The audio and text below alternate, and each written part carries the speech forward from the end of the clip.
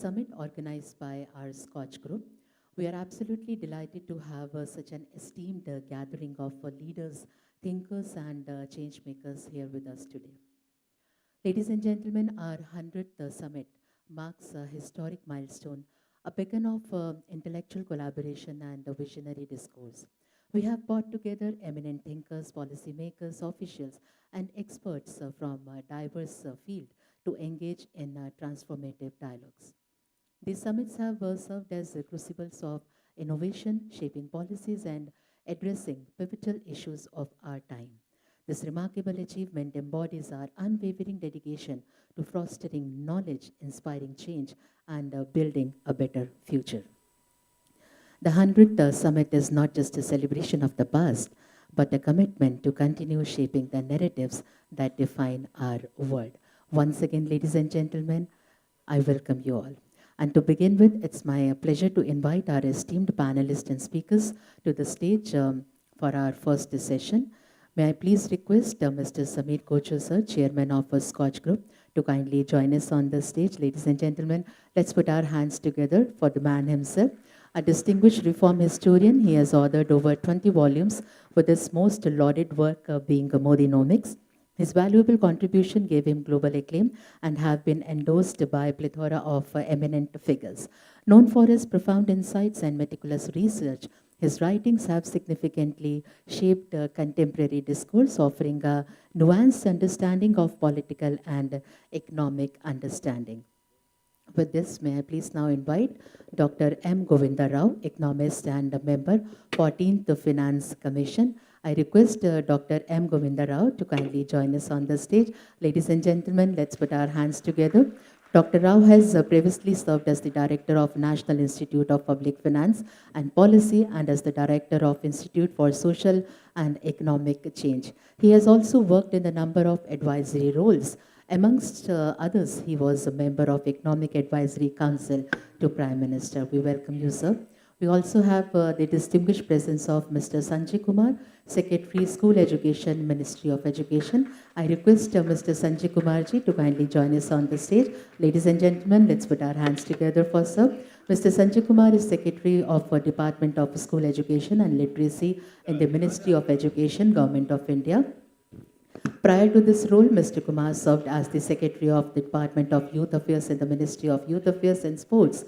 As a Principal Secretary of Education in Bihar, he received the SKOCH Public Service Award for his exemplary contributions. We welcome you, sir. We also have the valuable presence of Mr. Bharat Lal, Secretary General, National Human Rights Commission. I request Mr. Bharat Lal also to kindly join us on the stage. We have the gracious presence of Ms. Pinky Anand, Senior. Okay, sir. With this, I request Dr. Gursharan Singh Dhanjal, Vice Chairman SKOCH, to kindly join us on the dais as well. Ladies and gentlemen, before we proceed, I request everyone to kindly rise for a national anthem. आप सभी से हम निवेदन करेंगे कि राष्ट्रगान के लिए आदर भाव सहित सर्वसम्मति से अपने स्थान पर खड़े हो जाएं। देवियों सज्जनों, अब राष्ट्रगान होगा। जनगण मन अधिनायक जय हे भारत भाग्य विधाता पंजाब सिंध गुजरात मराठा द्राविड़ उत्कल गंगा विंध्य हिमाचल यमुना गंगा उच्चल जलधि तरंगा तव शुभ नामे जागे तव शुभ आशीष मागे गाहे तव जय गाथा जनगण मंगलदायक जय हे भारत भाग्य विधाता जय हे जय हे जय हे जय जय जय जय हे। Thank you, everyone.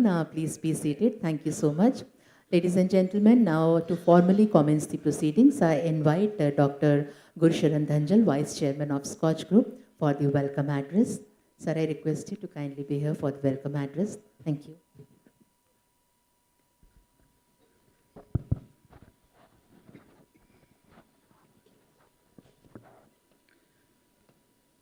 This is the 100th time that I'm welcoming our esteemed delegates, participants, awardees, and people who have made exemplary contributions to push the country from where it was and bring it to a point where we are today. As it is said, a journey of 1,000 miles begins with a single step. So our first step was taken in the year 2003 when we organized the first SKOCH Summit. Incidentally, the topic of discussion today, inclusive growth, we are looking at new dimensions. Our first summit was on inclusive growth.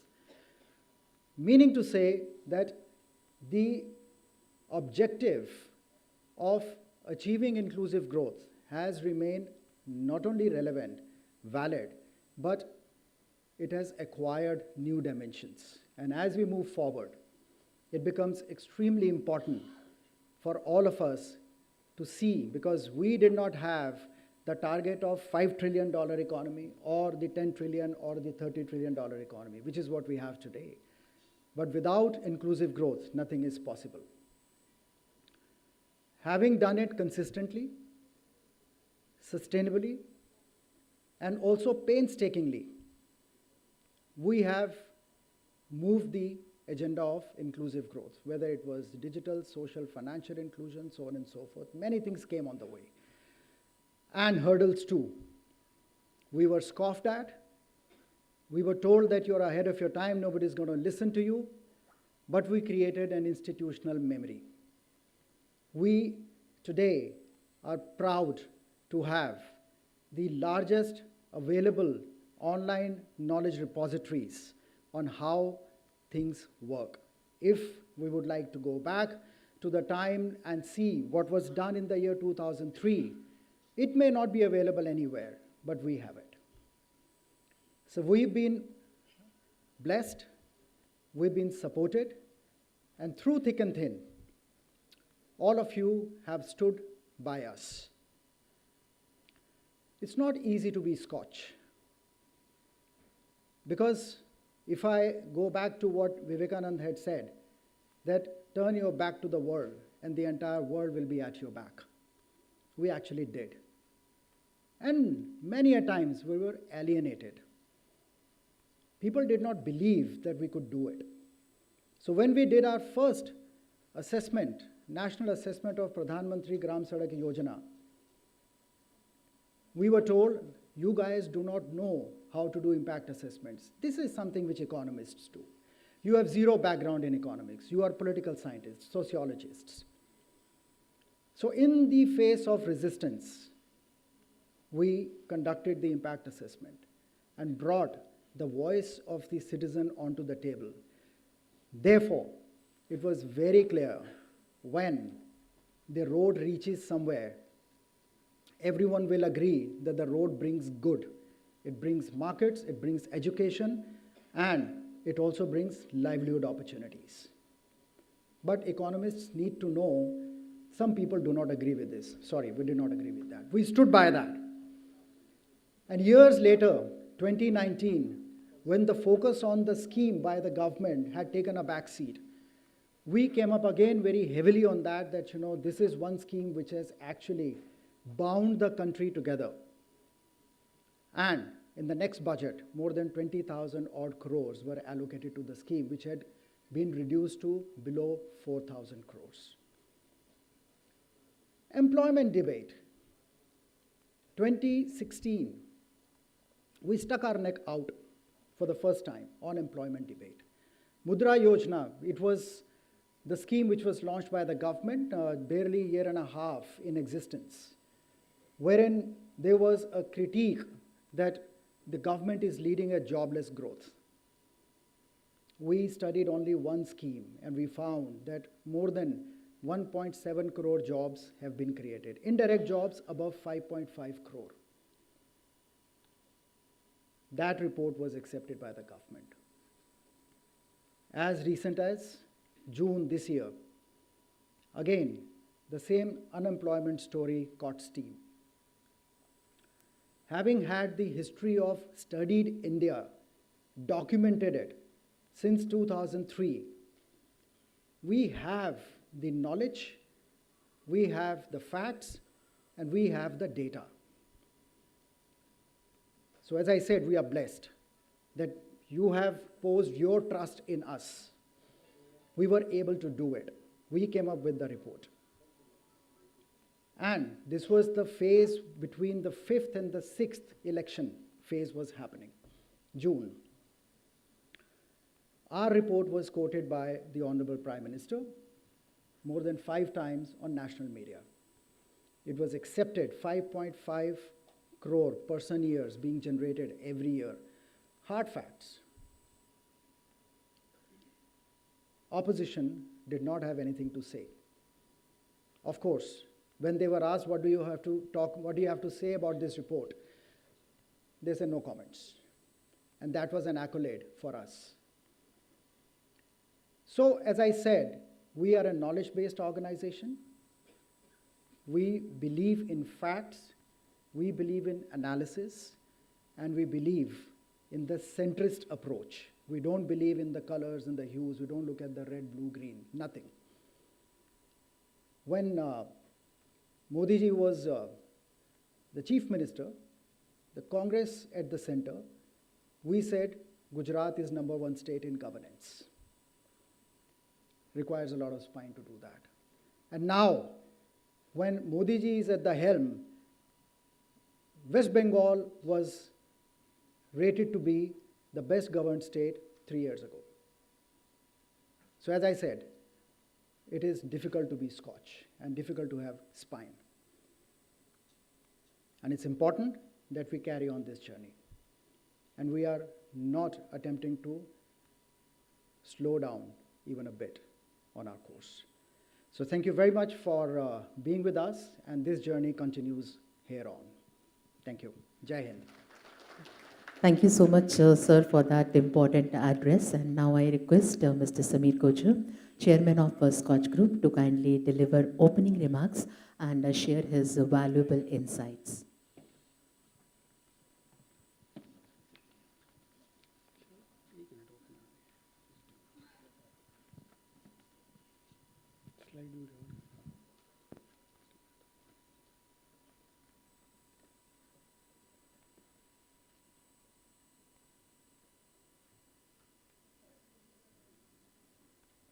Full screen.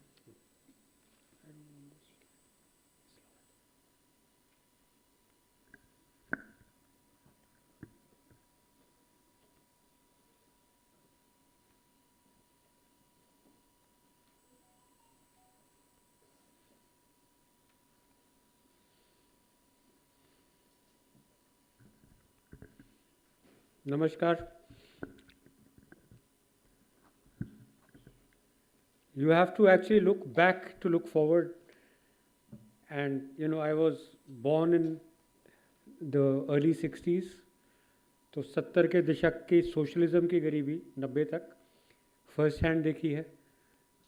Before pre-reform India, the socialist India, the planned economy kind of India.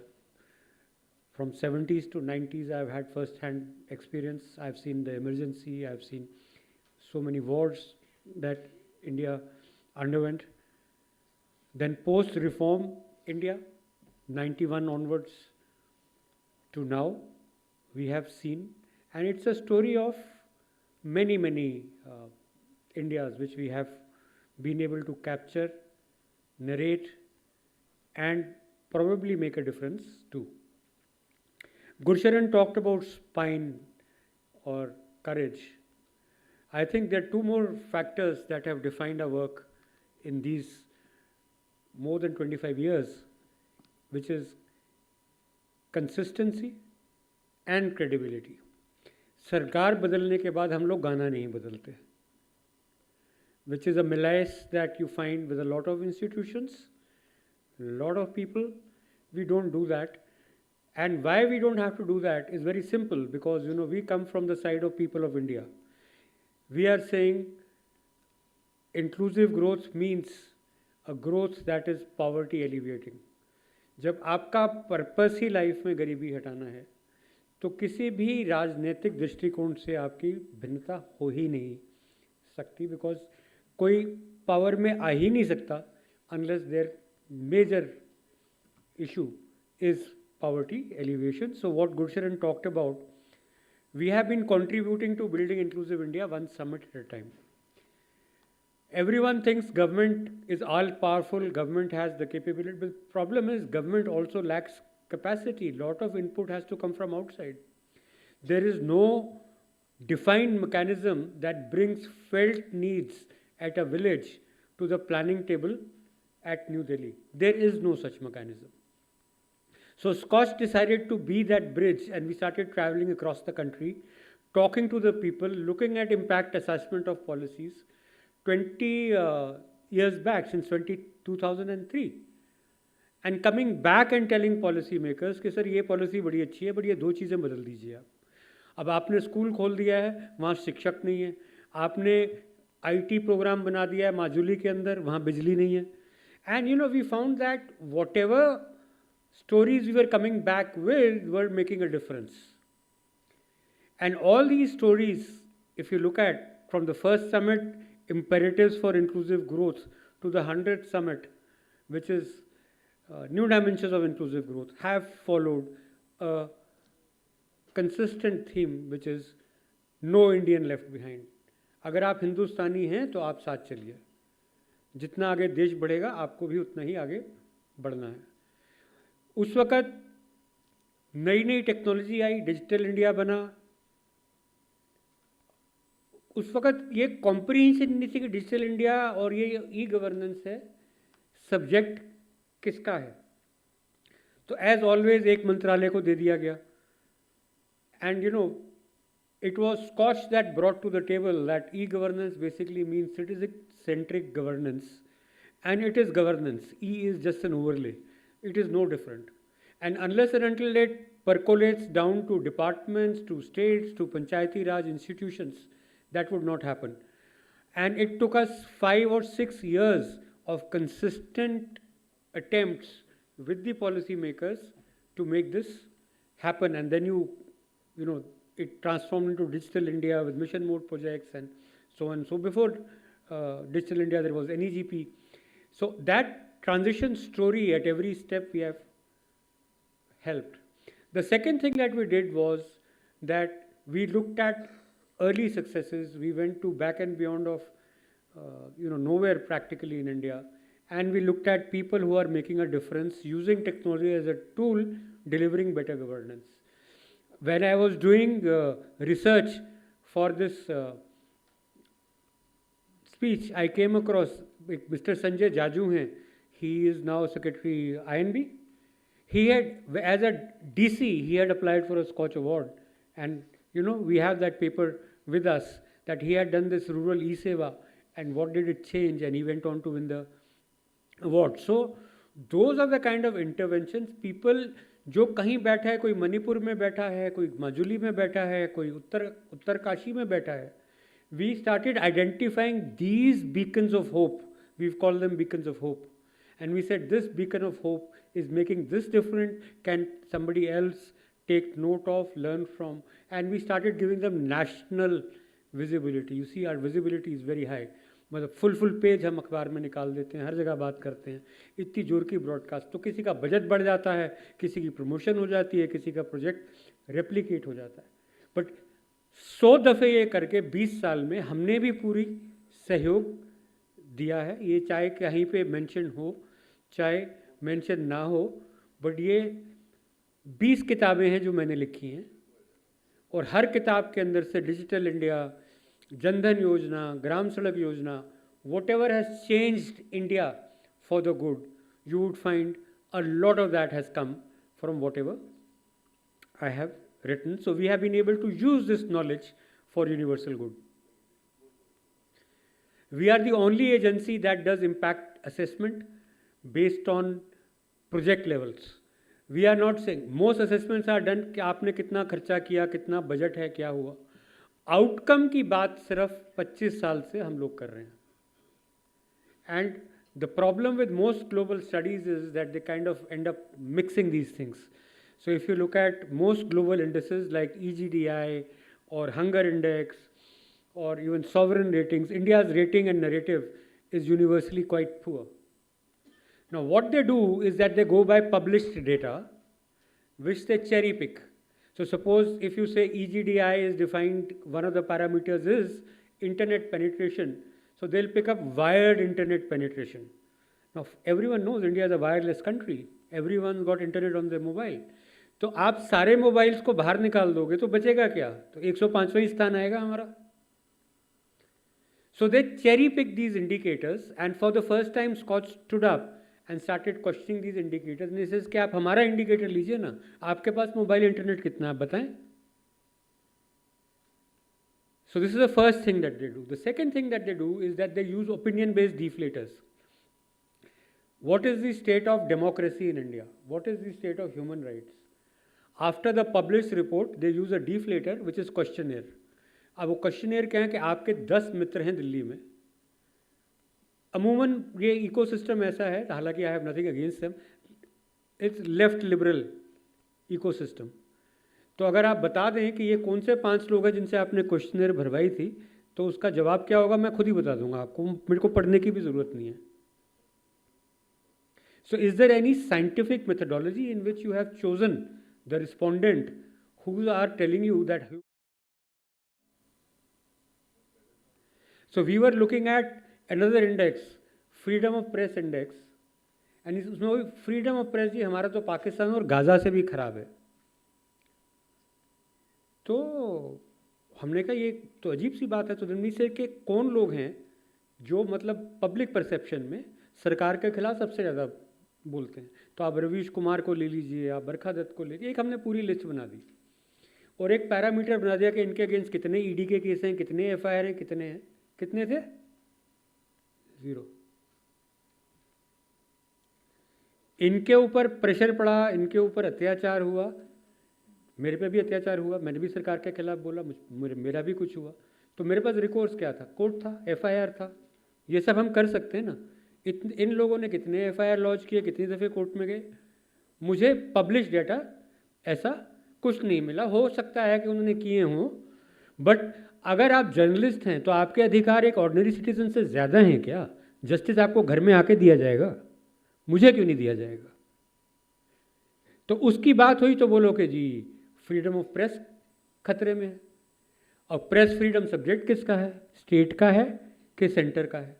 So these are the things that you have to question commonsensically, and it is not that I am talking this to support the current government, or I used to talk like this even for the last government, and I have said NREGA is a very good scheme. जब लोग बोलते थे कि cash but रहा है, I have said PMGSY is a very good scheme. I had said that Swabhiman is a very good scheme, and all of that is documented, and case studies from those days are also documented. So courage, consistency and credibility, because whatever we say comes out of knowledge. So this was the report that we came out with on employment, because ये जो organized sector है हमारा, वो self employment को employment मानता ही नहीं है. Now America is an organized economy, EU is an organized economy, so practically everybody works for Microsoft, Amazon or some big corporation और दी अदर. इंडिया में ऐसा हो सकता है क्या? नहीं हो सकता ना. तो जो एक ड्राइवर है, या किसी का पॉटरी मेकिंग यूनिट है, या किसी का ब्यूटी पार्लर है, या किसी की कपड़े की दुकान है, उसको आप रोजगार क्यों नहीं मानते? ना उसको रोजगार माना जाता है, ना उसको गिना जाता है. तो ये सब हमने गिन के बता दिया कि कितने रोजगार हुए out of the new schemes. मुद्रा योजना हो गई, जनधन योजना हो गई, एसएचजी फॉर्मेशन हो गई, इतना सारा इंफ्रास्ट्रक्चर पे स्पेंडिंग हुआ जो कि पहले नहीं हुआ था. उसमें कितने परसेंटेज क्रिएट हुए.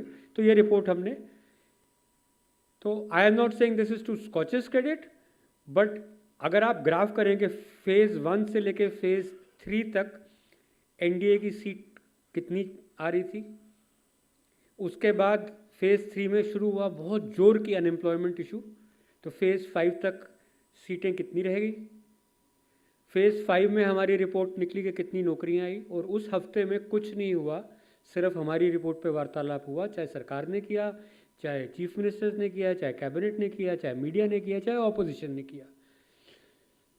16% सीट्स ऊपर चली गई।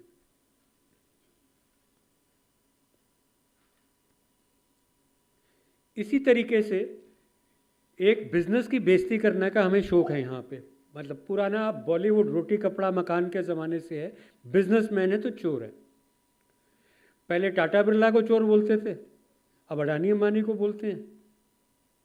अरे भैया, जिसकी दिए खा रहे हो, रोजी रोटी कमा के दे रहे हो, जितनी एम्प्लॉयमेंट है देश में मोस्टली इन लोगों ने बनाई है। तो जब तक हम रिस्पेक्ट फॉर डूइंग बिजनेस नहीं करेंगे, मॉब लिंचिंग से नहीं निकलेंगे, I think making business a part of political dialogue is an extreme sin. So therefore I am not saying that due process should not be followed. जो process ने करना है वो प्रोसेस करेगी। बट आप एक बात बताइए कि किसी के शेयर प्राइसेस 20,000 करोड़ नीचे डूब गए, तो किसके डूबे? वो आपके और हमारी तो थे ना।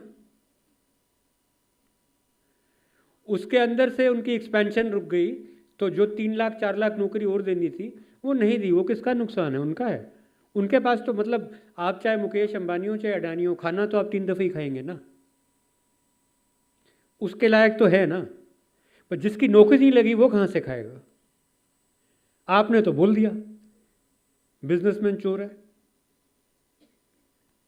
और जब ड्यू प्रोसेस होगी और उसमें से कुछ नहीं निकलेगा, तो वो जिसकी नौकरी गई थी, जिसका स्टॉक मार्केट में पैसा डूबा था, उसकी भरपाई कौन करेगा? ये रिस्पॉन्सिबिलिटी भी तो आपको लेनी चाहिए। सो वी स्टार्टेड सेइंग कि बिजनेसमैन अच्छा है कि नहीं, तो उसके इंडेक्स क्या हैं, उसके मापदंड क्या हैं। तो हमने 1200 इंडिकेटर्स बनाए हैं जो कि दुनिया भर में मान्य हैं। इंडिया में ऐसी कोई रिसर्च नहीं होती है। आज भी हम एक रिपोर्ट निकाल रहे हैं ह्यूमन राइट्स इन बिजनेस, कि इंडिया में ह्यूमन राइट्स बड़े खराब हैं की बात है, तो हमारा इंडियन बिजनेस ह्यूमन राइट्स से कैसे कंपेयर करता है। टाटा बिरला टू अंबानी अडानी की मैंने बात कर ही ली है आपसे, कि ये आज की तारीख 70s से हो रहा है और आज तक हो रहा है, क्योंकि कुछ हमारे दिमाग में तुम अमीर हो तो चोर हो। मतलब if you are rich you are guilty. Why? Because I am not rich. तो ये जेलसी है कि फैक्ट है? इसी तरीके से एक कोबरा इफेक्ट इंडिया में होता रहता है कि जब इकॉनमी अच्छा कर रही होती है तो हम लोग खुद ही अपनी पैर पे गोली मार लेते हैं। वोडाफोन के टाइम पे हुआ था, केन डिज्नी के टाइम पे हुआ था, तब सरकार दूसरी थी। अब ये डिजिटल गेमिंग के उसमें हो रहा है कि जितनी उनकी टर्नओवर नहीं है, लाखों करोड़ का उनको रेट्रोस्पेक्टिव टैक्स लगा दिया कि हमारी समझ से ये टैक्स ये था। तो भैया वो कम टैक्स जमा करा रहे थे, 10 साल का आपने नोटिस भेज दिया, आप एक्सेप्ट भी कर रहे थे। तो जिसने एक्सेप्ट किया उसकी क्या जिम्मेदारी है? आप ही के अफसर थे ना जो एक्सेप्ट कर रहे थे। तो वो जो कमिश्नर जिसने वो टैक्स कम लिया, वो भरपाई उससे करवाइए, क्योंकि जिसने टैक्स कम दिया उसने तो जनता से चार्ज ही नहीं किया। टैक्स तो इस जीएसटी क्या है? एंड यूज़र का टैक्स है ना, कि आपने सर्विस ली, उसका आपने जब दिया ही नहीं तो सर्विस प्रोवाइडर बेचारा कहाँ से लाएगा? तो मतलब शॉर्ट वे। और जीएसटी को हमने इतना खराब, हम बात करते हैं 1 नेशन 1 टैक्स, वो एक्चुअली है 1 नेशन 28 टैक्सेस। हर स्टेट का अपना जीएसटी लॉ है। अगर सेंटर से आपको नोटिस आता है तो 28 स्टेट से और नोटिस आ जाते हैं। तो ये हम क्या कर रहे हैं? So there is a need for tax reform. Coming to new dimensions in inclusive growth, तो हमने परिभाषा जो थी डिजिटल सोशल फाइनेंशियल इंक्लूजन से हम शुरू हुए थे, और आज जिस स्थिति में देश है तो उसमें हम बात कर रहे हैं growth that is job generative. सबसे बड़ी ज़रूरत नौकरियों की है, रोज़गार की है, स्पेशियल डिस्पर्सल की है। तो जैसे अगर आप हरियाणा से गुड़गांव और फरीदाबाद और चंडीगढ़ निकाल दीजिए तो हरियाणा में क्या बचता है? पंजाब से चंडीगढ़ लुधियाना निकाल दीजिए, अमृतसर निकाल दीजिए तो क्या बचता है? बेंगलोर निकाल दीजिए, मैंगलोर निकाल दीजिए तो कर्नाटका में क्या बचता है? तो जो हमने बोला नो इंडियन लेफ्ट बिहाइंड, तो यहाँ पे जो मेट्रोज हैं उसमें कितने इंडियंस हैं? And how many Indians are outside the metropolitan cities? So are we going to be a first world countries which is only first world in metropolitan cities? What happens to people outside the metro? So this spatial dispersal is very important equitable is very important, and sustainable is extremely important. So these are the new dimensions that we've added, and we are trying to now define parameters के इस सब के मायने क्या हैं. Because what you cannot measure, you won't treasure, और what you treasure, you must measure. तो हमने ये देखा कि इंडिया के अंदर अगर आपको ई गवर्नेंस को मेजर करना है तो आप वर्ल्ड बैंक का इंडेक्स लेते हैं, ह्यूमन राइट्स को करना है तो आप वीडम का लेते हैं, गवर्नेंस का लेना है कॉर्पोरेट सेक्टर का तो जीआरआई के लेते हैं. ये भी तो कुछ एनजीओ हैं, प्राइवेट संस्थानें हैं, थिंक टैंक है, सरकार तो इनमें से कोई भी नहीं है. तो एक इंडियन थिंक टैंक क्या नहीं बना सकता? तो हमने ये इंडिकेटर्स बना दिए जिसको हम बोलते हैं स्कॉच रिपोर्टिंग इंडिकेटर और SRI, and we picked up all these areas and we have developed them at sub-head level. और ये सबकी रिपोर्ट की हमने बेसलाइन स्टडी कर ली है निफ्टी 50 कंपनीज़ की कि हमारी निफ्टी 50 कंपनीज़ आज कहाँ हैं. And moving forward we will be releasing it and you will find that. मज़े की बात ये बताऊं कि जो EGDI का मैंने बताया था, मैंने एक निकाला कि हमारी सॉवरन रेटिंग ये होनी चाहिए, EGDI की ये होनी चाहिए, तो उसमें ये आया कि टॉप 10 इकोनॉमीज़ में इंडिया नंबर 2 है ई गवर्नेंस में, नंबर 1 चाइना है. अभी 15 दिन पहले एक इक्रियर की रिपोर्ट आई है तो उन्होंने बोला इंडिया नंबर 3 है, नंबर 1 यूएस है. वो मुझे लगता है कि यूएस नंबर 1 नहीं है, बोलने के लिए बहुत हिम्मत चाहिए. वो हमने बोल दिया नंबर 1 नहीं है, नंबर 10 है. बट 2 और 3 में कितना फ़र्क है? आप तो बोल रहे हैं हम 105 हैं, हम बोल रहे हैं 2 हैं, वो बोल रहा है 3 है, आप बोल रहे हैं 105 है. तो या आप झूठ बोल रहे हैं, हम झूठ बोल रहे हैं. तो आइए मुकाबला करिए ना. आप बताइए, आप डेटा बताइए, आपका वायरलेस कितना चलता है. आप यूएस की ई गवर्नेंस की डॉक्यूमेंटेशन ढूंढ लो, ऑनलाइन मिलेगी नहीं. What US has is PDF governance, it has no e governance. They only have papers and they have PDFs. So we started an India 2047 Center of Excellence, doing 3 things: research, proof of concept and best practices. Research, I've already told you, we have done on all these indices and we are releasing very shortly as a part of the 100 Summit celebrations, Scotch reporting indicators. और आपकी मदद मुझे चाहिए as Indians, as हिंदुस्तानी, इनको promote कीजिए. ये Indian standard है and it's a super set of global standard. अब हमारे साथ क्या होता है कि आप सरकार में भी जाएंगे तो बहुत से लोग, अच्छा ये तो KPMG का नहीं है, ये ENY का नहीं है, ये UN का नहीं है, ये WHO, वो सारे आपके भाई बहन हैं क्या? और जितनी वो जो आपको बातें बता रहे हैं अभी तक, जिल्लत ही दे रहे हैं आपको 20 साल से. तो आपको और जलील होना है तो यूज़ करिए उनके. और अगर आपको सही अपनी बतानी है तो हम तो कोई डाटा तो नहीं फर्ज कर रहे ना. इंडिकेटर्स हमने बता दिए, उसका पब्लिश डाटा है, उसकी स्टडी हो रही है. इंडिकेटर वर्सेस इंडिकेटर ये लड़ाई है, लड़िए. ग्लोबल साउथ और ग्लोबल नॉर्थ की लड़ाई है. Similarly we opened research centre for AI. I was studying, जैसे कि हमने डिजिटल इंडिया में काफ़ी कंट्रीब्यूट किया, अब इंडिया AI में भी हम कोशिश कर रहे हैं. तो मैंने ये देखा कि सरकार के अंदर कोई इंस्टीट्यूशनल मेमोरी नहीं होती. Even people in the same ministry don't remember what happened 20 years back, 30 years back. So the institutional memory of how digital India was built has been completely lost even in ministry of IT. तो जहाँ से digital India शुरू हुआ था ना कि digital India is about technology, about e governance, तो India AI भी वहीं से शुरू हुआ कि India AI is about LLM, it is about GPUs, it is about this. तो if you look at government of India's India AI policy, it does not mention the word digital India even once. Now for 20 years you spent thousands and thousands of crores building mission mode projects, delivering e-governance, bringing a lot of transformation. The first place where there is a crying need for India AI is in making digital India deliver faster, better and more value-added services. It can help you break the silos.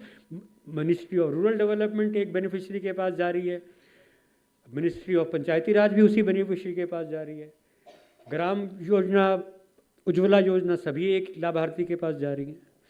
तो वो लाभार्थी की life में क्या बदला ये AI track कर सकती है. Is this information meaningful or not meaningful?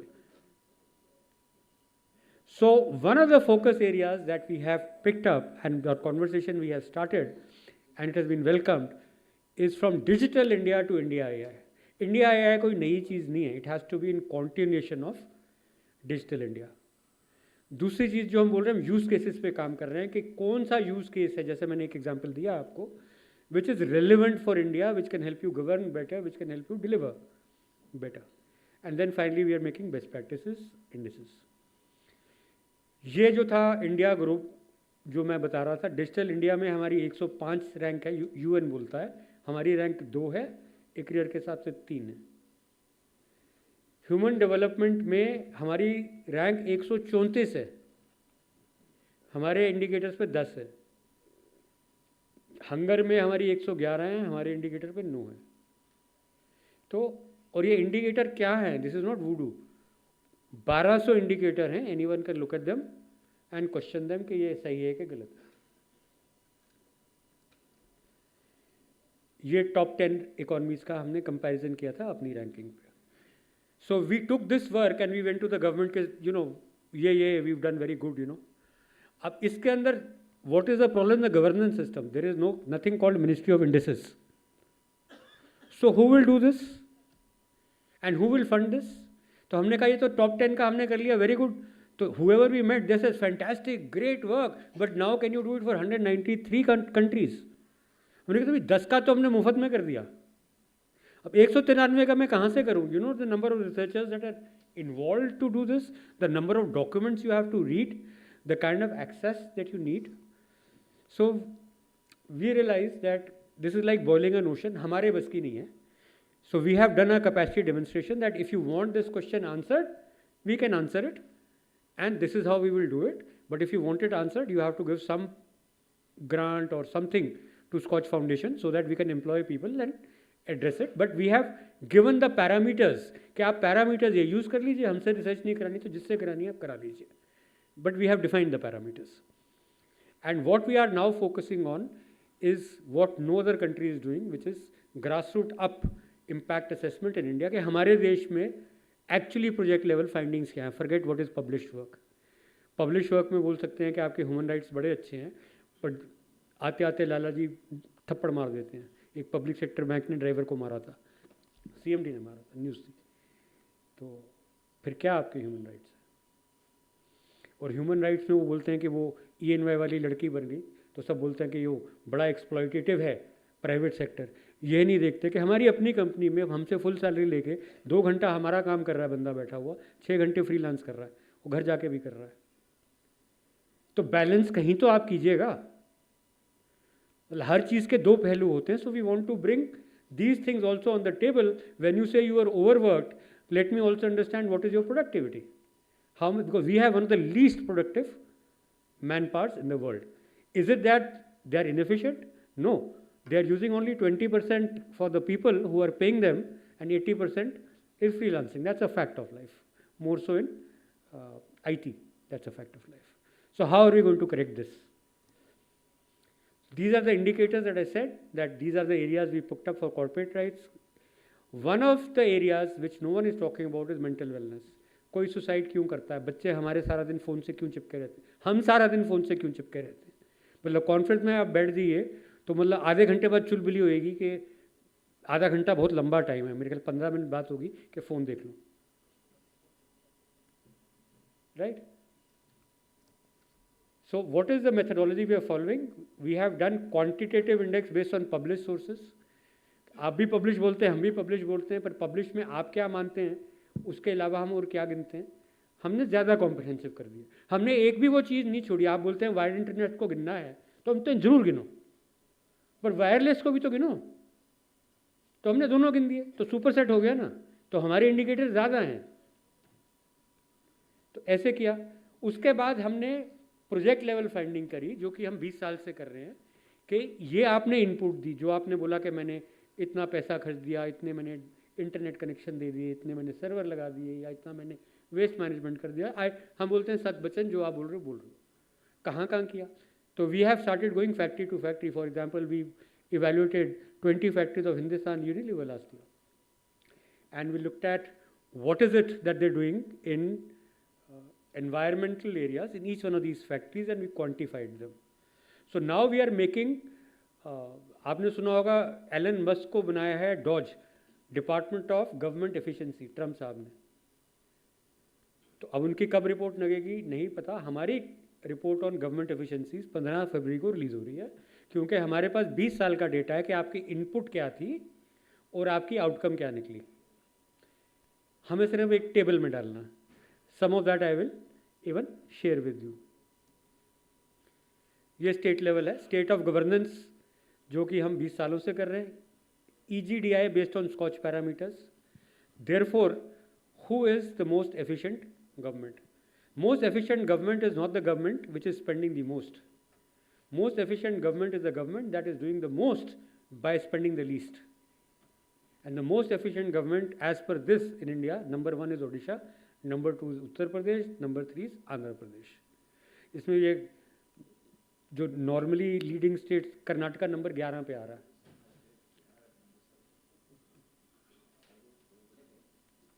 Bihar is number 9। Okay, इसी तरीके से हमने क्रेडिट आउटरीच गैप बनाया कि इसमें लोगों को रोजगार के लिए क्रेडिट कितना मिलता है, सोशल इंक्लूजन 100, जितने इंडेक्स है ना ग्लोबल, हमने सारे उसके इंडियन ऑल्टरनेटिव्स बना दिए। ये एक हमने रिपोर्ट ऑलरेडी निकाल दी थी, डिजिटल गेमिंग, जिसको काफ़ी मार पड़ रही है, जिसको मतलब लाखों करोड़ का रिट्रोस्पेक्टिव टैक्सेशन का वेरी अनफेयरली नोटिस गया है। तो उसमें देखिए क्या कंप्लायंस चल रही है। और अगर इसी टाइप की कंप्लायंस आप ह्यूमन राइट्स में देखें, निफ्टी 50 कंपनीज में, जो कि हम आज दिखा रहे हैं आपको, तो 6 महीने में हमने इवॉल्व किए हैं ये इंडिकेटर। जो मैं इंडिकेटर बता रहा था कहाँ से आए हैं, दुनिया में सिर्फ एक ही इसके इंडिकेटर एग्जिस्ट करते हैं, WHO के, वो पूरे ले लिए। यूनाइटेड नेशंस के गाइडिंग प्रिंसिपल हैं, इंडिकेटर्स नहीं है, वो भी ले लिए। मिनिस्ट्री ऑफ INV से बात करी, NHRC से बात की, निमहैंस से बात करी, एम्स से बात करी, इंडस्ट्री एसोसिएशन। अब कोई ऐसा नहीं स्टेक होल्डर ढूंढ सकते जिससे 6 महीने की कंसल्टेशन ना हुई हो, उसके बाद हमारे ह्यूमन राइट्स इन बिजनेस के इंडिकेटर बने। अब ये इंडिकेटर दो टाइप हैं, two types of indicators. One is rights based indicators which are indicators that are codified in law, and the second are voluntary indicators for which there is no law in India, but there may be law in other parts of the world, and sooner or later these laws have to come in India because mental wellness is becoming a huge problem. So we looked at for Nifty 50 companies, उनकी technical compliance देखी based on वो अपने annual report में SEBI को क्या देते हैं, stock exchange को क्या देते हैं, corporate affairs को क्या देते हैं। और quality of compliance के लिए we had analysts from Scotch who are qualified economists, researchers, lawyers, who went through the report and they gave an opinion on. So if you are saying that your technical compliance is yes, to what extent they feel you have complied. So this is together this is phase 1 and it is what we call quantitative. This is still not qualitative. These are the top 50 companies. This is Nifty 50 view on rights-based indicators and mental wellness indicators. You find on rights-based indicators we are doing extremely well, and the industry average is 78.6% on technical compliance and 75.9% on quality of compliance. But it is becoming half because you're not doing anything about mental wellness. Now you will use का reference क्या है? Now the same thing we did for Fortune 500 top 20 companies.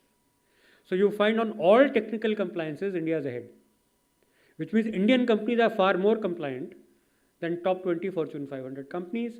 India's score is being pulled down because of mental wellness indicators. Even after that, as an average, we are in the same ballpark. So you cannot say India is better or worse than top 20 Fortune 500 companies. Now this is data and this is evidence. आज जिसको लड़ना लड़ ले, खुली चुनौती है, debate करना है, इंडिकेटर करना है, डाटा क्वेश्चन करना है, आ जाइए, करते हैं। अब ये मीडिया में कोई नहीं करेगा. No one will take the time to study it, research it, come talk to you and discuss it, but this is the fact. This is Nifty 50 companies in corporate digital responsibility. So how responsible you are towards your consumers. This is on corporate excellence. I will now run through it because a lot of work, digital transformation पे कहाँ है, environmental पे कहाँ है, social पे कहाँ है, governance पे कहाँ हैं, ह्यूमन राइट्स का जो मैंने दिखाया था, अब ये उसके मैं सब इंडिकेटर्स दिखा रहा हूँ कि इन सब के नीचे भी इतने सारे इंडिकेटर्स हैं, ये सब इंडिकेटर और सब इंडिकेटर देखिए आप।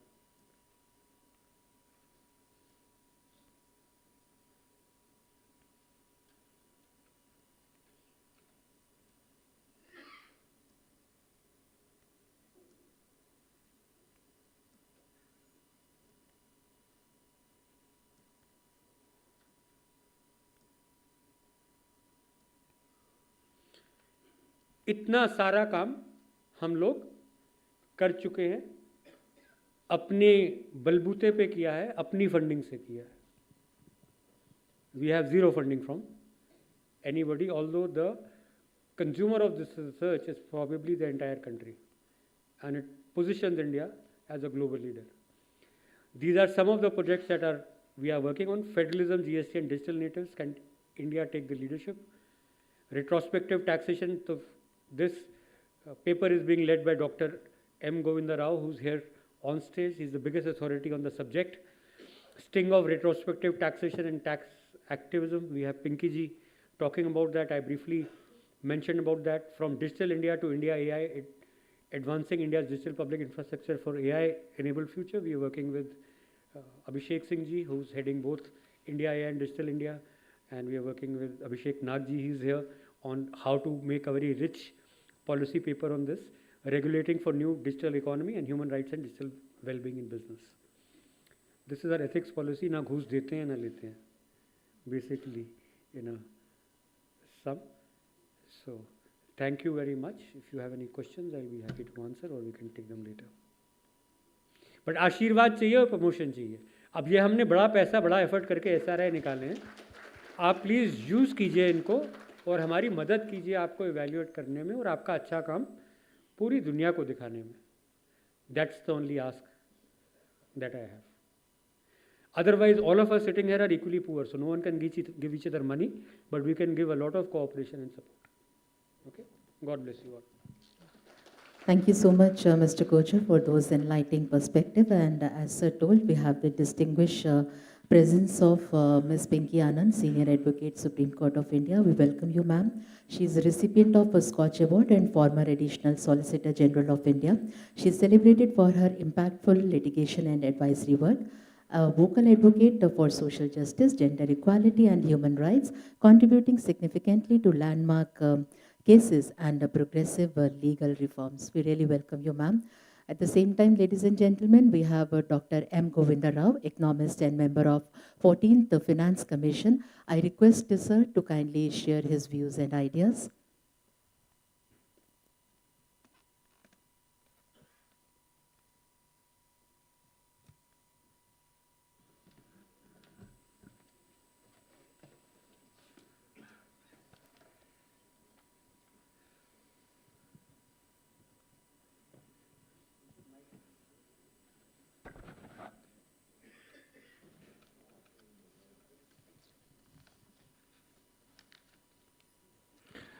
Mr. Samir Kocher, Dr. Danjal, Mr. Sanjay Kumar, the Secretary, Education, Madam Pinky Anand, distinguished invitees, ladies and gentlemen. Let me at the outset congratulate Mr. Samir Kocher on his 100th presentation here, 100th summit, as he calls it. And I hope there will be many more summits spreading knowledge, education, and information to all of the public at large. And I also would like to compliment Mr. Kocher for the enormous amount of work that he has been carrying out over the years. And, hope he will continue to do that for years together for the benefit of humankind. I am here to speak about a very bad subject called goods and services tax. Nobody likes paying taxes, Everybody wants to enjoy public services, but nobody likes to pay taxes. But particularly when it comes to the goods and services tax, there is a lot of misinformation about that as well. Because there is a general feeling that all indirect taxes are bad, though it has never been proved so. So let me come to the specific thing in the context of what we are going to talk today, because we are talking about the inclusive growth, the dimensions of inclusive growth. Why do you want to have growth? Because, we talked about the getting into the $5 trillion economy, and then, of course, by the centenary year of independence, we want to become ourselves a developed country. According to the World Bank, the developed country means that you should have a per capita income of something like $14,205 now at a per capita level. And our per capita income is just about $2,600. Now, that means that you will have to possibly multiply yourself by 5 times, at least, which would mean that on an average, for the next 23 years, you will have to grow at the rate of somewhere about 9% per year. Now, this, I will not say is not possible. China did it.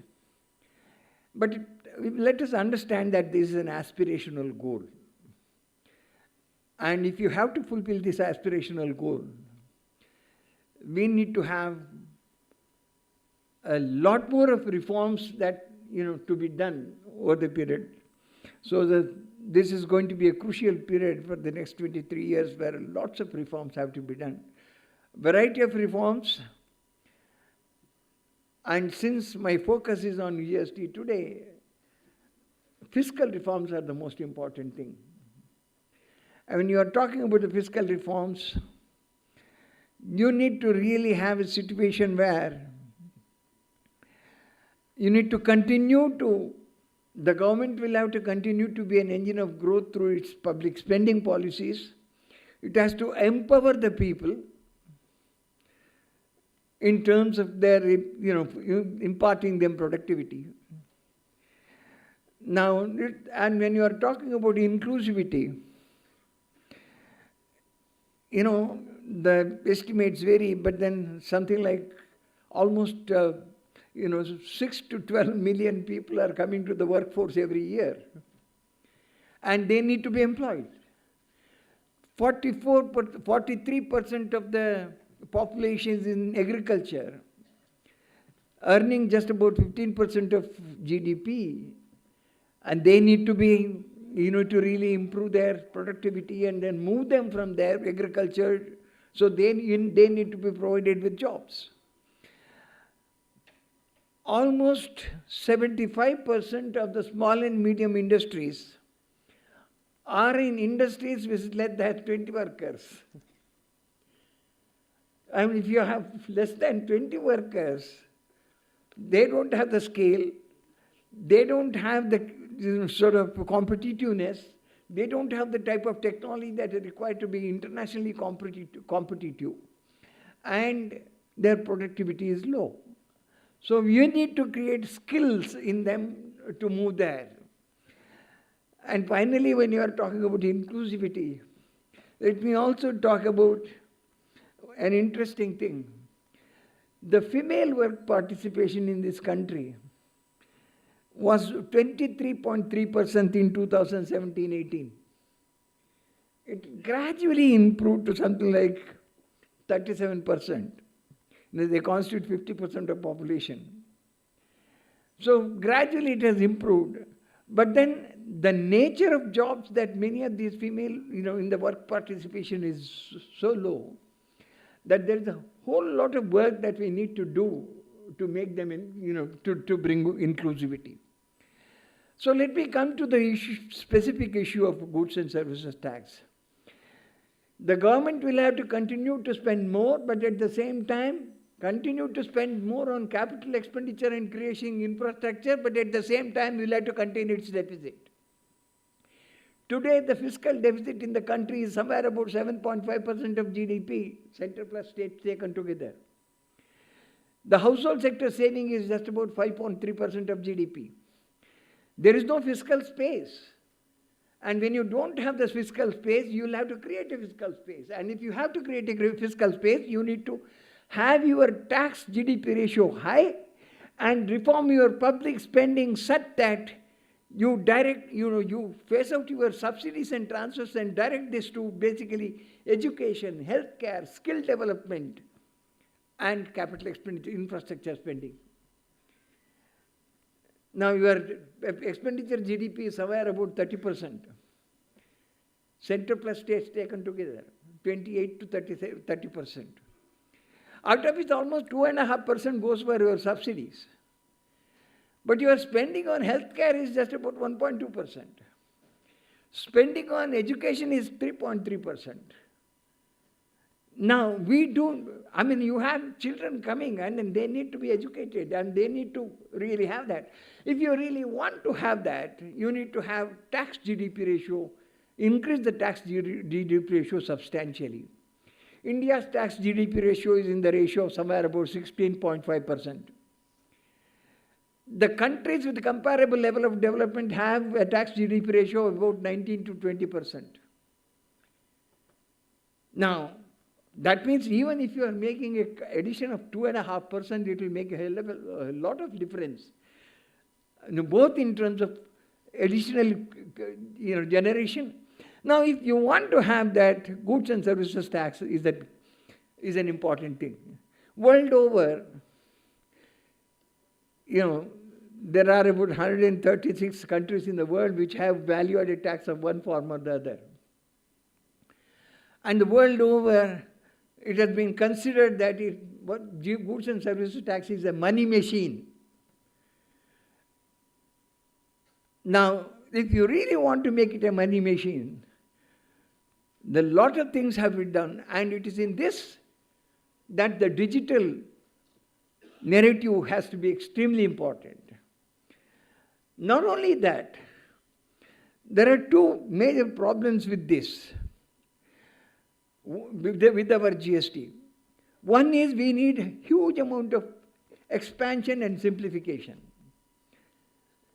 The best practice approach to tax reform basically says a tax system should have a broad base, low rate, less differentiated rates, and simple and transparent system. Now, do we really have that?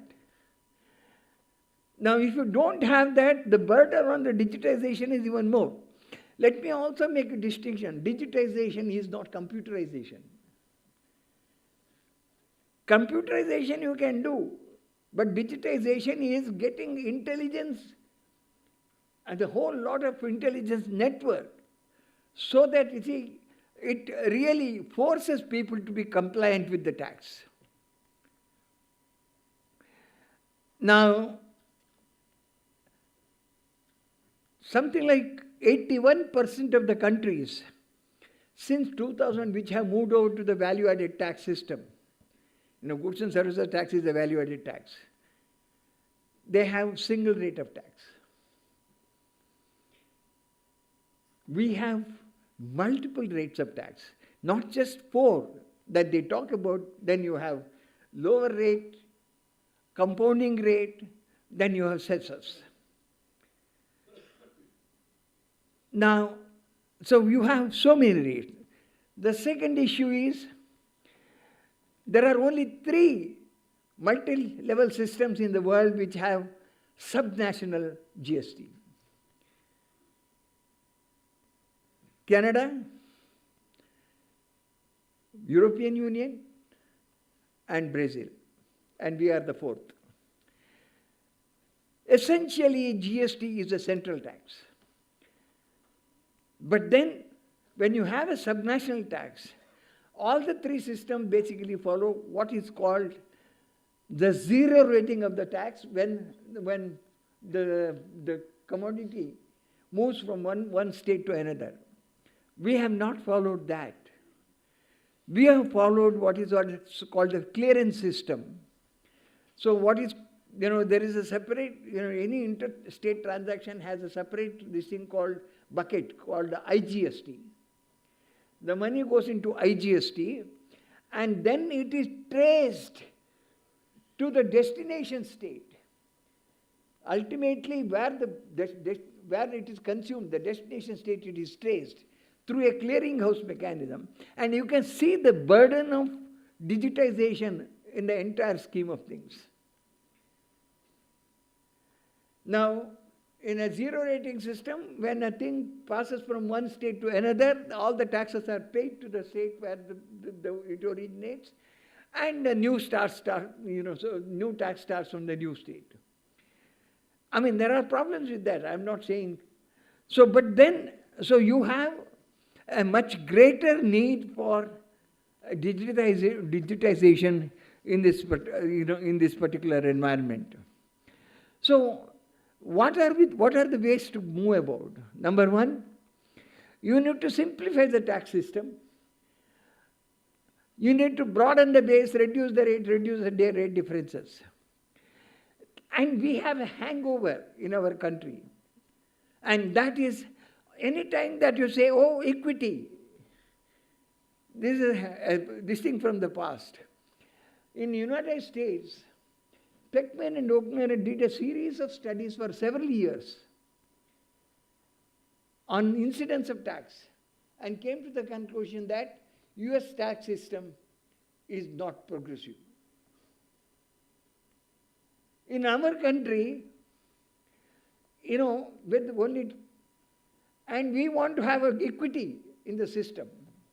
And that equity you want to bring it through the tax system by making rate differentiation.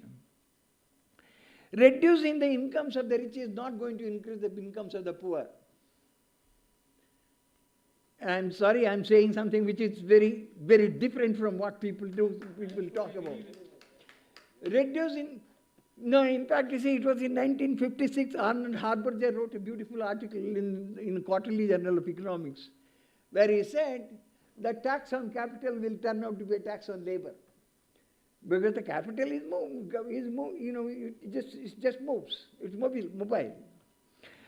And if you have very high corporate taxes, corporates will locate elsewhere, and then actually they shift from here, and the people who are working in these corporates become unemployed. I mean, these are, sort of abstract things. But the basic issue is, what do we mean by equity? Is it the reducing inequality or improving poverty?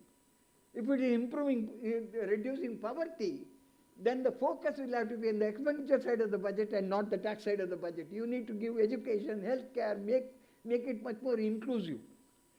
Skill development. That is where your equity has to be. I'm not saying that you should have a regressive taxation, please.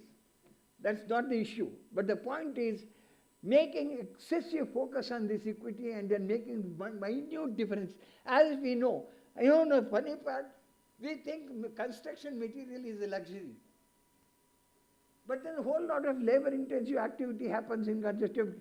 28% tax on cement, steel, and various other these things. And that is the thing which gives you the jobs.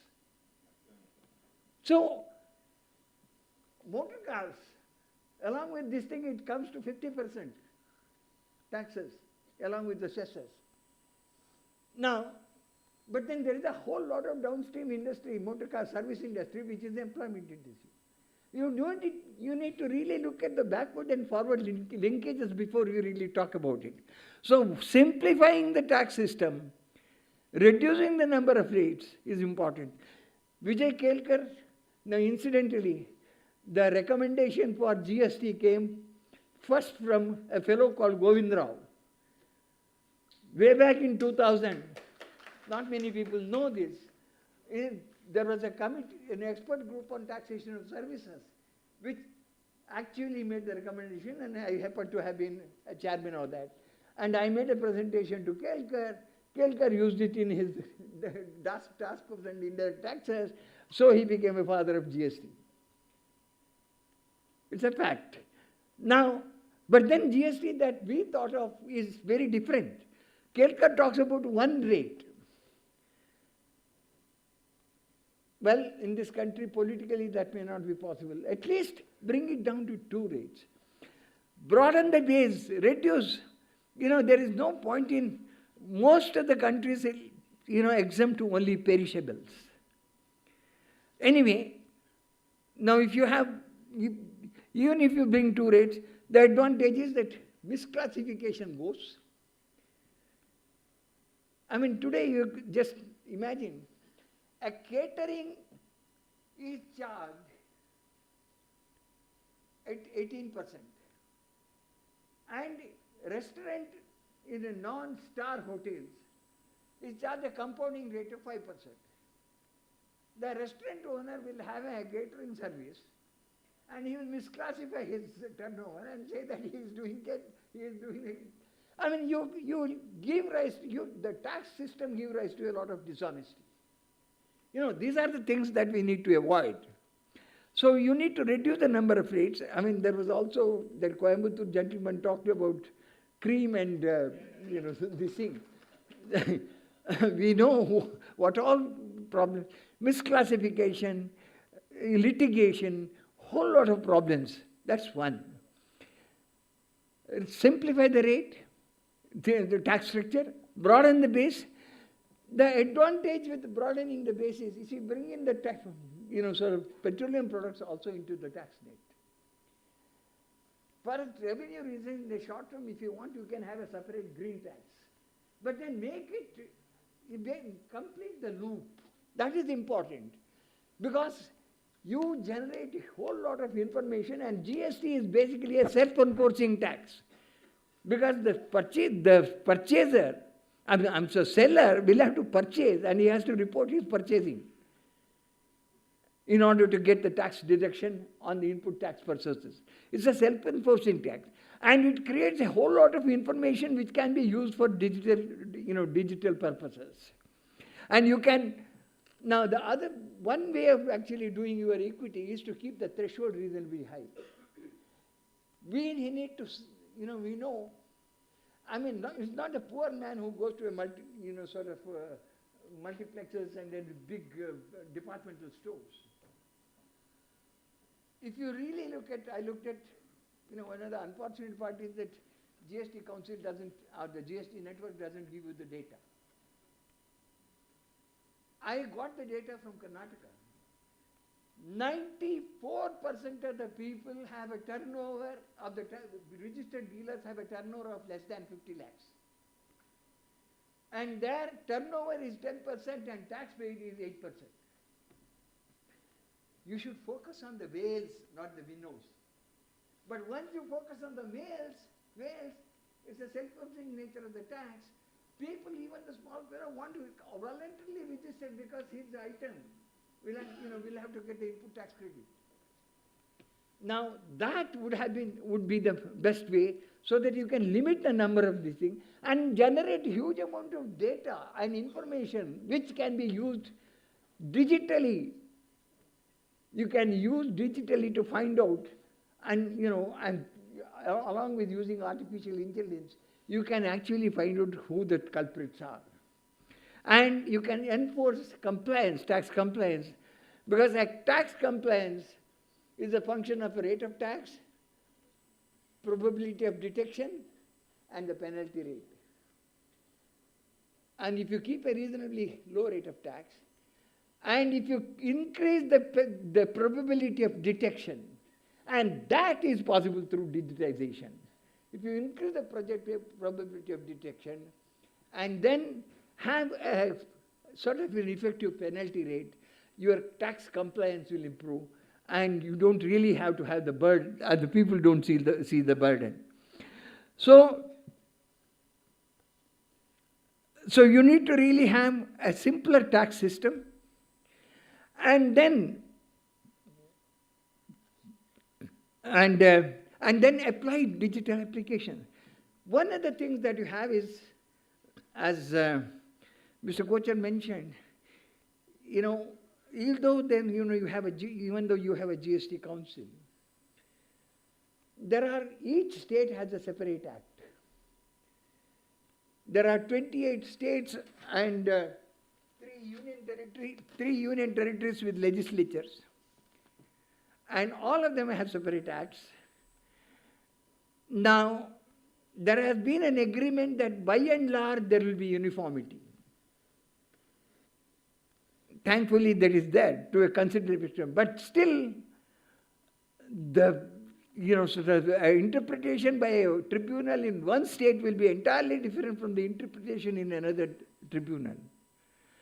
In a system that we live in, complicated system that we live in, the importance of digitization is cannot be underestimated. It's really necessary, and digitally you will have to inform the people, saying that there has to be a constant correction of things so that the taxpayers don't face the problem. And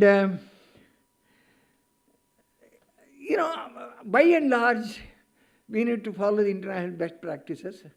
But then, as I said, there are only 3 countries and 3 multi-level systems: Canada, the European Union, and Brazil. And my friend Sidbrand Knudsen, who is an expert on GST, calls them the good, the bad, and the ugly. Canadian system is a good system. Interestingly, whether a particular province has to get into the GST regime or not is an option of the state, of the province. The federal government basically says that I am not going to charge GST more than 6%. Now, the rest of it, you have to take care. Each state has to run its own GST. Now, whether you want to have 6% or 10%, or whether you don't want to have, it's it's for the state to decide. Interestingly, Alberta, one of the states, doesn't have a GST or a sales tax because they get enough money from oil. So they don't want to have a sales tax. Quebec, a francophone state, would not let the federal government come in and then collect the GST. It says, we will collect the GST both for the federal government and the province and then give it to you because Quebecans are French francophones. GST started, value-added tax started in France. I mean, there is a bit of a controversy, but then it started in 1952. In 1948, actually, Brazil started it, but then in a very distorted manner. But anyway, so you have, but then they are able to, in spite of that, they are able to manage it and run it well. European Union, only Norway has a single rate. All other countries in European Union have 2 rates, but then not more than 2. They are able to manage it well. There is inter-country transactions are done through what is called the 0 rating of the tax. And they have been able to reap good dividends from that. And Brazil is a confusion anyway. You will be very surprised. Brazilians don't bother about distortions. Any tax, when we talk about, tax expert talked about, there are 3 costs which we have to minimize. Cost of collection, compliance cost in terms of the distortions to the economy. Brazilians don't bother about the distortions. Their tax GDP ratio is 36%. Now, you can imagine what they're trying to do. They are just extracting everything from everyone. But then they have been managing it. In fact, you see, even the federal GST would be different in different provinces. We are not really looking at that. That's why it's called good, the bad, and the ugly. And we don't want to be ugly. We want to, thankfully we have a uniform rate structure across the states. But then it is time for us to reduce the number of rates, but then focus on digitization more so that we collect sufficient information, use the artificial intelligence, and then administer the tax. Administration, in Milka Casanegra, a tax administration expert in the IMF, once beautifully summarized this. In developing countries, tax administration is tax policy.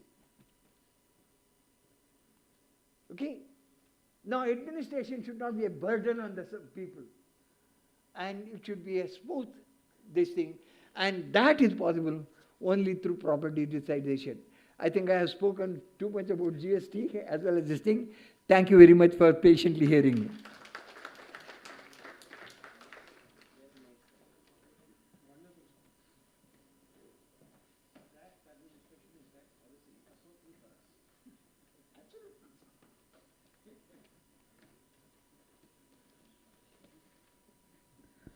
Thank you so much, Dr. Rao, for your thought-provoking insights.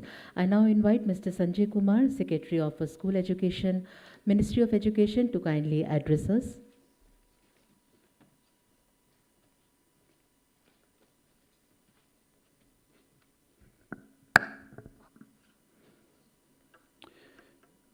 Sameer Kocharji, Professor Govind Rao, Shri Bharat Lal ji, Sushri Pinky Anand ji, Dr. Gursharan, ladies and gentlemen. Adding 2 zeros to 1 has always been a very important thing in our lives. 100 holds a special magic. And today we are here for the 100 SKOCH Summit. So congratulations to Sameer ji and his entire team for celebrating this 100. May you follow it up and may we all live to see, I will not say the 3rd zero, but at least 2 followed by 2 zeros for the time being. I was listening to Professor Rao and he was mentioning about taxes. And I was reminded of that old saying of Benjamin Franklin, death and taxes. They're the only 2 certainties in life. So I think we'll continue to pay taxes, but how we pay taxes to a very large extent would go on changing. I'm very happy to be here, Dr. Kocharji, and I have been given a topic to speak on how education will bring in inclusion. But inclusion is something we are all grappling with. Sameer ji talked about spatial, then there is social, then there is economic. So no matter which aspect you may look into, you'll always find that there is a need for inclusion there. And more so in India, where socially and economically, historically, we've been a fragmented society.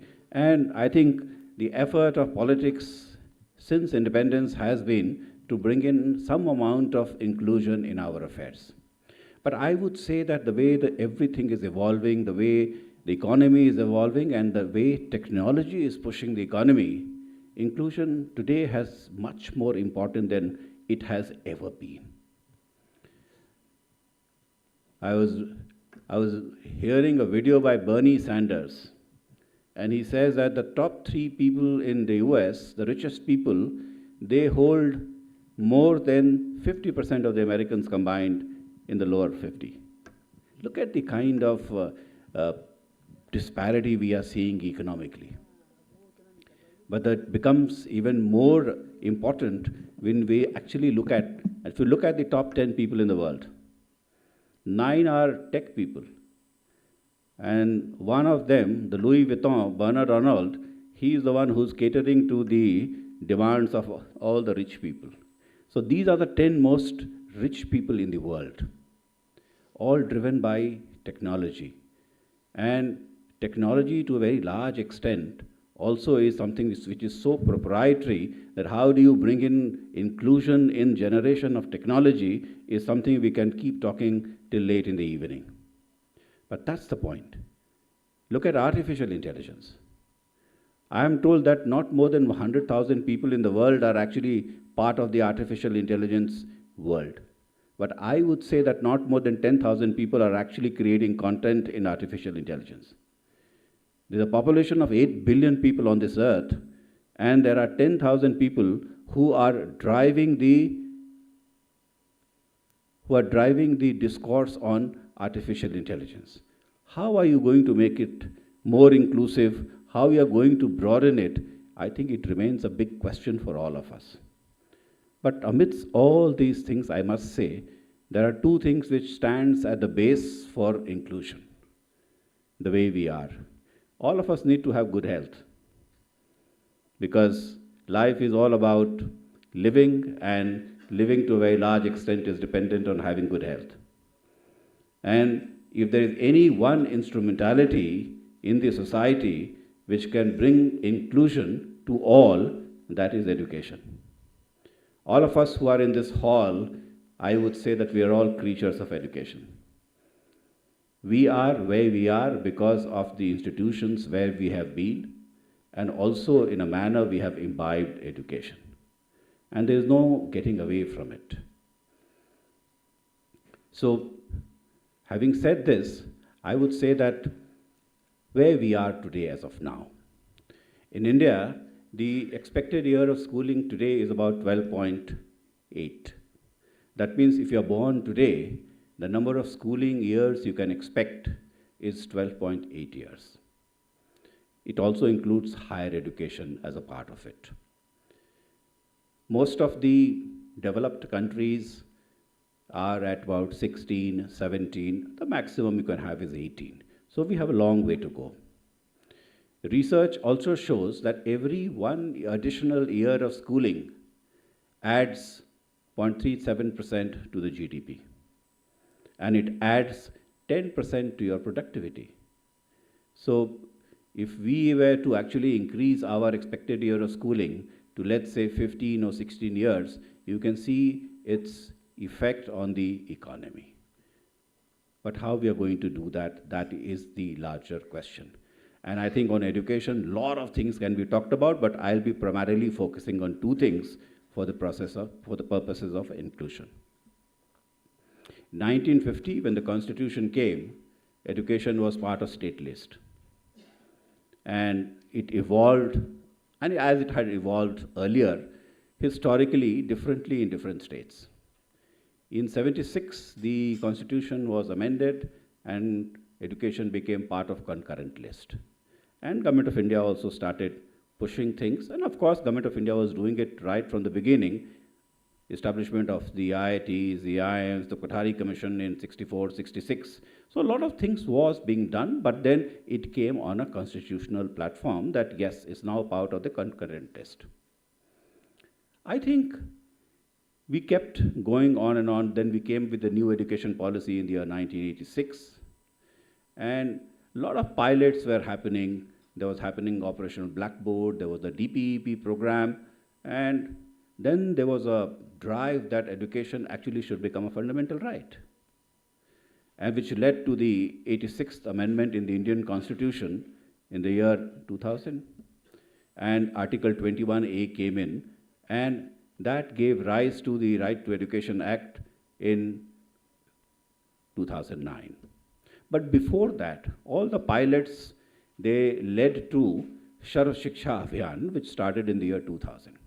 And the primary focus was that how do I increase my GER and get every child into school. So primary focus was on primary education, that is 1 to 5. And the RTE Act in 2009, it gave a geographical distance component to it.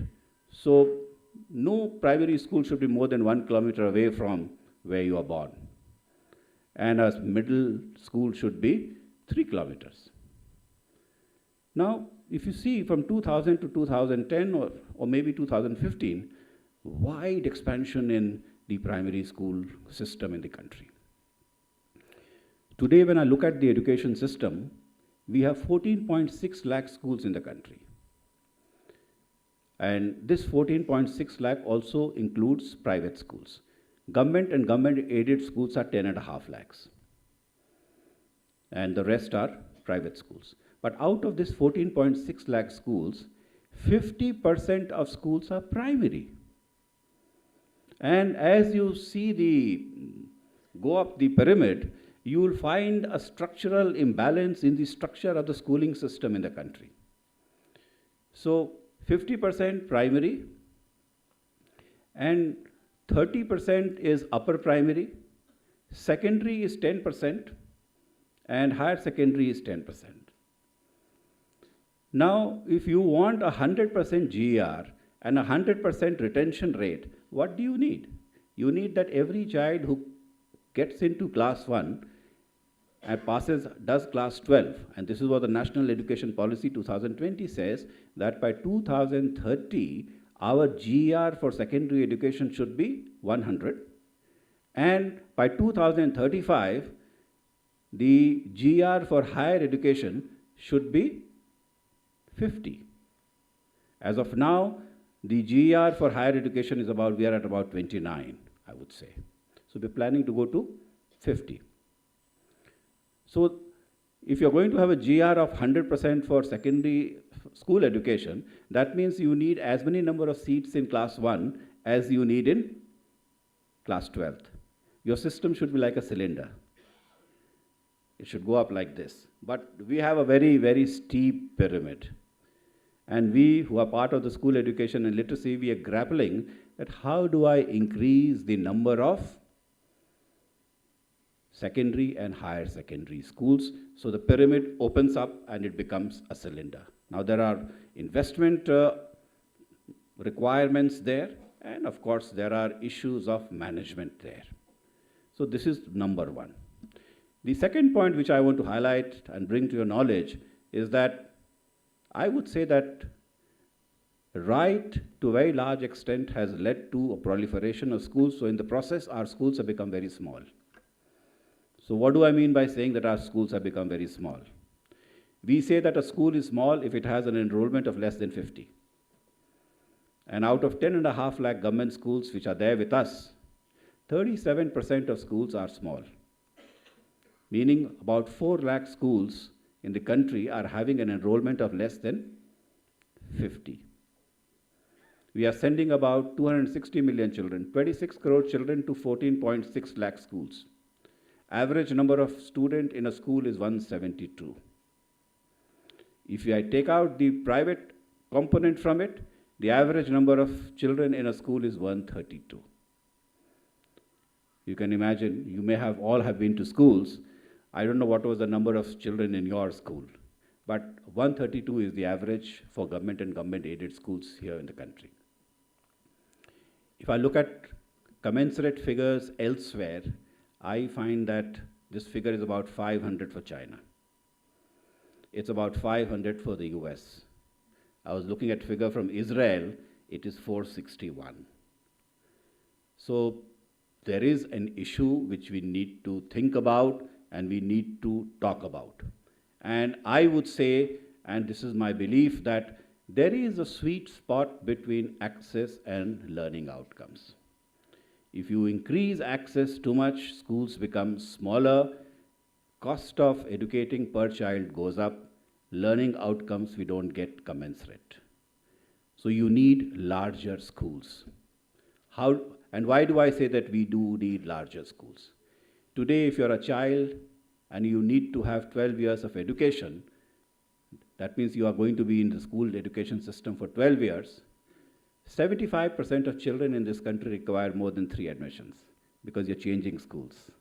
So you finish your class 5 in one school, then to go to a different school, you need to go and get another admission in class 6. Then you need another admission in class 9. And where are we finding the dropouts when you're talking about inclusion? Wherever the geography is changing, we are finding dropouts. So, sir, we are finding dropouts from 5 to 6, and we are finding dropout from 8 to 9. And again, there are a lot of children who are failing in class 10. So again, from 10 to 11, there is a quantum jump in the kind of a curriculum we are having. So again, we are getting a dropout at 10 to 11. These are some of the issues we are grappling with. So this is one aspect which is the structural aspect of the schooling system. And we need to find a way. And I find, when I look at the data, I find that whenever we are looking at an integrated school, which is from class 1 to 12, by and large, every child who is going into class 10, he ends up doing his class 12th. We need more integrated school. This is what the data is telling us. There can be several other aspects of inclusion, but the second aspect, I would just discuss one more. Since education has been part of state and then concurrent list, every state has a school board. So I have about 60 school boards in the country. CBSE is one central level, and ICSE is another board at the central level, to which many of us may have gone. But CBSE is running only 31,000 schools in the country, and ICSE has 3,200. So the rest of the schools are all with the state school boards. And every board is pursuing different curriculum and different forms of assessment. The National Education Policy 2020 very clearly says that we need to create a platform where we would bring in an equivalence in curriculum and assessment across the country. Our system, by and large, the way it has evolved, I think we Indians, we have always believed in learning by rote. And that is the way we are tested. And what you learn, how you learn, to a very large extent is dependent on the way you are assessed. So the assessment pattern has to change. But what comes in the way of assessment? 60 state school boards who are all looking at things very differently. So we at the School Education, through NCRT and guided by the National Education Policy of 2020, we are working with all the state school boards and trying to find some kind of a equivalence in curriculum and also in assessment. Let me give you one example so you may appreciate it a little more. There are centralized examinations happening at the All India level. So there is JEE Advanced, there is JEE Mains, there is JEE Advanced, there is SUET, then there is SUET, then there is NEET, all kinds of examinations we are having at the central level. So let's take one example. Let's take NEET. 24 lakhs children took the exam last year. What is the access to NEET state school board wise? If 10,000 people were to sit from every state school board and appear for NEET examination, what is the outcome?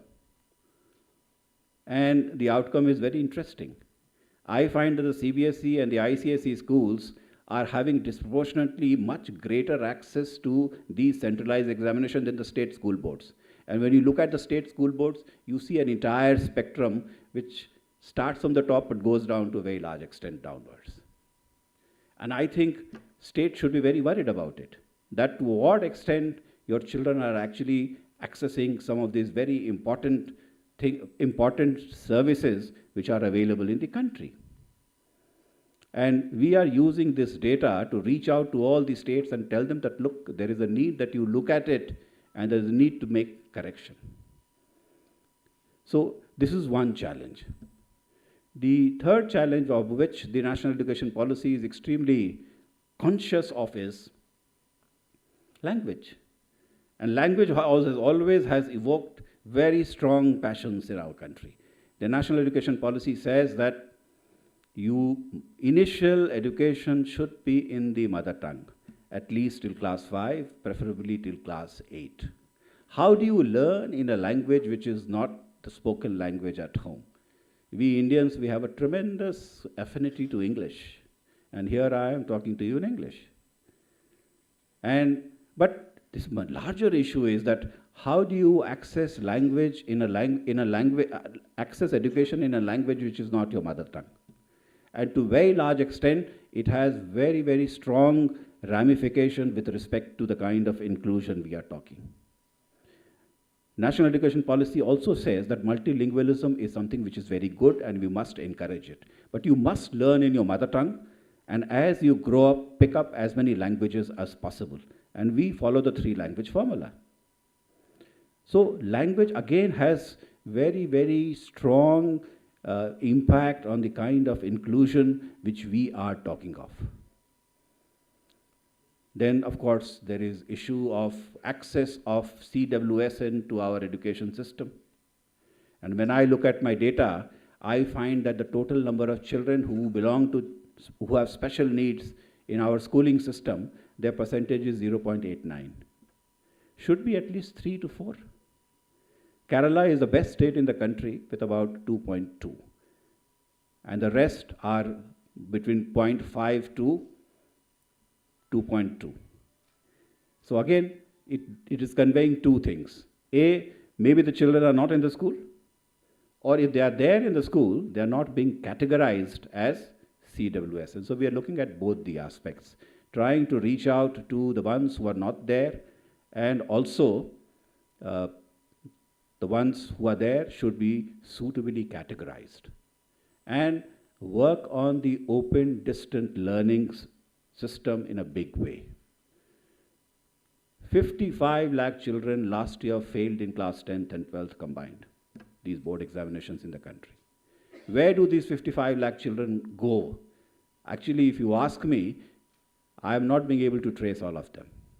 Maybe many of them are dropping out of school. So we are talking to the National Institute of Open Schooling, and there are 8 states which have open distant learning boards, and we are asking them to reach out to all these children who are failing in class 10 and class 12, so at least they get to pass class 10 and 12 and have a degree. The last point I would want to say is that, which has again, it has great impact on our inclusion, is that our curriculum is extremely academic. There is too much emphasis on, getting marks. A few years back, I was speaking to a parent after the class 12th results were out, and he was absolutely dejected and down in the dumps. He says, my daughter got only 96% marks. So I said, oh, come on, yeah, be happy. She said that with these marks, she will not get admission for any subject in the North Campus of Delhi University. And that's true. How does a child feel if he or she gets 100% marks? Probably he'll feel that I've arrived. Where is the scope for improvement? There are issues which we all need to talk about. It should become part of public discourse. And education is something which impacts each one of us. How we bring in community participation in schooling system remains a challenge for us, because without community participation and without taking the parents into confidence, the education of the child remains incomplete. So these are some of the issues we are grappling with. We can talk for a very long time, but I would take a digression before I end. So nowadays, there's a lot of talk going on that, we are a lower middle income country as of now. And I must say, the Prime Minister has given us a very audacious vision. For the first time, someone is talking about becoming a developed nation by 2047. And we are talking about it, and we are working on that. We never talked about, and we never had such big leap of imagination, and I would say also leap of faith. But yes, we have that. And nowadays, I don't know, you'll be reading in the newspapers that we might get caught in a middle income trap. And there are people like Indermeet Gill and all the people who are at the World Bank who are talking about middle income trap. They're all Indians. Most of them are Indians who are talking about this. But if you read, and I'm not an economist, but when I read, then I find that the only way this trap can be broken and we can move on to innovation-driven development is when we bring in inclusive education, when we bring in education which is primarily driven by learning outcomes and gives skill to child, gives them experiential learning, and also makes them proud of the fact that they belong to a culture. So you must draw strength from your culture, and this is why we talk about the Indian knowledge systems.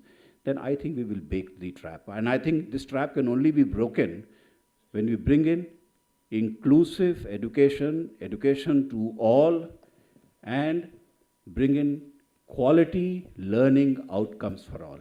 With these initial thoughts, I would say thank you for listening to me, and hopefully this discourse shall continue. Thank you.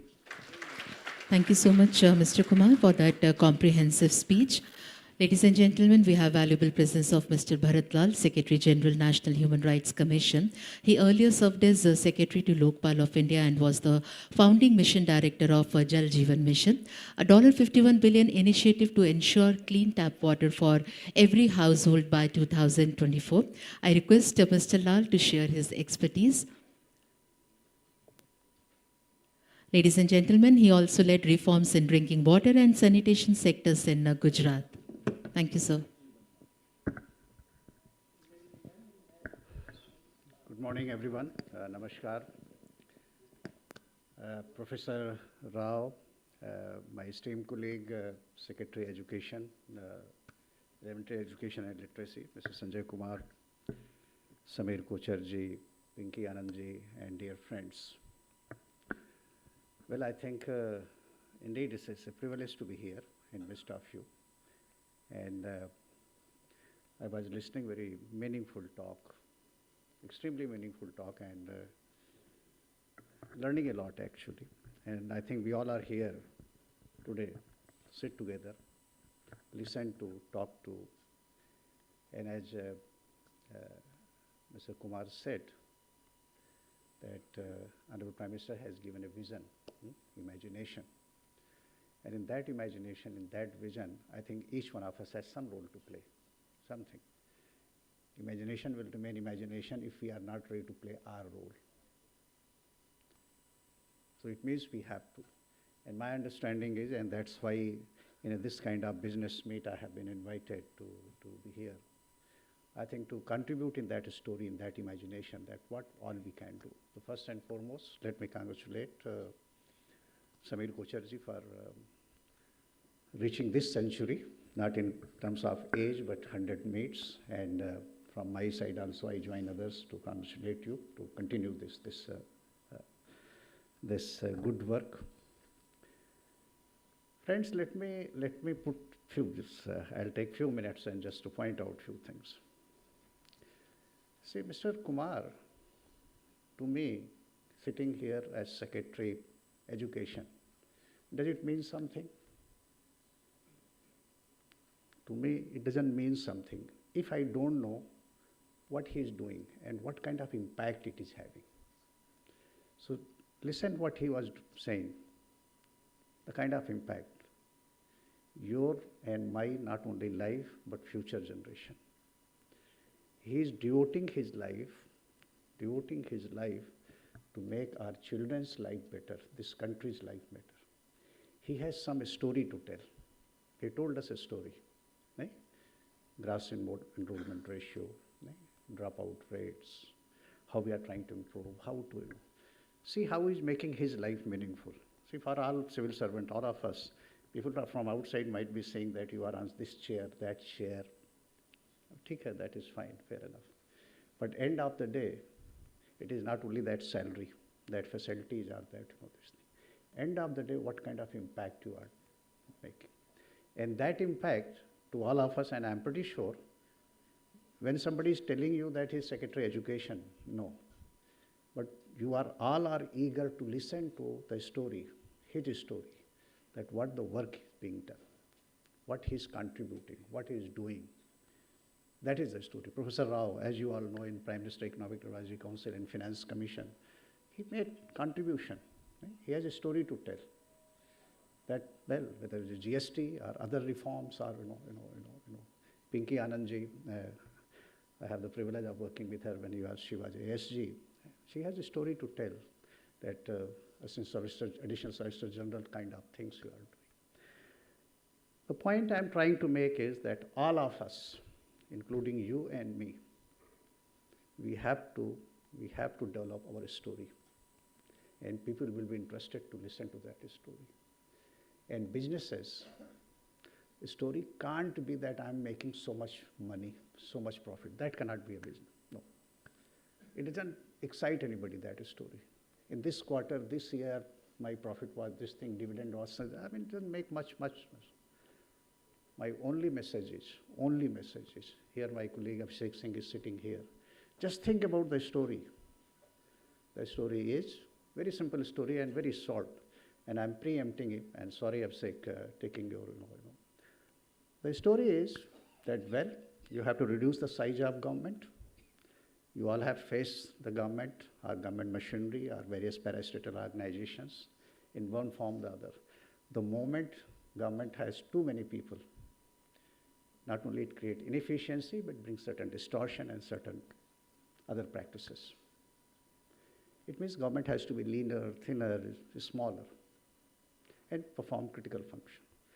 But if we can't provide jobs to everybody in the government, you can't keep on this government size bigger and bigger and bigger, it means you have to create opportunities for your youth. You have to create opportunity. Not only opportunity, you have to give him or her belief that this country takes care of you. It thinks about you. You have seen what happened in Sri Lanka, what happened in Bangladesh, when youth, one way or the other, lost hope. But just imagine in this country, the people who are in public service, whether it's a political class or civil servants or other people, the kind of policy making is that youth is not losing hope. You are facilitating youth to do something. And one example which I want to give it, in fact, at a very personal level, in fact, 2 years back, 1.5 years back, I went to Sri Lanka and I had the privilege of meeting Honorable President. And we were discussing this issue. In India, one policy intervention, that government decided that it is not only GEM, government e-marketplace, a simple tool, but think about the thought behind it. What is the thought behind it? You can't give job to everybody. In earlier era, when I have to, in government, I have to purchase, let's say, pencil, pen, notebook, anything. What used to happen invariably on a smaller level?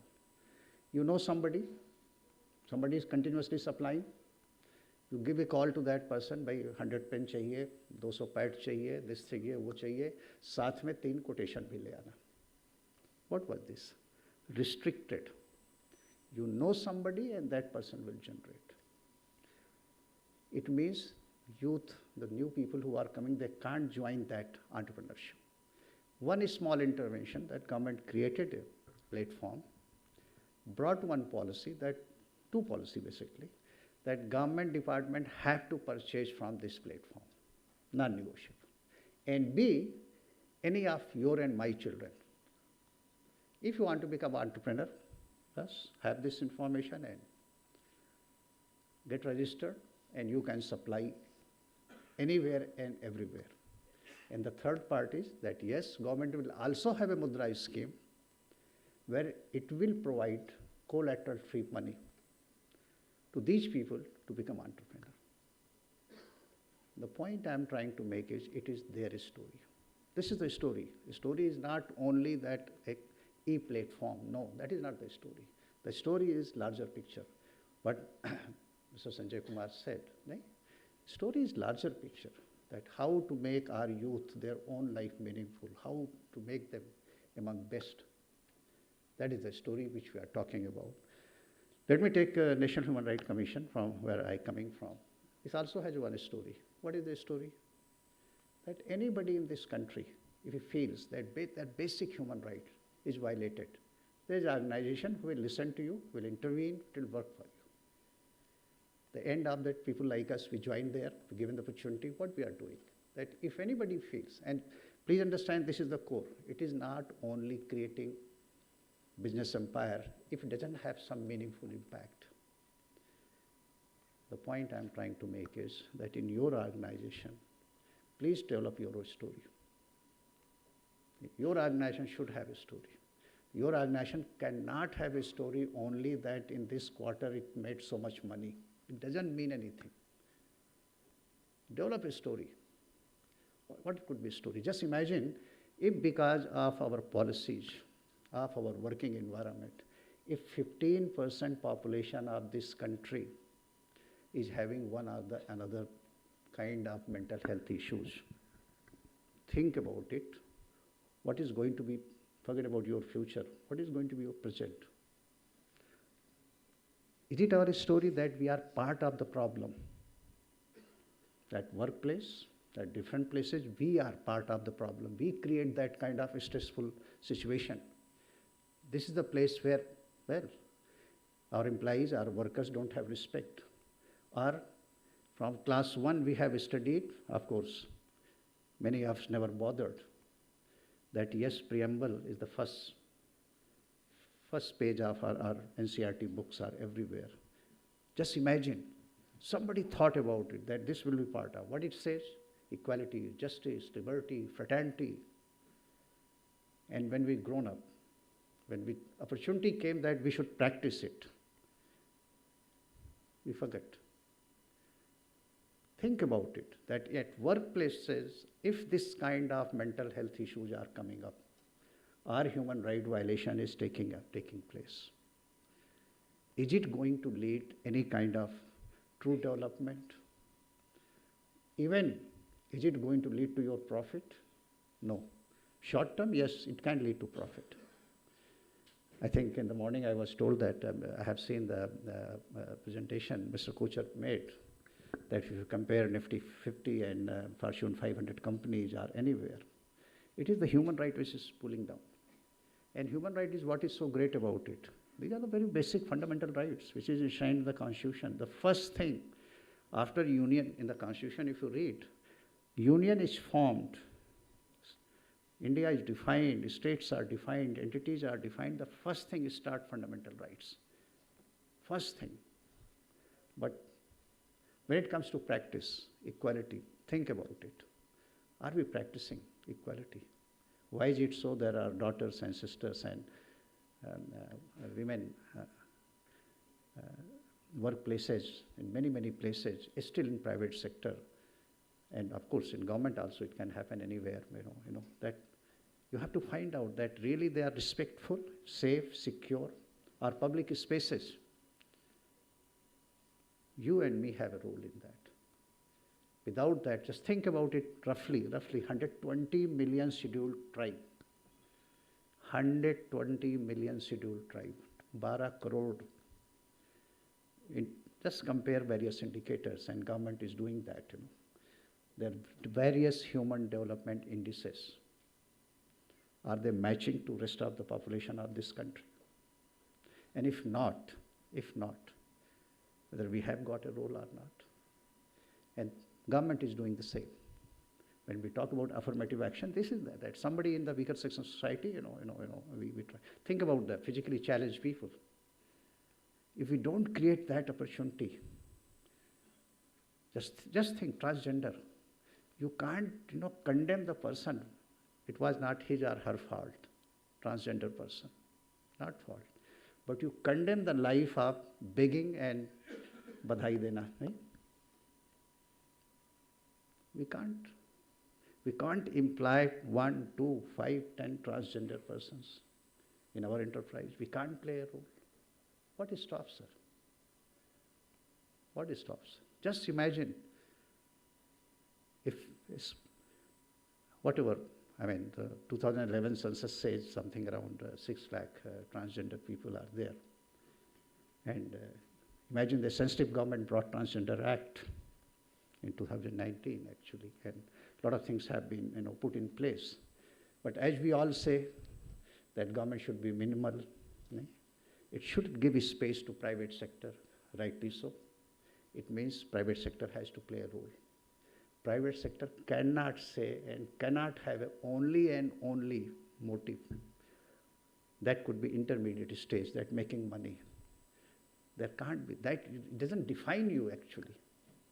So my request is that when we are saying, I think the greatest service we can do, we start thinking of these people who probably need us more. Whether it's a transgender people or let's say mentally challenged, I think we should not become part of problem. Just you must have heard a few months back, a girl, it got very, very, that she died basically in Pune. What? Just impractical workload. Just imagine in somewhere near this NCR, in some warehouse, people don't get actually time to go to loo. What is this? Are we really considering ourselves as a human being? If somebody has to remind them, somebody has to issue notice, and what kind of, My friends, every country, every family, every person, every enterprise, everybody, we have to make our identity. We should be known for that. And as you must have seen, take United States of America, what it says. Anybody who goes there, and if he has that talent and he or she can succeed, you can bring innovation, you can do enormous thing. Right? Singapore, you talk about it as its identity. Think about it as a nation. What kind of identity we will be having? Today, India is known one of the fastest growing economy, very, fifth largest, on the cusp of becoming third largest economy. All this is fine. A developed nation means, well, in one way, per capita income, $12,000+ something. But more than that, this country is always known for certain values, certain ethos. Certain values and certain ethos. Whether it's a religion or civilization or culture, we are known for those things. And I think without those values, without those ethos, we can't be a soulless enterprise, a soulless country. No, it has no meaning. It will have no meaning.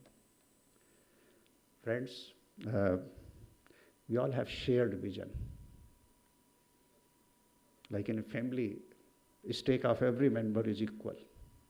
So in this country also, we also have an equal stake, shared vision. And I think we have to just start thinking it is not about my rights. It is slightly about my duty, and much more, as in Gita and many of our scriptures says, what you call dharma. It is much, much more than duty. Much, much.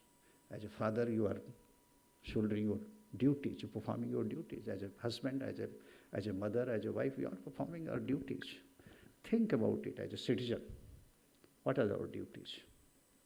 Because our duties has profound impact on someone else enjoying his or her rights. Keep in mind, our duty, our dharma, it enables everyone to enjoy their rights, whether it's a civic and political rights or cultural, socio-economic rights. So friends, I'll stop here with an appeal. Just spare 5 minutes, that solitude. Think about it, what you are doing, what you are aiming, what kind of impact you and your organization is going to bring. And if you can change just one person, your impact is having on the lives of 1, 2, 3%. Life is meaningful, and you will find purpose of life. Which end of the day, when you reach my age, you will start thinking about it. That what kind of purpose, what purposeful life I lived. Whether I was able to make some impact, some change or not. Not only profit, no. Thank you. Have a wonderful day. I look forward to it. Thank you so much, Mr. Lal, for that important address. To shed light on this pressing issue, we have with us Ms. Pinky Anand, Senior Advocate, Supreme Court of India. I request ma'am to kindly come and deliver your address.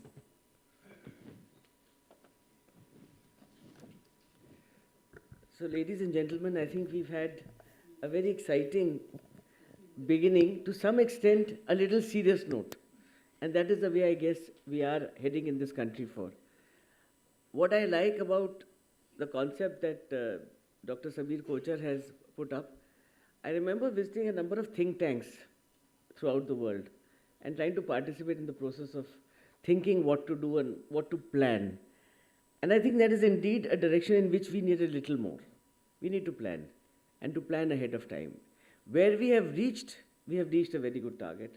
We are no longer in the underdeveloped stage. We are in the developing stage at the least, and almost heading towards developed, somewhere at the bottom, maybe.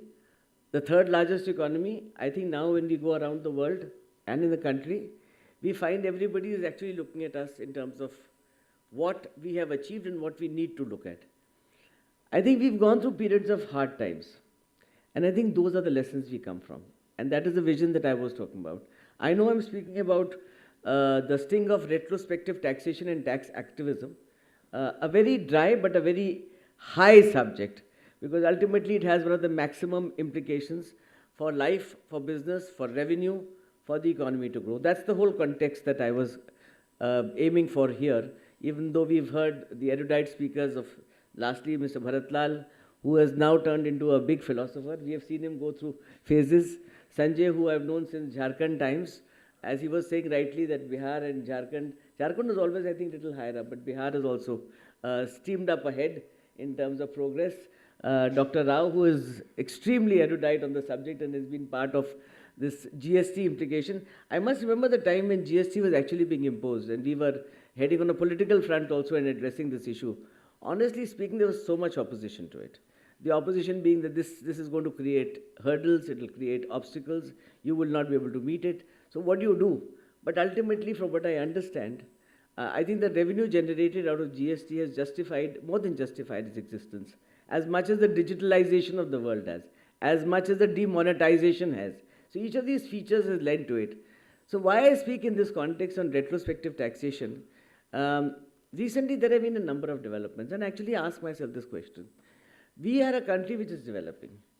We've had a history of justification of retrospective taxation. It is permissible under the Constitution, under the judgments, Article 245, Article 246, Article 265. Each of them give us the benefit of having the provision of retrospective taxation. But has it actually paid off? Has it actually resulted in a benefit to us? Or is it a question mark today? It is a question mark, and that is the issue. The recent judgment, all of you would have seen MADA, the royalty judgment, and the imposition of tax, and that too retrospective tax from 2005. Sanjay, you are equally involved in these states, in particular Jharkhand, in particular was party to this, and the amount of revenue that was sought to be generated from these companies. So what is the problem with retrospective taxation? The problem with retrospective taxation is it started in British times, 18th century. It was ultimately meant to generate revenues for the forces and the Britishers. So we were supposed to be paying, and that is the background of generation of not only taxing but also revenue generation and retrospectivity. But when MADA recently came, now MADA has been with the 9-judge bench. Now, as all of us know, all of us are really part of this heavy literary and academic circles that we belong to. But MADA actually came out with a judgment on saying, aside from saying that royalty is not tax, well, that doesn't matter to our conversation here. But the fact is that tax could be imposed from 2005. Now, I have done work. Let me say I'm a mining company. I'm a mining company.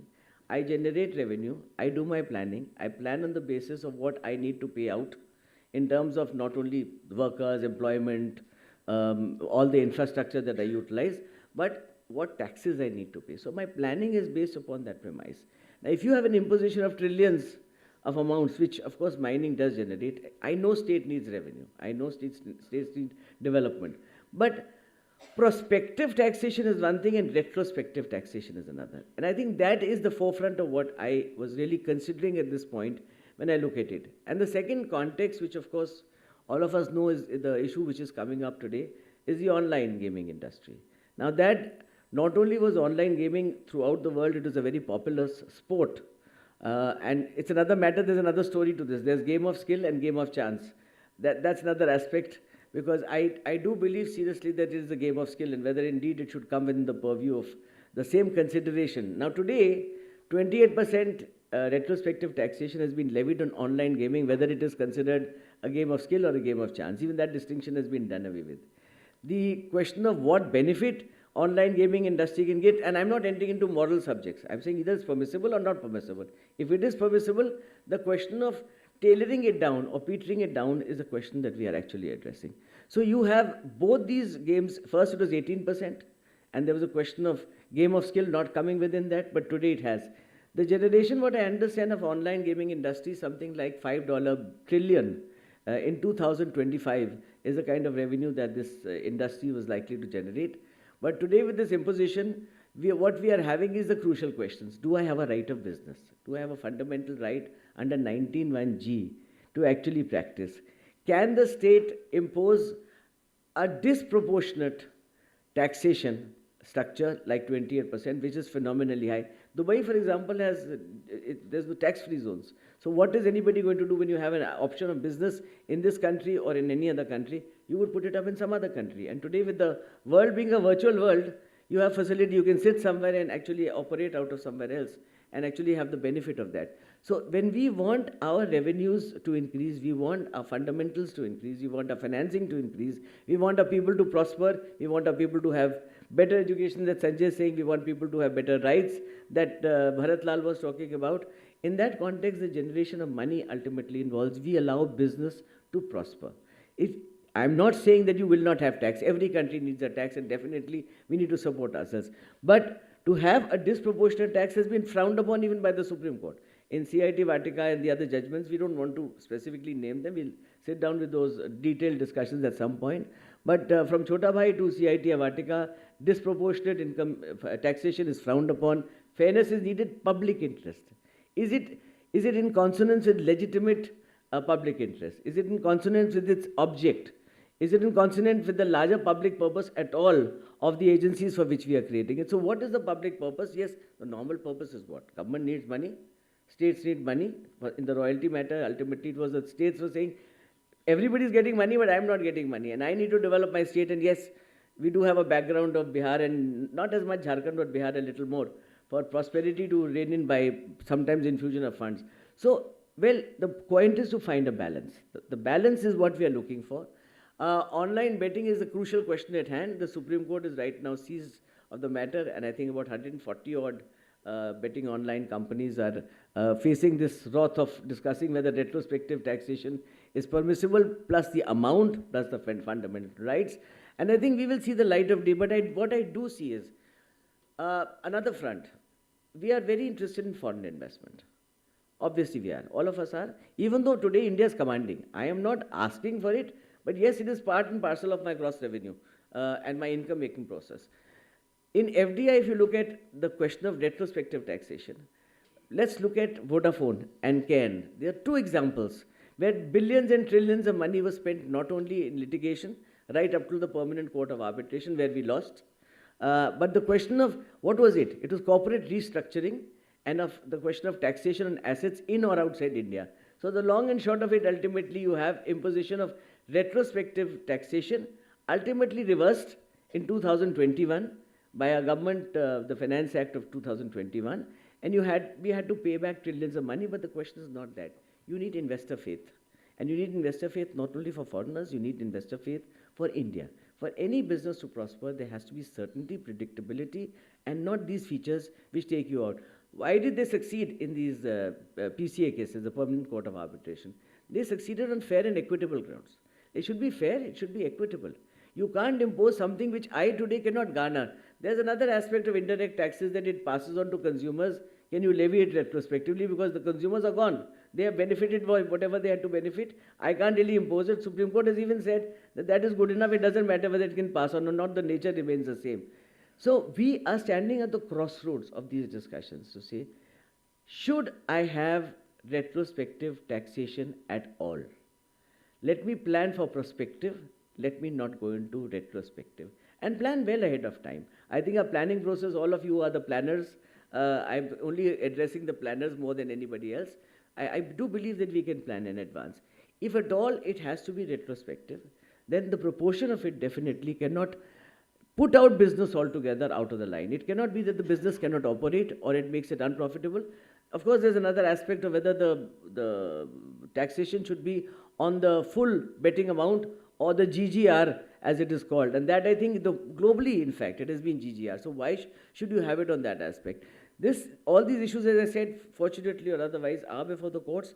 But aside from the courts, I think we as government, as planners, as citizens of this country, do need to get our position together. If we could do it in 2021, but why suffer the consequences of something and then do? So if it can be a conjoint effort of the third pillar of the Constitution and of democracy, and the first pillar, which is the government, to act in consonance together, to consider where this aspect should go, how we should quantify it, should it go retrospective or not? It leads to loss of employment, it leads to loss of revenue, it leads to loss of development of cities, it leads to tier 2 and tier 3 cities actually going down because you can't compete, it leads to smaller players being thrown out, it leads to startups not being able to function. And incidentally, India has done wonderfully well on startups. We started it with a big bang, if I might use that expression, on startups. And I think innovation is so important for us ourselves. Every day we are innovating. You see digitalization. I mean, I was yesterday coming back from the airport, I was just seeing how 4 new businesses that started from existing businesses on, let us say, services of this is NCAM services or the Pranam services. Each of these features is actually lending to generation of business, employment, and potential for the country.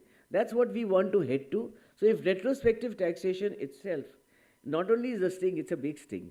We do need to look at it very closely and put our players together so that we can bring back issues into focus. And I hope that all of you will participate in this action as a society, as citizenry, as government, and as people, and as human people, as Bharat Lalji would say. Thank you very much.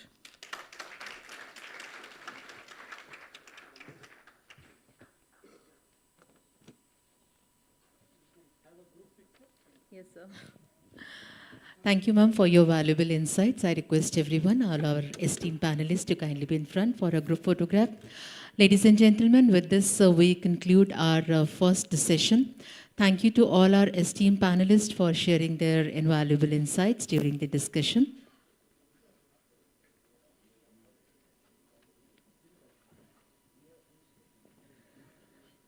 Thank you, everyone, once again. Ladies and gentlemen, with this, we would like to head towards our next session. Ladies and gentlemen, our next session will take us through the journey from Digital India to India AI, exploring the remarkable progress and innovations shaping our nation.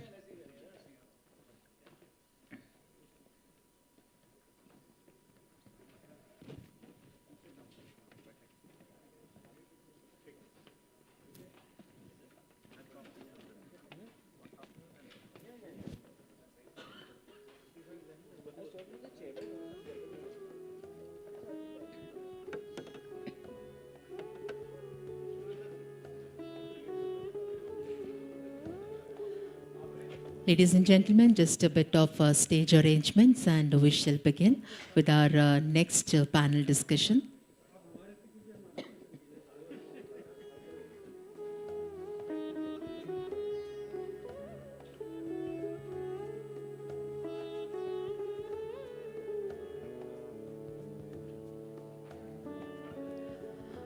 Ladies and gentlemen, to begin with, let us welcome our esteemed panelists. May I please invite Mr. Abhishek Singh, Additional Secretary, Minister of Electronics and Information Technology. Ladies and gentlemen, let's put our hands together for sir. He is a distinguished leader in driving digital transformations initiatives, including e-governance, Digital India, and the promotion of emerging technologies like AI, blockchain, and IoT, with a keen focus on public service delivery, innovation, and IT-driven governance. He has spearheaded critical nation projects, bridging the digital divide and fostering inclusivity. So we welcome you.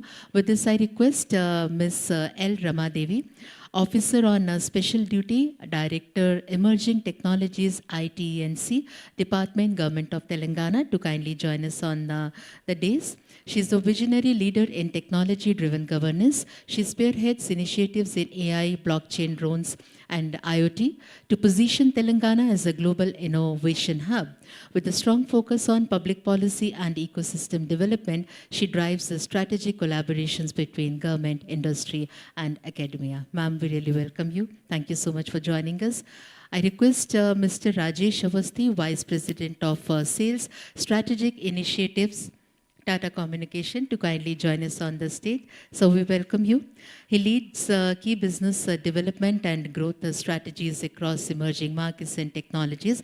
With over 2 decades of experience in telecommunications and IT, he specializes in driving innovation, fostering strategic partnerships, and delivering customer-centric solutions. Plays a pivotal role in enabling digital transformation for enterprises, focusing on cloud service, IoT, and managed services. With this, I request Mr. Padmanabham Desikachari to kindly join us on the stage. Sir is a founder, Indigen Labs. Sir, we really welcome you to this panel. And now I request Samir Kochar, sir, to kindly deliver the introductory remarks.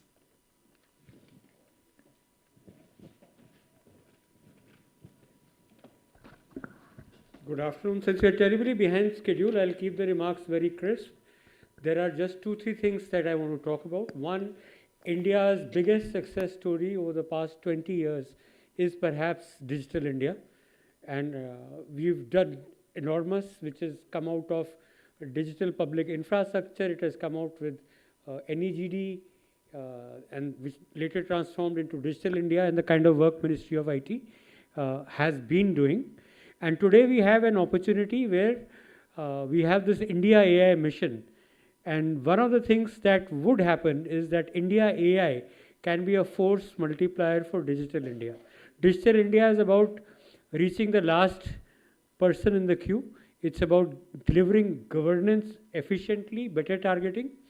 And if we use India AI effectively on top of Digital India, you'll see that whatever our development indicators are can probably improve geometrically. I mean, it's that significant. Now, the success of Digital India came out of a lot of work that came from Indian companies. It came from private sector. It was a first collaborative effort where everybody kind of pulled together to make it a success. And it had this citizen centricity. Being a reform historian, I have the entire history of Digital India and the learning from there. And I hope to be able to contribute in terms of picking up those key lessons and sharing them with the policymakers. And, I've been able to persuade Abhishek ji, who's also been involved with Digital India since the very start, and now he's also heading India AI, that he must write a paper on from Digital India to India AI.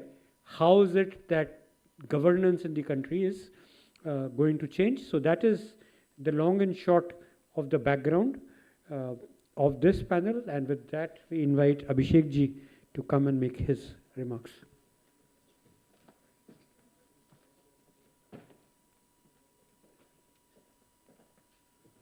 Thank you, Samir. And first and foremost, I would like to congratulate you and your entire team for the 20 years of relentless work, research, contributing to public policy thinking in various sectors.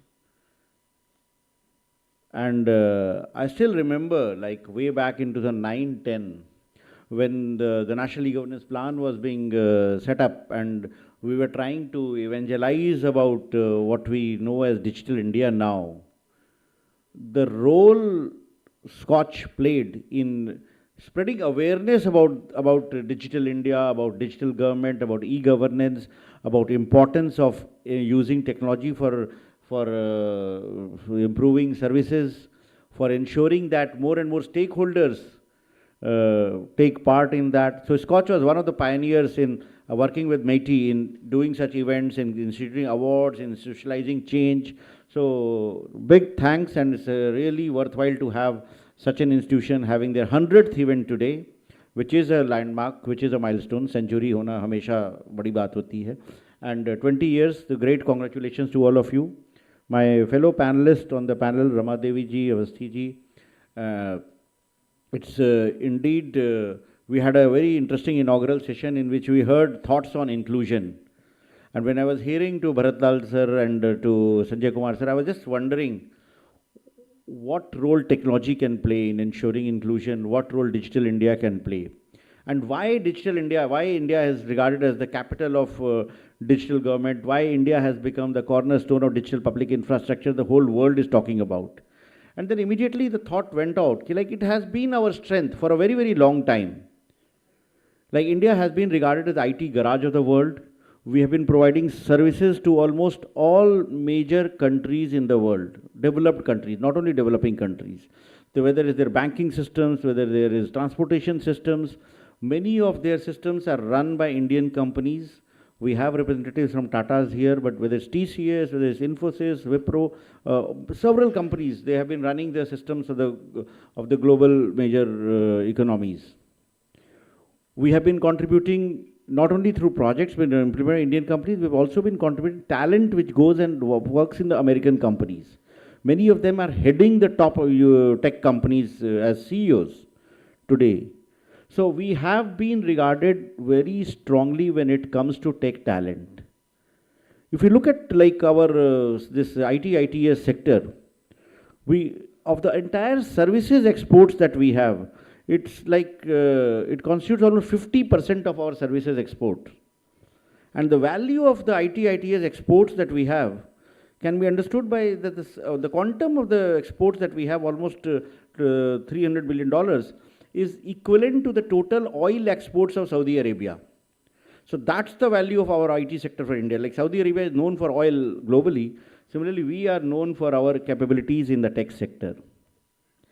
So given this, it was quite natural for government also to look at how we can leverage when technology is helping transform businesses and countries globally. Why can't we use technology for improving public services in India? And that was the genesis of the National E-Governance Plan, the Digital India program. And the first and foremost challenge that was felt was that how do we ensure that every Indian gets an identity, because identity becomes the core for getting any services. And that's how the Aadhaar project was conceptualized. We all here are an audience which knows the story, so I don't need to repeat it. But not only 1.4 billion biometric, unique, lifelong Aadhaar numbers have been given in India, but the bigger story is about the use of Aadhaar. Every day, 80 million biometric authentications happen with Aadhaar. And now they are doing faceless authentications also. So that ensures that people are able to not open bank accounts and get financial inclusion, access rations, access scholarships, pension. Multiple services are enabled through the identity that we have built in. The Honorable Prime Minister came up with the financial inclusion as a target around 10 years back. Using this biometric identity, we could open 510 million Jan Dhan accounts, which is bigger than the populations of many countries. Most big countries will not be this big, and such accounts are opened, and it's opened in a few years. In fact, there was a report of Bank of International Settlements way back in 2009, which said that if India is to achieve financial inclusion, if India is to reach a level wherein all Indians will have bank accounts, it will take almost 47 years to achieve that mark. And how many years did we actually take? Less than 9 years. So that's the potential of technology that has happened. Direct benefit transfers. It was used. Once people have unique identity and in your bank accounts linked to that Aadhaar number, you can do direct benefit transfers. So it was decided by the government to ensure that all benefits, whether it's subsidies, whether it's pensions, whether it's scholarships, will flow to the bank accounts directly without any leakage. Because earlier we had a system in which funds used to flow from Government of India to individual villages and individual, but the pipe was perforated and there will be a lot of leakages. But with this direct benefit transfers, we could transfer money directly into the bank accounts of people. And what has this resulted in? $33 billion of savings, just savings. And during COVID, this was seen to be believed, because when we had to transfer relief to people when lockdown had happened and people were at the verge of losing their livelihoods, we could transfer people money instantly into the bank accounts of people. And all money was accounted for. No issues therein. A country like the United States, they gave their COVID relief through paper checks and plastic cards. $400 billion. And they are till date not able to reconcile the accounts. Many deserving people are still waiting and many undeserving people have got the money. So that's the power of technology that we have been able to achieve, especially with a project like Aadhaar. And again, the Aadhaar was not that it was a government project only. It was a classic case of implementation of a project with participation of private sector. It was led by one of the top industry leaders, Mr. Nandan Nilekani. And it brought in a whole gamut of experts from the private sector, from the not-for-profit sector, and from the government. So everyone combined together to implement that project. And that classic model of implementation of a public-private public, private and not-for-profit sector coming together to implement has been like one of the reasons, a trust-based partnership has been one of the reasons for success of most of our Digital India projects. The benefits of Aadhaar led to thinking of digital payments, because digital payments was a big challenge. Transferring money, how do we transfer money, how do we ensure that money can be released. UPI came in, and today all of us use UPIs. We don't even blink an eye when we have to scan a QR code, or when a street vendor also accepts money. He knows that when he sees the tick mark, and when he hears 20 rupees prapt hue, he knows that it's as good as real money getting into his pocket. I'll give an example like how it impacts people and how it benefits the economy in the long run. I was last year, in fact, around the same time this season, I was in Khan Market, and there was a street vendor who was selling pani puris. So I was having some chat there, and I paid him 20 bucks through UPI. Immediately it said that Paytm box which is there, 20 rupees prapt hue, that voice came in. So I was seeing that box for the first time. So I asked him, ye kya hai? So he said that इससे हमको पता चल जाता है. I said, okay, very good. Then I generally asked him कि digital payment होने से आपको कोई फ़ायदा हुआ? Then he says that कि बड़ा आराम है. I said, कैसे? So he said, earlier when I used to serve pani puri to maybe customers standing there, it would take him around 3 to 4 minutes to service one customer. And when people used to pay him to accept the money and to give back the change, it would take another 2 to 3 minutes. He said, now I keep on serving my customers. They pay the money, I hear it, and it's done. So it's like he has become 100. My efficiency has gone up 80 to 90%. So that's a very small example, but that shows how such initiatives, such technology initiatives contribute to economy. Today, it's very easy, like people share with the mobile expansion, the data cost very low, people are able to share locations, they share time, they're able to transfer money, they're able to take decisions. So all of it incrementally contributes to building economy layer by layer. So that's the potential of projects like Aadhaar, UPI. I will again another mention like DigiLocker. Like Aadhaar ensured Aadhaar ensured faceless governance, when KYC could be done digitally. UPI ensured cashless governance.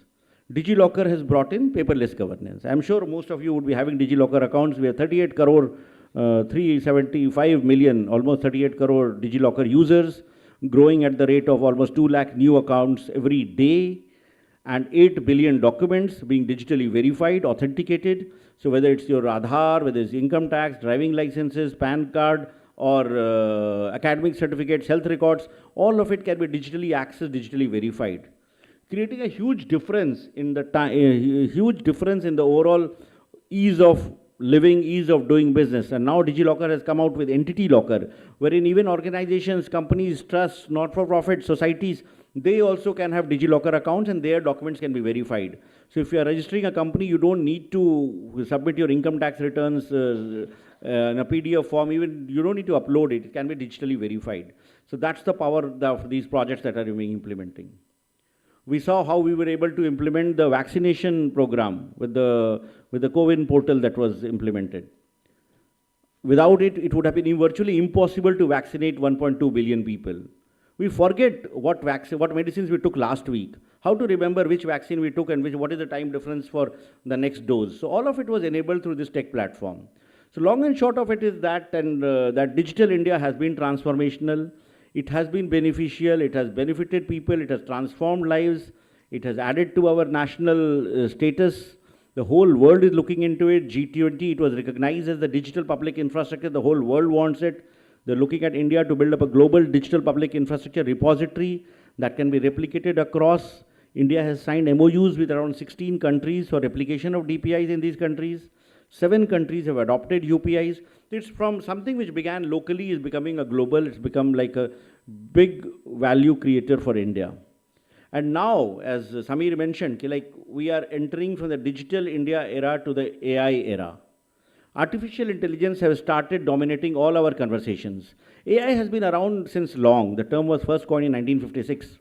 But 2 years back, November 2022, when ChatGPT came and OpenAI came and generative AI was productized, all of us kind of became AI users. and we could kind of see what a potential generative AI has.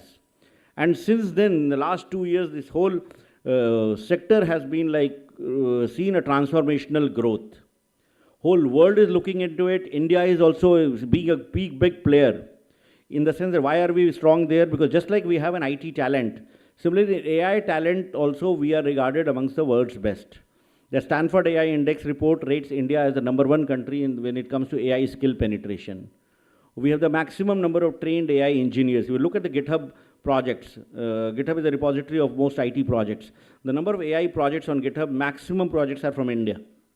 So we have that potential, we have that talent, and we were like last year working on what more we need to do. So we had extensive round of consultations with industry, with academia, with research bodies, and there were 6 working groups that were set up, and with that we came up with a blueprint of India AI mission. The teams identified what are the gaps in India's AI story, and accordingly the India AI mission was conceptualized, which is spread across 7 pillars. All these 7 pillars are kind of addressing the gaps that existed. First pillar, of course, is for the compute. How do we ensure that high-end compute is made available? We are spending almost $500 million on that. For that, we had floated a tender. We have got very good response. The last date was yesterday only, and we are evaluating them. And by January, compute will be available to all our researchers and to startups for using to build AI-based solutions.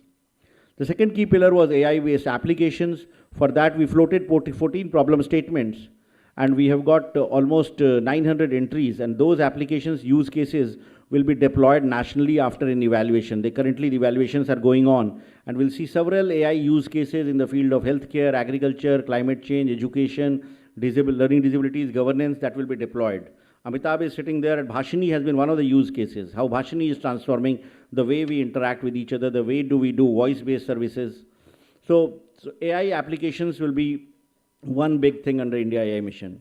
The third pillar is about the datasets platform. We are building up an India datasets platform that will ensure availability of datasets for training models or building solutions.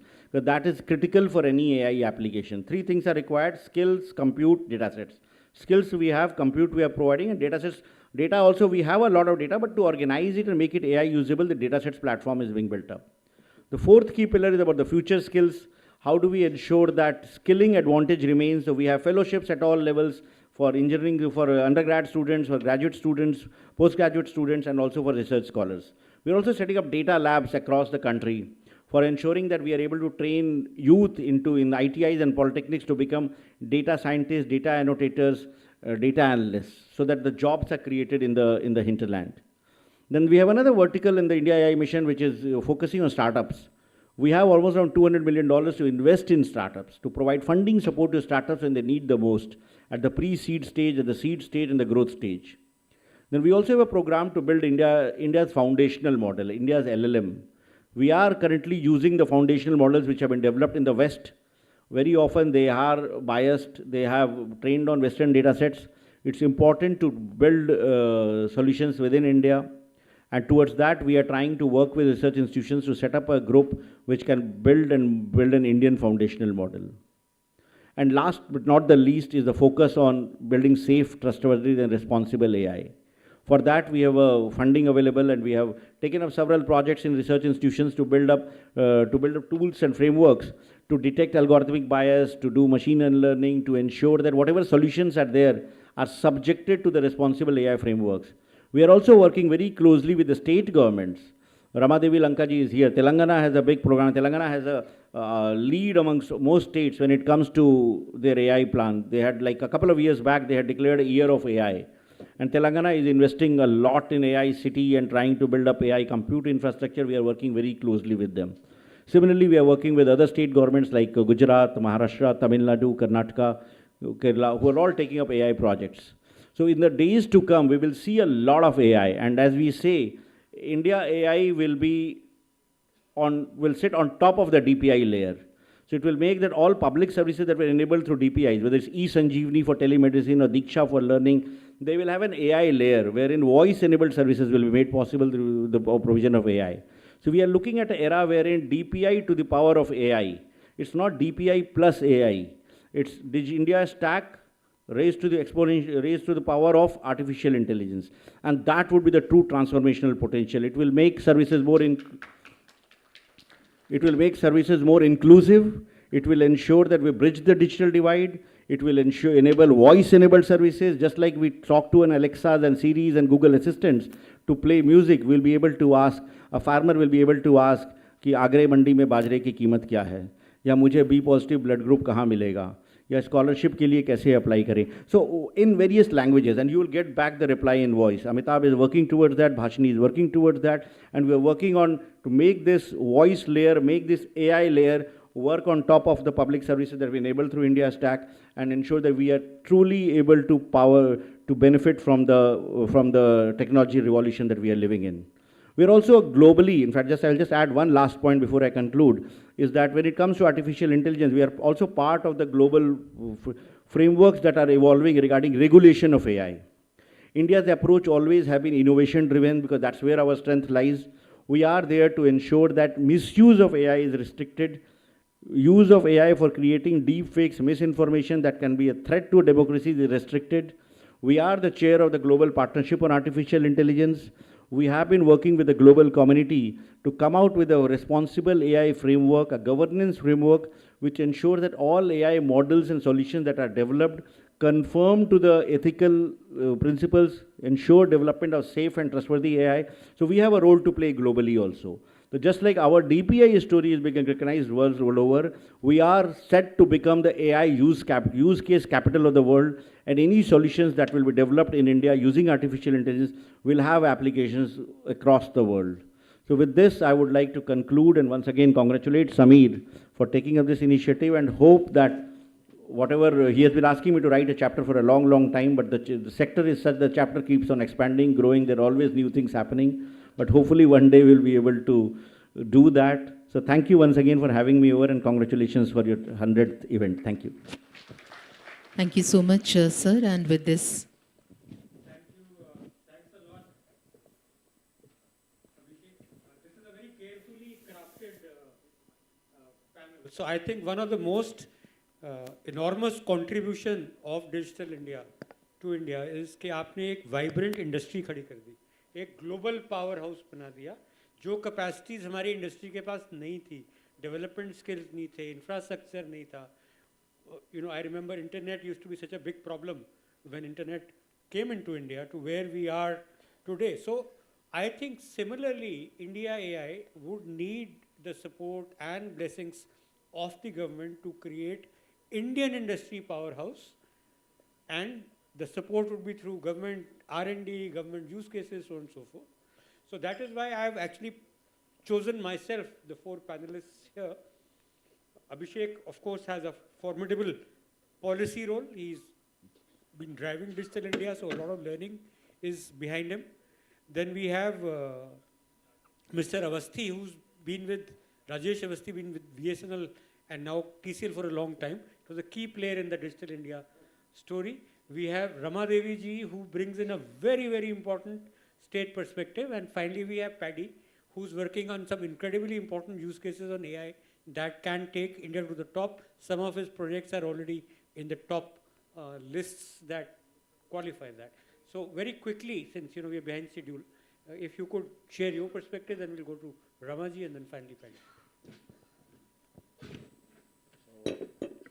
Thank you, Sameer. I think most of the things were covered up by Mr. Abhishek Singh. Where Tata Communication has been contributing is on the infrastructure side, so that we enable this digital framework which has been created by government to make use for citizens or for businesses or for consumers. I think that is an area that we've been working on, and we've been fortunate enough to kind of work with some of the panel members here on some of the critical projects that has been there. As Sameer was talking about, as BSNL, we were the gatekeepers for Internet for India. But when Tata Communication took over, I think one of the areas that we said we would focus on is to make this infrastructure global in nature. And that's where we did acquisitions globally to make sure that we have subsea cable and make sure that we are able to contribute into the infrastructure requirement whenever there is an internet first requirement. And I think a lot of services which are delivered in India today, and Mr. Abhishek spoke about India being the skill capital from an IT infrastructure perspective or services perspective. One of the enabler was the connectivity, and that's what we contributed to begin with. But when the digital initiatives were being taken up by the organizations, we felt that we need to contribute more. And that's where we said that one of the requirements which is going to become very important in times to come is how do you make sure that whatever data is getting digitized, that is kept on infrastructure, digital public infrastructure, which he was talking about, in a sovereign way.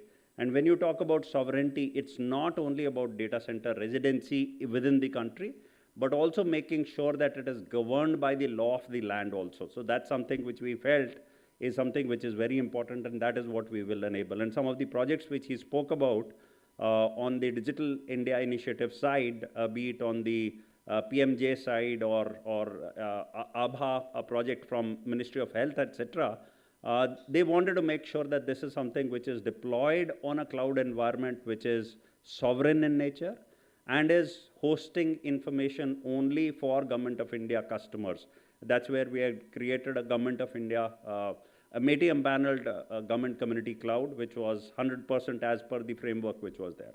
But what is important, I believe, and which is what Mr. Abhishek also spoke about, and I'm sure my other panelists are also going to talk about is, I'll quote one of the things which was called out by one of the industry leaders who have been in the forefront of AI spaces. He said, AI is not going to take away jobs of the people.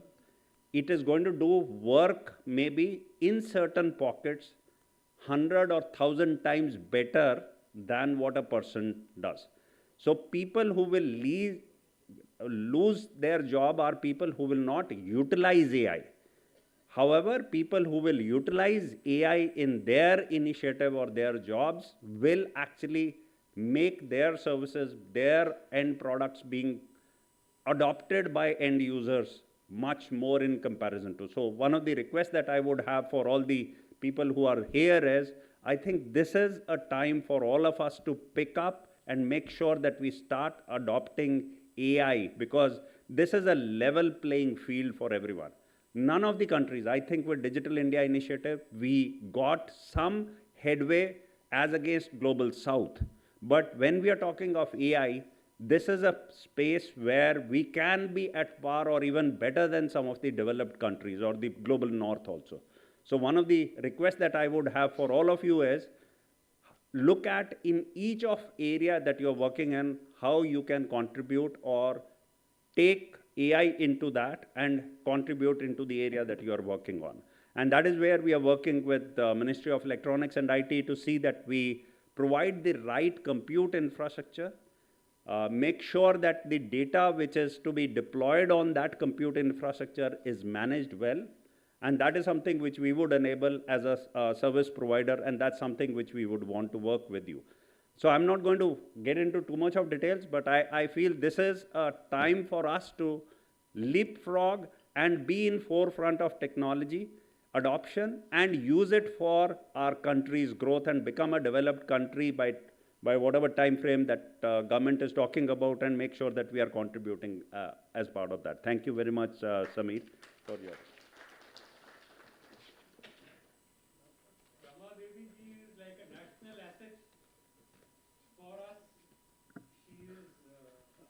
The most knowledgeable women in high-tech, AI, etc., and she's been leading the transformation of Telangana. So please welcome her to this platform.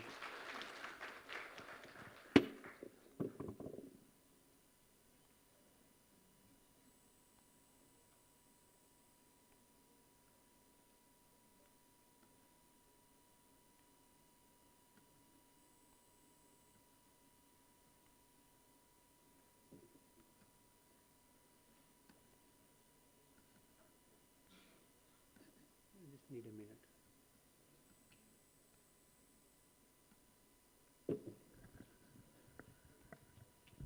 Yeah, while he's loading, I'll just start off to save some time. So, Samir ji, Abhishek Singh ji, Avasthi ji, and Paddy ji. It's A very good afternoon, and dignitaries present here, a very good afternoon to all of you. Well, yeah, thank you. Well, I congratulate the SKOCH team for achieving this magic number 100, 100 is a number that everybody each one of us like it, especially when we are students, we want those 100 marks, always elusive, we don't get those. And now when you become older, probably you look at that 100 number figure where you want to live 100 years. That's really a magic number that you have achieved. And I congratulate the entire team for reaching this milestone. And with SKOCH, we are so much associated, especially with e-governance. When we do projects and we get the SKOCH award, and it's a kind of a platform where we used to interact with different states, to understand what they're learning, what they're doing, their experiences, the best practices. That's how actually this platform enabled us to share GovTech programs, projects. So coming to today's topic, actually, I was asked to say, talk about Digital Telangana to AI Telangana. So, in fact, this is what Digital Telangana, under Digital Telangana we have done, for the past decade or so. I don't think any one of you, I remember as a child, my father used to take half a day leave to go to pay electricity bill, water bill, and so on. I don't think any one of you needs to do that. Even when I was in college, I really had to bunk to help my father, to pay the bills. Now, I don't think any one of you need to visit a government department to avail services. Either utility bills, birth certificate, that's whatever, income certificates, whatever services that you need from the government. Even in Telangana, even driver's license you can apply online, you can get that renewed also online. So these services, currently we are actually delivering 200 services pertaining to different departments, 27 sectors or 27 departments we call within the government, and through different modes, like one is online services, the second one is kiosk center, because most of our rural folks, they may not be able to use these online services. So kiosk centers are set up to help them, and also for the urban savvy, we have the T-app folio that are offered on mobile. These are the kind of range of services that we are offering under Digital Telangana, and we are also laying this T-fiber, to make broadband available to every nook and corner of Telangana, especially to our villages. These are the numbers that you can look at, 1 crore households, 3.5 crore population, and it will be around 10 Mbps for each household is what we are looking at. Of course, added to this, we have our own state data center. So this is the foundation layer that has been built for almost 2 decades that is helping us to leapfrog to AI in Telangana. So before I move on to the next slide, in this context, since the 100 number, it really fascinates me. 2 years back, McKinsey's global partner was here in India, in Mumbai or Delhi, I don't remember. He made a statement that really, resonated with each one of us. It made headlines in newspapers. So all along we were thinking this is India's decade, but what he said was, this is just not India's decade, but it's India's century, he said. And in order to make it India's century, what he said, we need 3 ingredients. One is talent, as Abhishek Singh sir already spoke about it. India would be supplying 20% of the world's talent, that's what he said. Second, of course, is manufacturing, where we need to actually shore up our infrastructure, whatever is required to do that. Third one, which is relevant for today's talk, is digitalization. I'll be focusing on the third part. So, in order to really make this century as India's century, we need to up our ante on the digital scale. Of course, all the 3 are there, but the third one is relevant for us today, for this particular session. So, we believe, in order to actually achieve that target or achieve that ambition, 3 key ingredients from each government side will be required. One is policy enablement.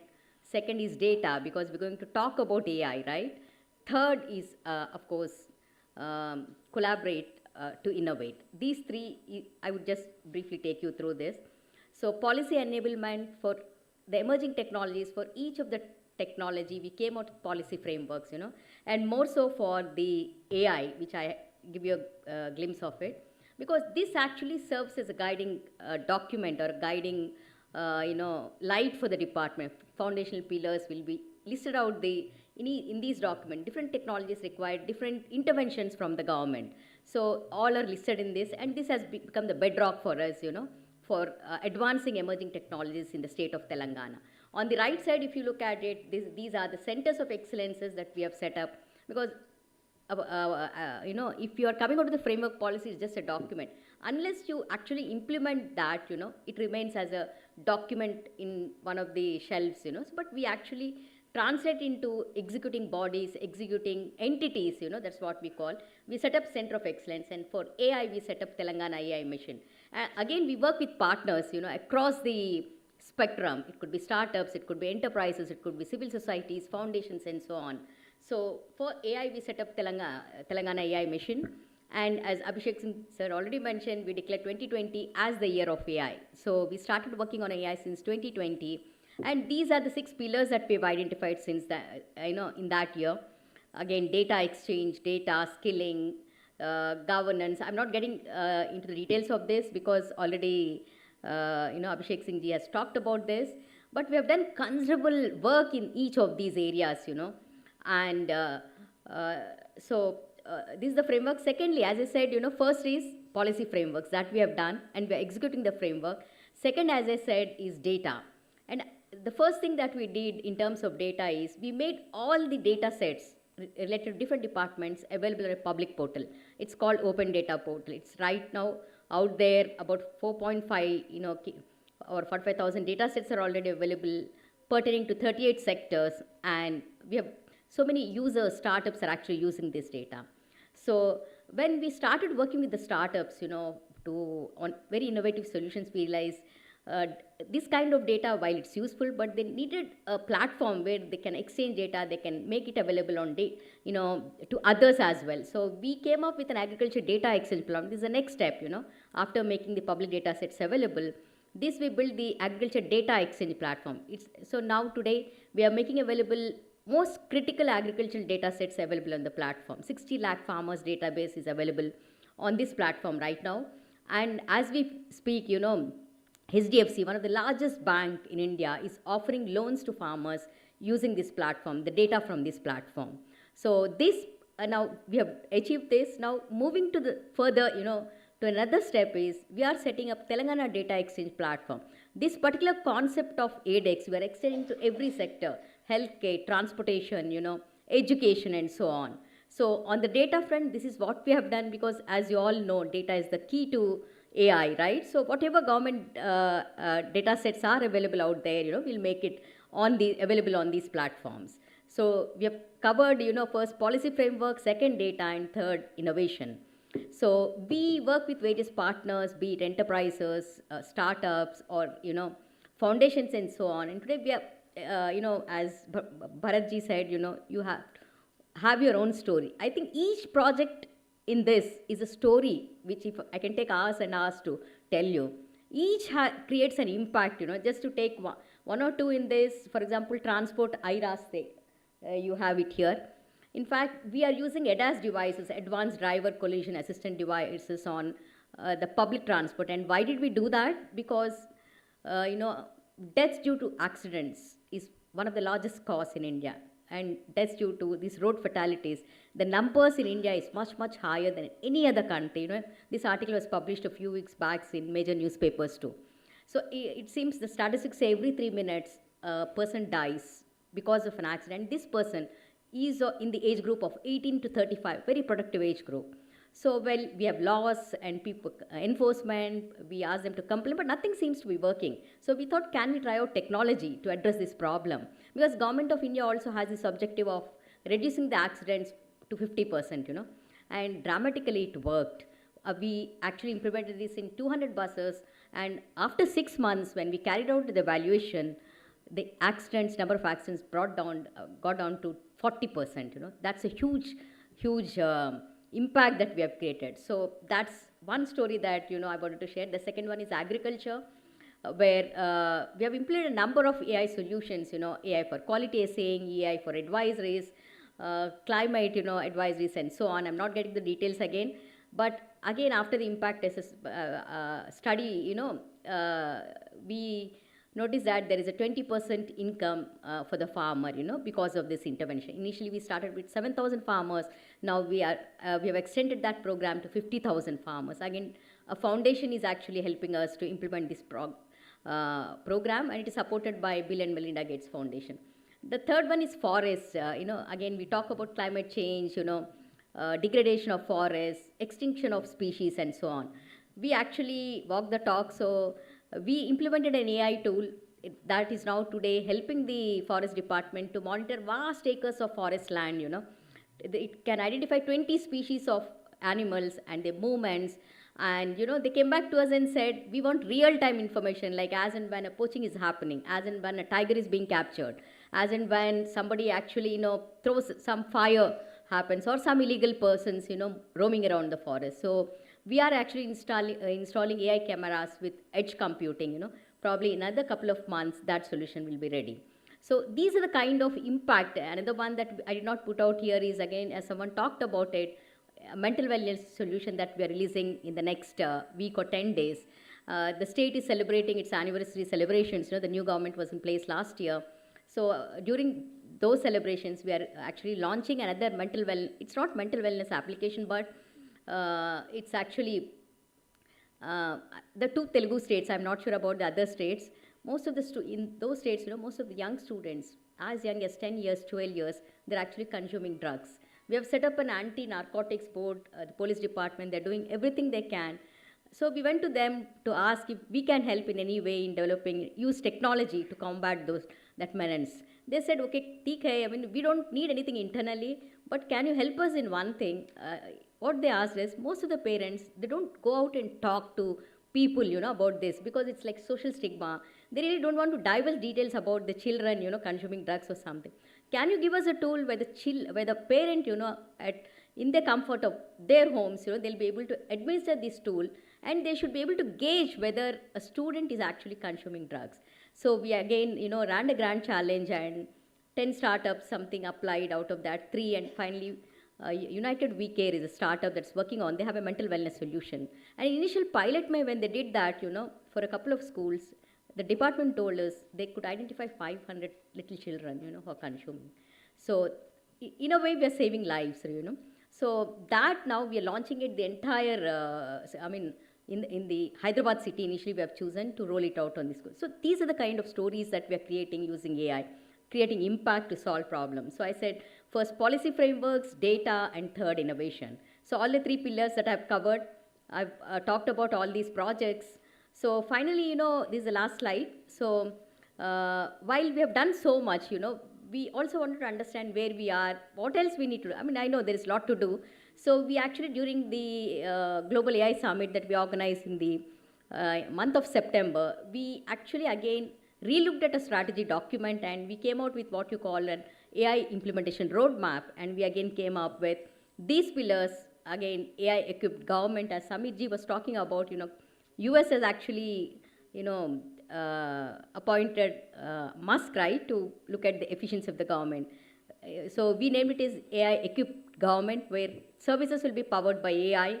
POC to scale journeys is one of the things that we are looking at. Data sets, again, I already talked about. Models also we are looking at now. And annotation hubs. We want to set up annotation hubs in rural tier 2 and tier 3 cities. And in this context, I would like to mention recently, we are working with Karyas, a young startup. They're actually taking these annotation tools to rural women in the remote part of, various districts. So digital tools are given to these women to annotate data sets. In a way, we are actually teaching them use of digital tools, digital literacy, and also making them aware how, AI works.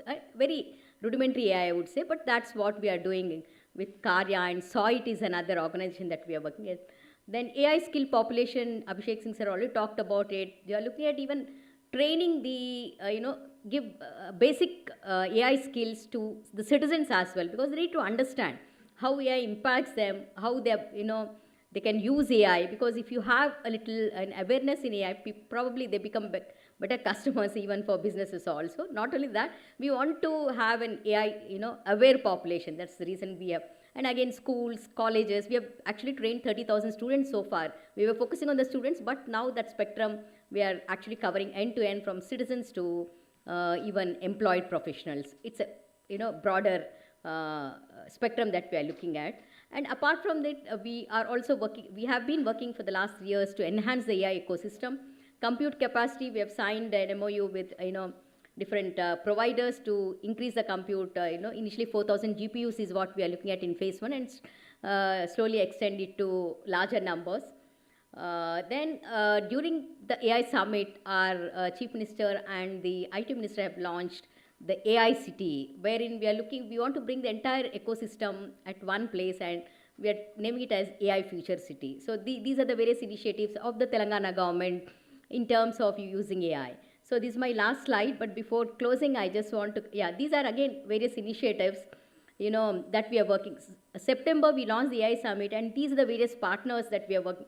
For citizen services, Gen AI, we are going to use. And one last Sarvam AI, what we are looking at, sir also spoke about, large language models. So most of our rural folks, they cannot, I would say, read and write English, right? So we are looking at developing, solutions that they can just use speech, A rural woman in a remote part of Telangana can actually just take a mobile app and say, I need a 2-bedroom house, whatever that service that she wants from the government.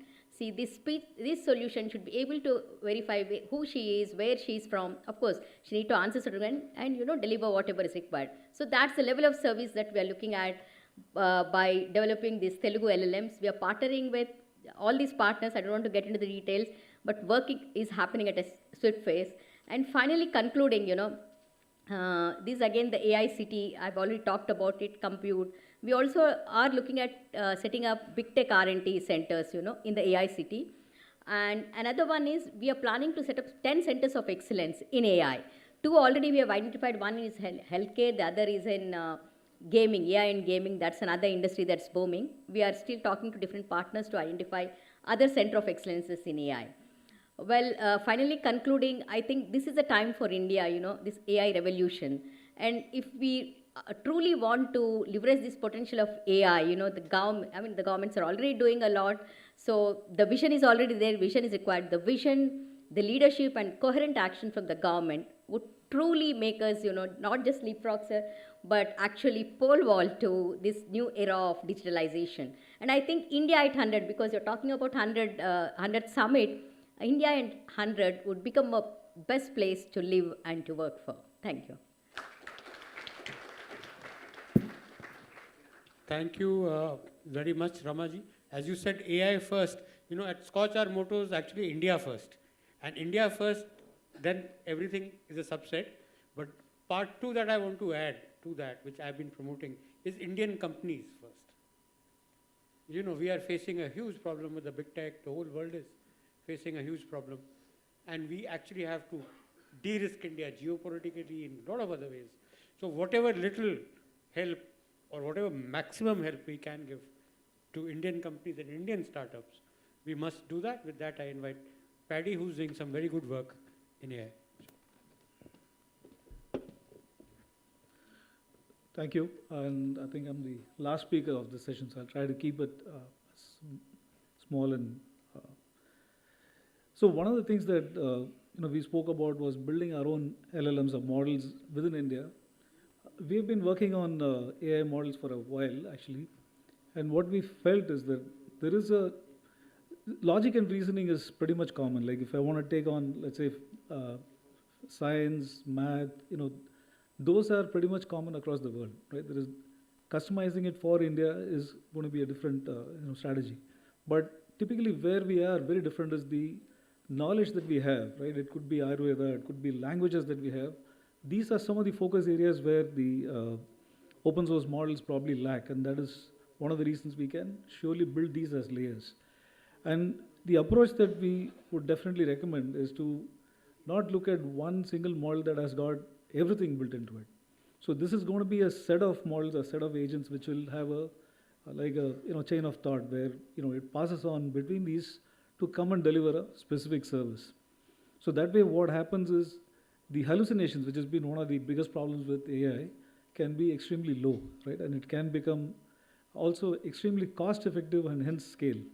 Because one of the problems that we had seen with, I do a lot of consulting with some companies, they did build an application using AI and then to just realize that what they were doing manually was costing them, let's say, 100 rupees per application that they were processing, ended up costing about 300 with AI. because of the way that they had built it and the way it was consuming GPU time in terms of tokens. So this has to be thought through first before you can get on to big scale. And to one of the points he was making, which how do Indian companies fare in this? Because if you look at it traditionally, especially in the software industry, there were products and frameworks built outside of India, and we use them effectively, right? And most of the projects in GitHub, if you go take a deeper look at it, it would be on platforms like Gemini or SageMaker or Microsoft or one of those. Our own tooling and in creating the base infrastructure is pretty limited because it needs a lot of money to be put in, and that development. Again, the people that you would find, even though we have quite a few people who are claiming to be AI engineers, but in reality, is a little different because I still find problems in actually hiring people because the correct kind of talent is hard to come by. Most of them who are available would be familiar with the tools which can be drag drop and build applications of that, but that does not lead to scale. And if you look at especially India, where we have so I was one of the architects for Finacle. I used to work in Infosys long back. That's something which has been running for almost about 30 years now, right? So the scale that comes in has to be engineered upfront. So the enterprise scale or the grade at which India needs this kind of scale, something which has to be thought before getting on to some of these things. One of the very interesting use case that we had done was in medical AI, and that was with one of the hospitals. It's also a university, it's a research place. We realized that the doctors are in real shortage here, right? Especially for, this is a cancer hospital, and the challenge was to get the attention of the oncologists, because this is one disease where everything is codified. There is a ICMR which has laid out certain standards, so if there is a note size and they have a specific classification code, and based on that there is a decision made whether this patient moves into a palliative care or it goes into a treatment, right? And that's a pretty big decision to make. So we tried using AI there in training. Again, the problem is availability of data. If you see the doctor's prescriptions or notes, right, it's pretty limited. They just write in shorthand a few letters, and that's all is available. So when we look forward to training a model which can replicate that doctor and help in becoming a doctor's assist, it was impossible. So we actually had to build a small tool which will capture the voice conversations and annotations and then transcribe it. And one of the challenges there was not the AI model nor the hardware. The problem was the mic, right? Because it's a cost of like 1,000, 2,000 rupees. Unless you have the place wired up properly, people, if you can't listen to it, you can't do anything with the AI. So that is, the edge tool becomes the problem, really. So that is where the crafting of these solutions has to be done very, very carefully. And I could think of AI in three different terms. One is the interaction layer, where the person can use the AI to interact, just like Abhishek Singhji said about somebody can just talk and open an account, or I'm a farmer and I can speak, let's say, Hindi or whatever local language. I could talk to the banking application and complete my transaction. I don't need to use an intermediary now, because by disintermediation, I can get rid of a lot of stuff, right? The second use case for this interaction layer would be, let's say, Madam was talking about the police stations doing certain things. I've been into some cop stations for helping out somebody, and what I realized is when they write something in that FIR, right, it's not something which I can comprehend. I mean, I know pretty much to read, write, and I've been around for a while, but that legalese is very different. So the question is, can I just use AI to explain it to the person in the local language, right? A local language or in a very common way of speaking. So that eliminates the barrier. So we tried to put together a project which we called as Sounds of Silence. And what I mean by that is, all of us sitting here probably are privileged. If we get into any kind of trouble anywhere, we know how to get out of it, right? We have the wherewithal, we can speak, we can fill up forms, we can call somebody, get some things fixed. But a person who's poor and does not have access to much, this is one way AI with especially voice can really democratize, and you can start listening to the problems. Like the place I live in, Bangalore, I could say, if somebody asked me what's the problem, I'd say traffic jams and the road quality. But the person living opposite of my house in a smaller area, his problem would be electricity and mosquito menace and, let's say, water. So it is completely disproportional, right? Because I keep writing it. Let's say I put it on Twitter. I mark somebody. So somebody comes and fills up the potholes because that is of more importance. But then the guy who doesn't have clean drinking water gets denied that benefit.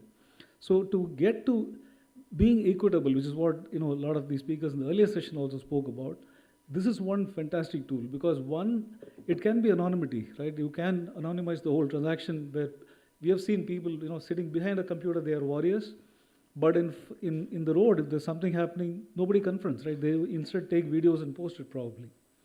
So this brings in that layer of interaction where this can be extremely useful. The second part is the integration layer.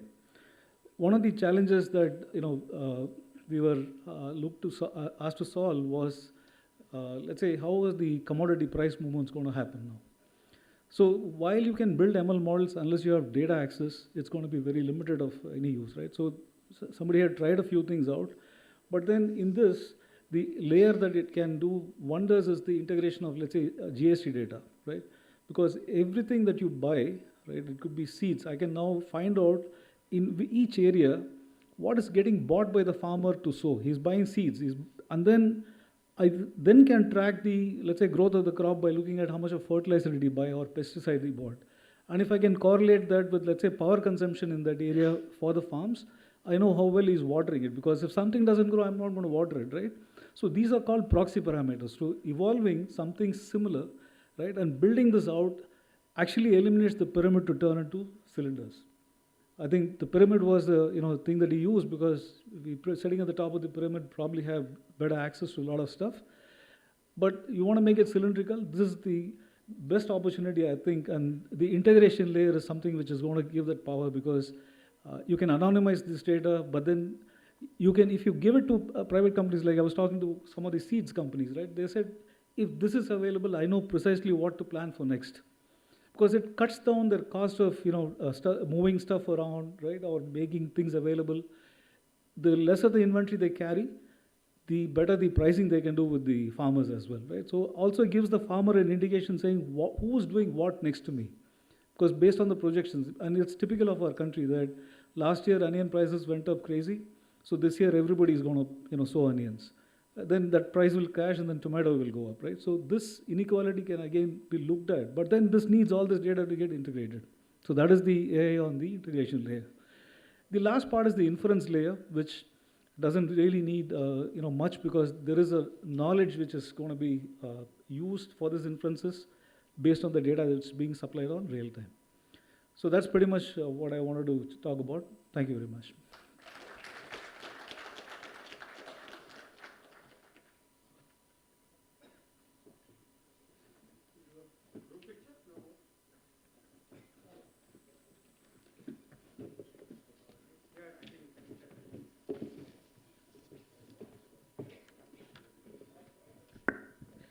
We thank our esteemed panel here for this wonderful session.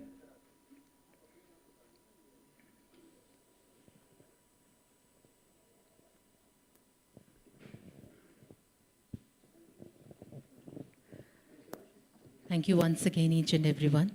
Ladies and gentlemen, after this enriching discussion, finally it's time for our much awaited moment, that is our most prestigious Scotch Awards. We'll take just a few seconds to set the stage, and we shall begin.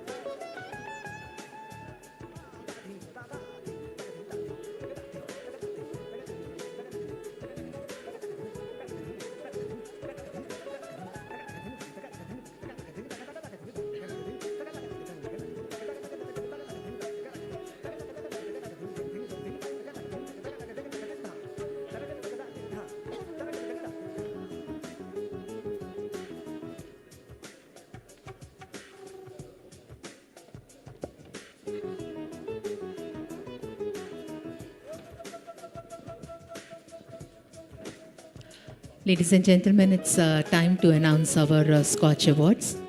SKOCH Awards recognizes exceptional achievements in digital, financial, and social inclusion, governance, and other areas that contribute to the society.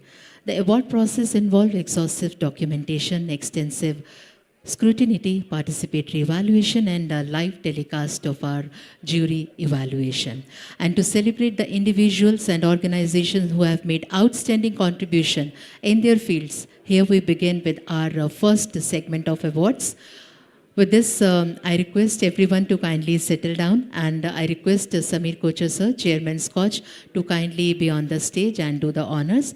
I request Dr. Gursharan Singh Dhanjal, the Vice Chairman SKOCH, to kindly join on the stage to give away the awards.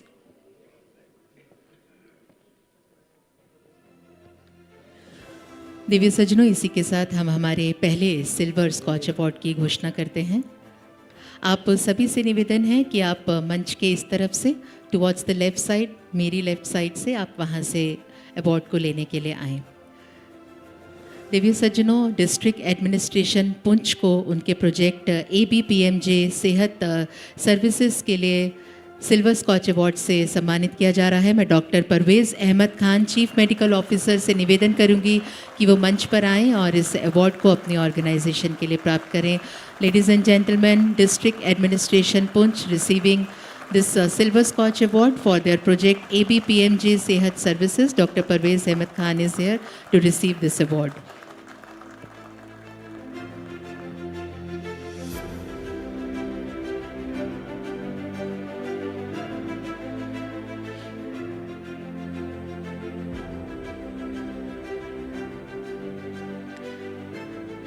और इसी के साथ हम अगले award की घोषणा करते हैं जो डिस्ट्रिक्ट एडमिनिस्ट्रेशन मेहसाना को दिया जा रहा है उनके project Amrit Mehsana startup and innovation mission के लिए. मैं mister M Nagarajan, IAS collector and DM Mehsana से निवेदन करूंगी कि वो मंच पर आएँ. Ladies and gentlemen, this is our Silver Scotch Award for District Administration Mehsana for their project Amrit Mehsana Startup and Innovation Mission.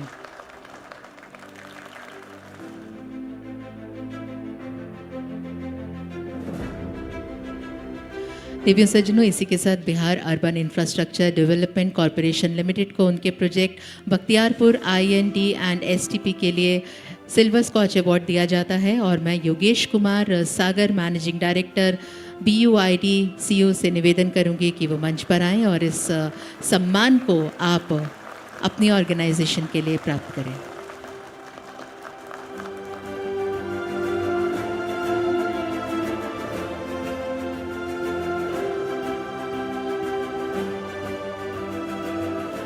Divya सज्जनों, अगला स्कॉच अवार्ड दिया जाता है department of information technology government of Bihar को उनके प्रोजेक्ट बिहार आधार ऑथेंटिफिकेशन फ्रेमवर्क के लिए. मैं मंच पर आमंत्रित करती हूँ mister Prabhat Kumar, senior consultant को, कि वो आएँ और इस अवार्ड को आप प्राप्त करें. Ladies and gentleman, this is for department of information technology government of Bihar for their project Bihar Aadhaar authentication framework.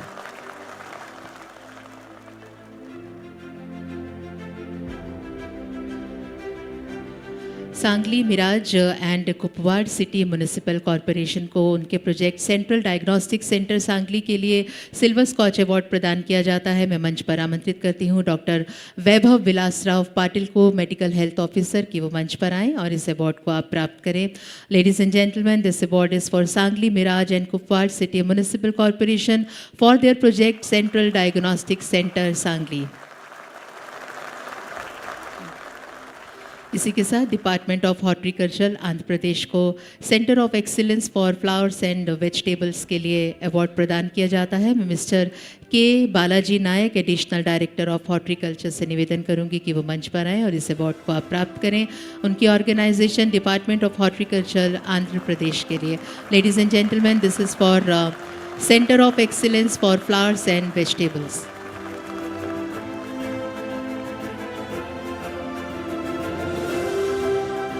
Ladies and gentlemen, let's put our hands together for Uttara Kannada Jilla Panchayat receiving this Silver Scotch Award for Damami Siddhi Community Tourism. And to receive this award, may I please call upon stage Mr. Karim Asadi, Project Director, DRDA, Jila Panchayat, Uttar Kannada, to kindly be on the stage and receive this award. Ladies and gentlemen, Uttara Kannada Zilla Panchayat for Damami Siddhi Community Tourism.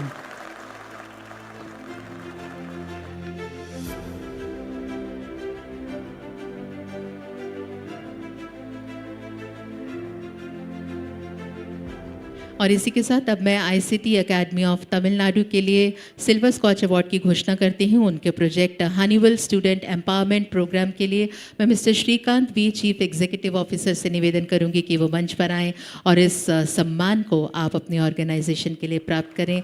Ladies and gentleman, the award is for ICT academy of Tamil Nadu for their project Honeywell student empowerment programme.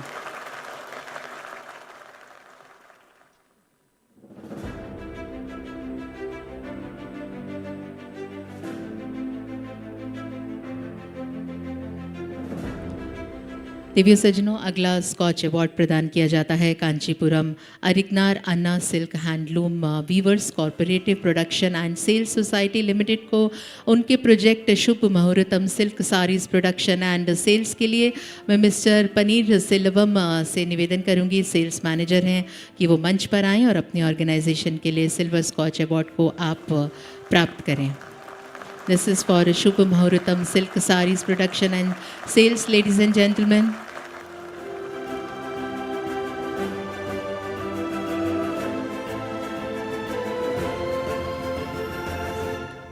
और इसी के साथ Andhra Pradesh state road transport corporation को उनके project unified ticketing solution के लिए award प्रदान किया जाता है। मैं mister Yenikapati Srinivas Rao, deputy chief engineer IT से निवेदन करूंगी कि वो मंच पर आएँ और इस अवार्ड को आपकी ऑर्गेनाइजेशन के लिए आप प्राप्त करें। Andhra Pradesh state road transport corporation for unified ticketing solutions, ladies and gentleman.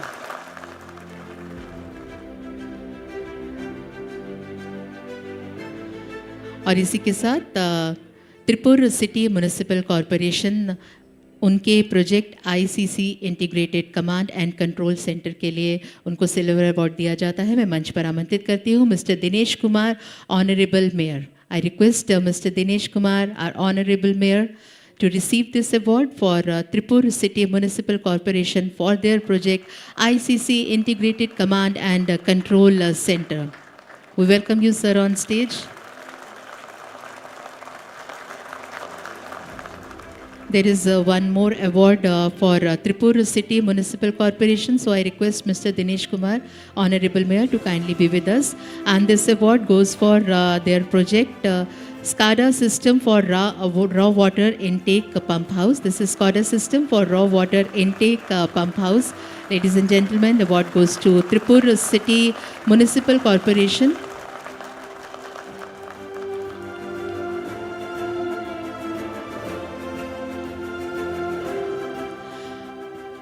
और इसी के साथ बैंक ऑफ बड़ौदा को उनके प्रोजेक्ट डिजिटल कॉन्टैक्ट सेंटर के लिए गोल्ड स्कॉच अवार्ड से सम्मानित किया जा रहा है। मैं मिस्टर प्रभात कुमार शर्मा सीजीएम से निवेदन करूंगी कि वो मंच पर आएँ और इस अवार्ड को आप अपनी ऑर्गेनाइजेशन के लिए ग्रहण करें।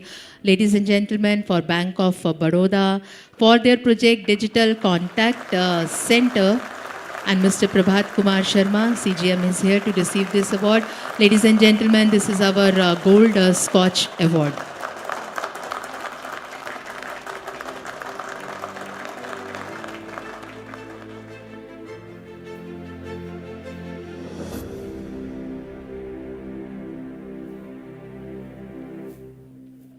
Ladies and gentlemen, here we conclude our first segment of awards.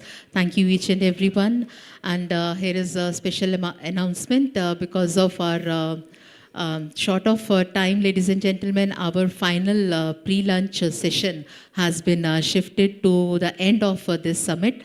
Our apologies for that, and we're really hoping you to stay with us for that. Ladies and gentlemen, here we announce for our lunch break. We invite you to enjoy a delicious lunch that has been thoughtfully prepared for you. I request all of you to kindly proceed for the lunch towards my right side from at the time where you were entering.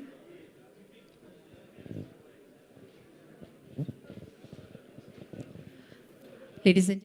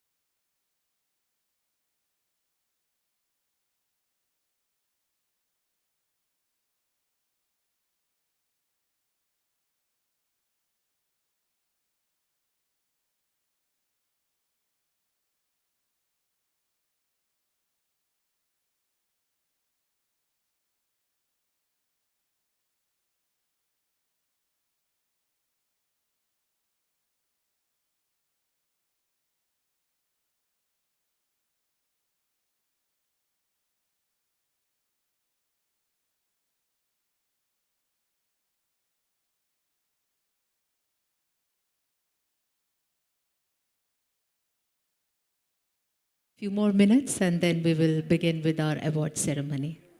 Over to you. Hello, hello, check, hello, hello.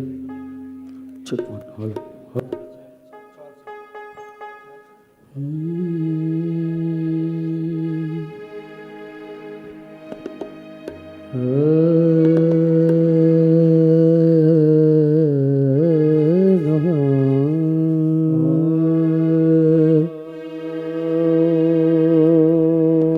अपनी छब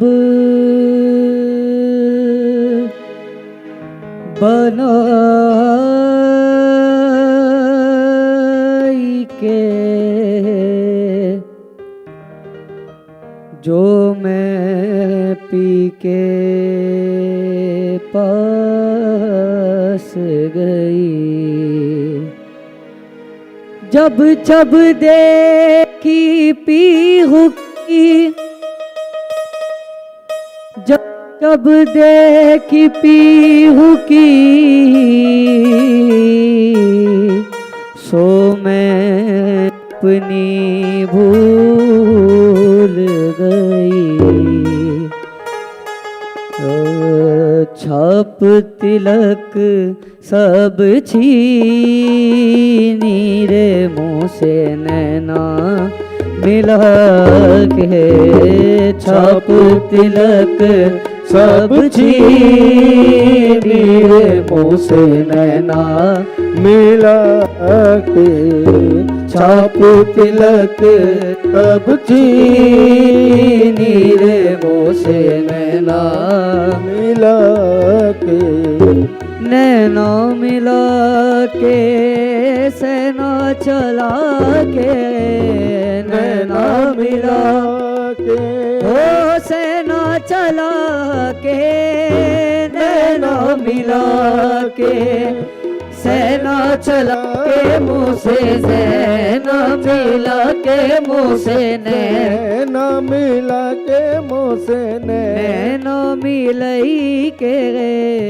बात अगम कह दी नीरे मुँह से नैना मिला के बात अगम कह दी नीरे मुँह से नैना मिला के बात अदम कह दी मेरे मुँह से नैना मिला के बल बल जाऊं मैं तोरे रंग रजवा बल बल जाऊं मैं तोरे रंग रजवा मैं तोरे रंग रजवा मैं तोरे रंग रजवा मैं तोरे रंग रंजवा मैं तोरे रंग रजवा मैं तोरे रजवा बल बल जाऊं मैं तोरे रंग रजवा अपनी सी रंग दी नीरे मुँह से नैना मिला के अपनी सी रंग दी नीरे मुँह से नैना मिला के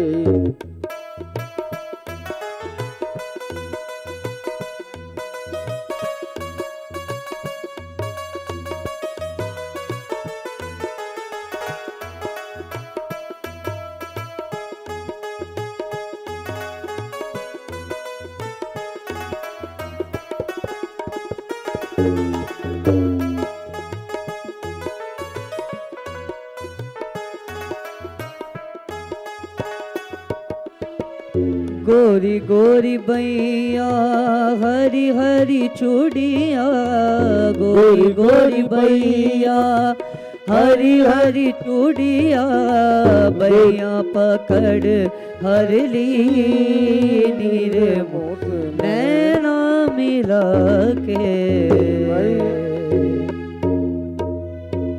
thank you so much thank you thank you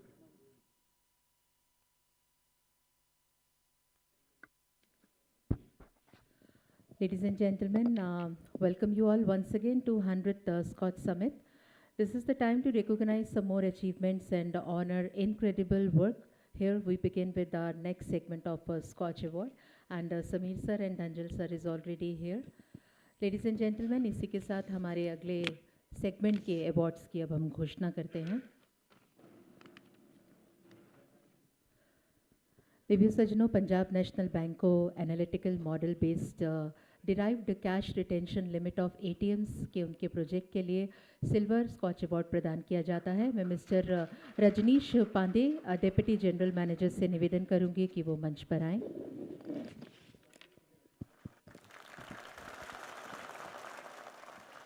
Ladies and gentlemen, this is for Punjab National Bank for their project analytical model based derived cash retention limit of ATMs. और इसी के साथ कैनरा बैंक को एपीआई बैंकिंग के लिए silver scotch award से सम्मानित किया जाता है। मैं mister Loknath Gupta, deputy general manager से निवेदन करूंगी कि वो मंच पर आएं।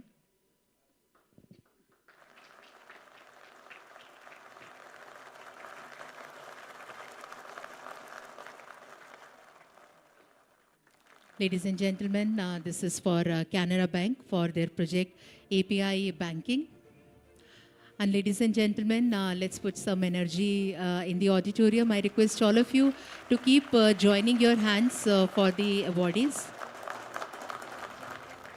और इसी के साथ Kotak Mahindra life insurance company limited को उनके प्रोजेक्ट कस्टमर सर्विस मैनेजमेंट के लिए अब सिल्वर स्कॉच अवार्ड से सम्मानित किया जाता है। मैं miss Supriya Sanga, deputy vice president से निवेदन करूंगी कि वो मंच पर आएं। Miss Supriya Sanga, deputy vice president, Kotak Mahindra life insurance company limited को उनके प्रोजेक्ट कस्टमर सर्विस मैनेजमेंट के लिए इस अवार्ड से सम्मानित किया जा रहा है।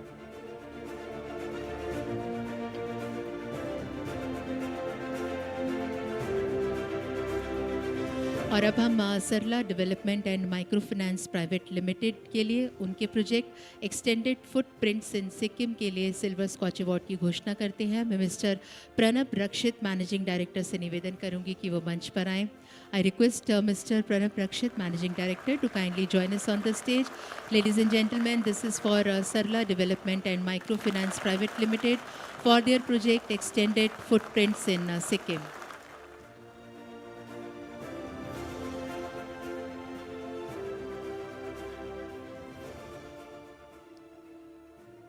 अगला सम्मान दिया जा रहा है द फेडरल बैंक लिमिटेड को उनके प्रोजेक्ट फेडी कन्वर्सेशनल बैंकिंग, और इसके लिए मैं मंच पर आमंत्रित करती हूँ mister Manish Mohan, associate vice president. I request Mr. Manish Mohan, Associate Vice President, to kindly join us on the stage and receive the award for their organization, the Federal Bank Limited, for the project FEDI Conversational Banking.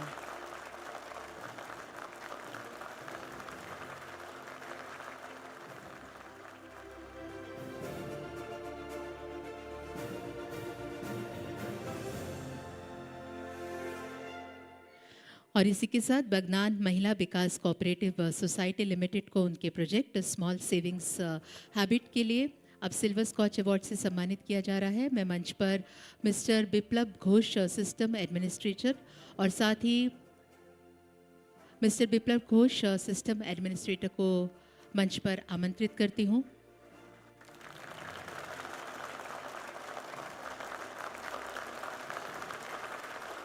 Ladies and gentlemen, this is for Bagnan Mahila Vikas Cooperative Society Limited for their project Small Saving Habit.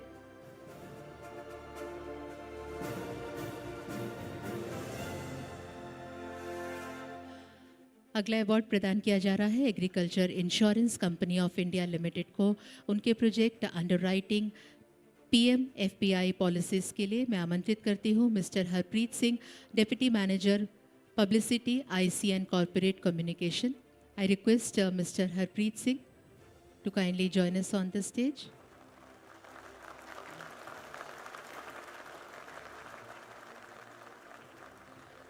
और इसी के साथ अब आमंत्रित कर रहे हैं Telangana Kummari Shali Vahana cooperative societies federation limited को उनके project skill upgradation to pottery artisans के लिए सिल्वर स्कॉच अवार्ड से सम्मानित किया जा रहा है मैं mister K Alok Kumar, CEO most backward classes corporation and ex MD Kumari Shail Vahana federation से निवेदन करूंगी कि वो मंच पर आए। Mister K Alok Kumar, mister K Alok Kumar. अगला सम्मान प्रदान किया जा रहा है डिस्ट्रिक्ट एडमिनिस्ट्रेशन कुल्लू को उनके project integrated rehabilitation centre for female drugs addicts. मैं आमंत्रित करती हूँ मिस्टर शशि पाल नेगी, असिस्टेंट कमिश्नर को, कि वो मंच पर आएँ और हमारे सिल्वर स्कॉच अवार्ड को आप प्राप्त करें। Mister Shashi Pal Negi, assistant commissioner, this is for district administration Kullu for their project integrated rehabilitation centre for female drugs addicts.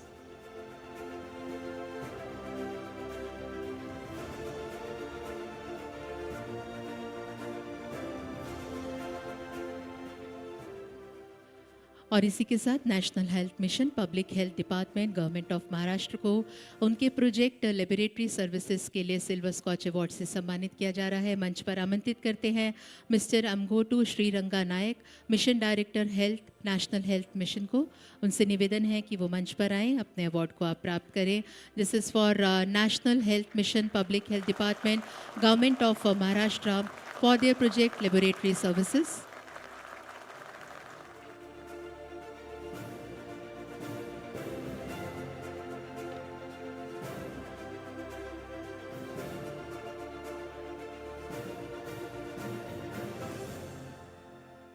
मेरा स्कूल स्मार्ट स्कूल, इस प्रोजेक्ट के लिए देवस डिस्ट्रिक्ट एडमिनिस्ट्रेशन को सिल्वर स्कॉच अवार्ड से सम्मानित किया जा रहा है। मंच पर आमंत्रित करते हैं doctor Rajendra Saxena, principal DIET को, कि आप आएँ और इस अवार्ड को आप प्राप्त करें। This is for Dewas district administration for their project, ladies and gentleman, Mera school smart school.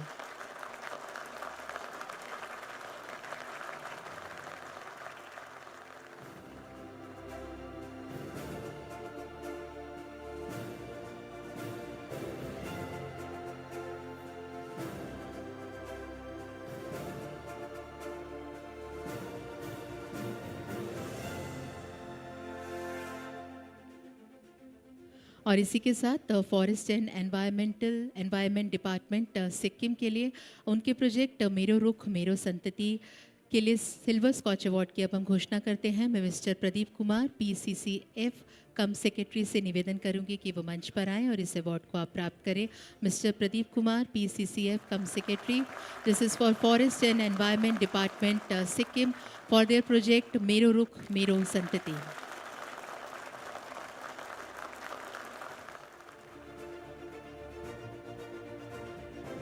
इसी के साथ state express transport corporation Tamil Nadu limited को उनके प्रोजेक्ट नम्मा पायनी के लिए सिल्वर स्कॉच अवार्ड प्रदान किया जाता है। मैं mister R Mohan, managing director से निवेदन करूंगी कि वो मंच पर आएँ। Ladies and gentleman, mister R Mohan, managing director, is here with us.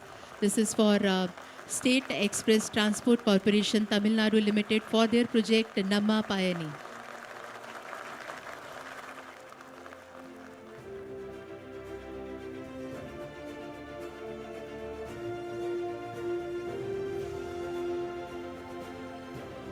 Department of horticulture Andhra Pradesh को उनके project national mission on edible oil palm के लिए सिल्वर स्कॉच अवार्ड प्रदान किया जाता है। मैं mister K Balaji Nayak, additional director of horticulture से निवेदन करूंगी कि वो मंच पर आएँ। I request mister K Balaji Nayak, additional director of horticulture, to kindly join us on the stage and receive the award on behalf of department of horticulture Andhra Pradesh for their project national mission on edible oil palm.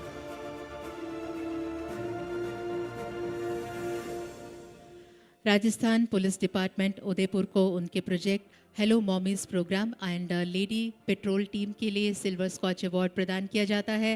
मंच पर आ रही है Mr Chetna Bhati, deputy superintendent of police.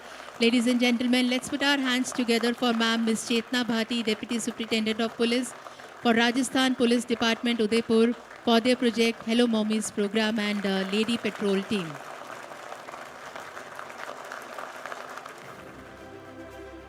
और इसी के साथ Thirubuvanam silk handloom weavers cooperative production and sales society limited को उनके project real zari and pure silk saris production and sale के लिए सिल्वर स्कॉच अवार्ड प्रदान किया जाता है। मंच पर आमंत्रित करते हैं mister K. Giridharan, Joint Director and Administrator को.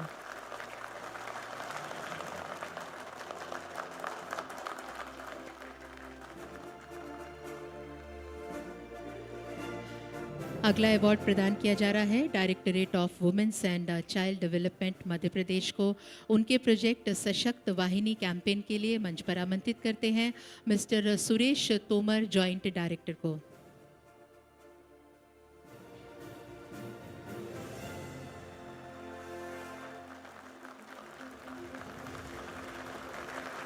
Ladies and gentlemen, Mr. Suresh Tomar is here, Joint Director for Directorate of Women's and Child Development, Madhya Pradesh, for their project Sashakt Vahini campaign.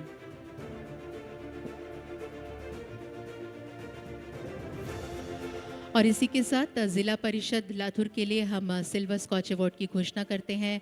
उनके project उमंग autism centre Latur के लिए मंच पर आमंत्रित करती हूँ miss Varsha Thakur Ghuge, collector and district magistrate को. I request Miss Varsha Thakur ji to kindly join us on the stage. Ladies and gentlemen, this is for Zila Parishad Latur. We have Shri Anmol Sagar, IAS CEO Latur, and Dr. Prashant Utage, Siddhi Vinayak Pratishthan Latur, also with us on the stage.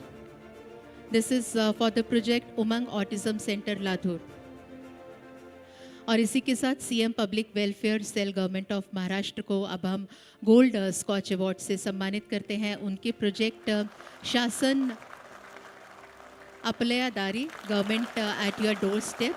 और इसके लिए मैं doctor Amol Shinde, private secretary to honourable CM Meghnath Shinde and additional commissioner Navi Mumbai municipal corporation से निवेदन करूंगी कि वो मंच पर आएँ और इस अवार्ड को आप प्राप्त करें.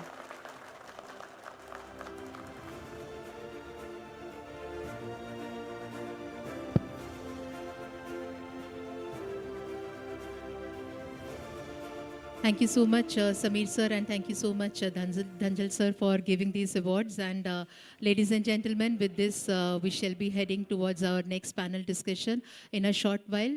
Just a few moments we'll take to set up the stage, and we shall begin. And after our next panel discussion, we will be heading towards the next segment of awards.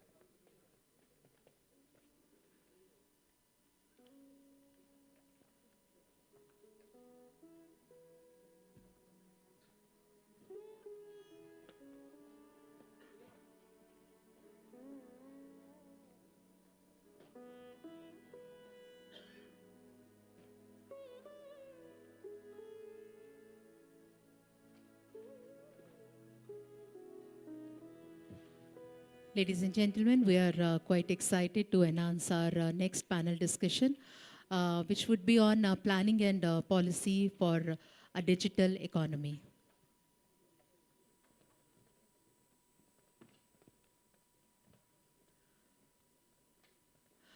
With this, ladies and gentlemen, allow me to introduce our esteemed panelists for this panel discussion. May I please now invite Professor Charan Singh, co-founder, Agro and Distinguished Fellow, Scotch Foundation, to be on the stage. So we welcome you. Thank you so much for joining us today. Ladies and gentlemen, he is a Scotch awardee. His academic contributions include teaching macroeconomics, monetary policies, and global economics at institutions such as IIM Vishakhapatnam and IIM Rohtak. Professor Singh's extensive career encompasses roles such as RBI Chair Professor of Economics at IIM Bangalore, Senior Economics at International Monetary Funds in Washington, D.C., and Research Director at Reserve Bank of India. So we welcome you. Thank you so much for joining us. With this, may I please now invite Mr. Amitabh Nag, CEO, Digital India Bhashini Division, Meti, to kindly join us on the stage. Ladies and gentlemen, let's put our hands together for sir. Ladies and gentlemen, Bhashini aims to bridge linguistic barriers across India by leveraging artificial intelligence and natural language processing technologies. Under his able leadership, Bhashini has developed capabilities such as text-to-text translation in 22 scheduled Indian languages, automated speech recognition, text-to-speech synthesis, and optical character recognition. Sir, we welcome you. With this, may I please now invite Professor Suranjali Tandon, Associate Professor, National Institute of Public Finance and Policy. Ma'am, we welcome you on the stage. Dr. Suranjali Tandon is an Associate Professor at the National Institute of Public Finance and Policy, specializing in direct and international taxation, sustainable finance, financial markets, and climate finance. She has contributed extensively to tax policy research, and her expertise informs policy discussion on taxation and sustainable finance. Ma'am, we welcome you. With this, I also request Dr. Gursharan Singh Dhanjal, Vice Chairman SKOCH, to kindly join the panel as moderator, and also request Sir to begin with his introductory remarks.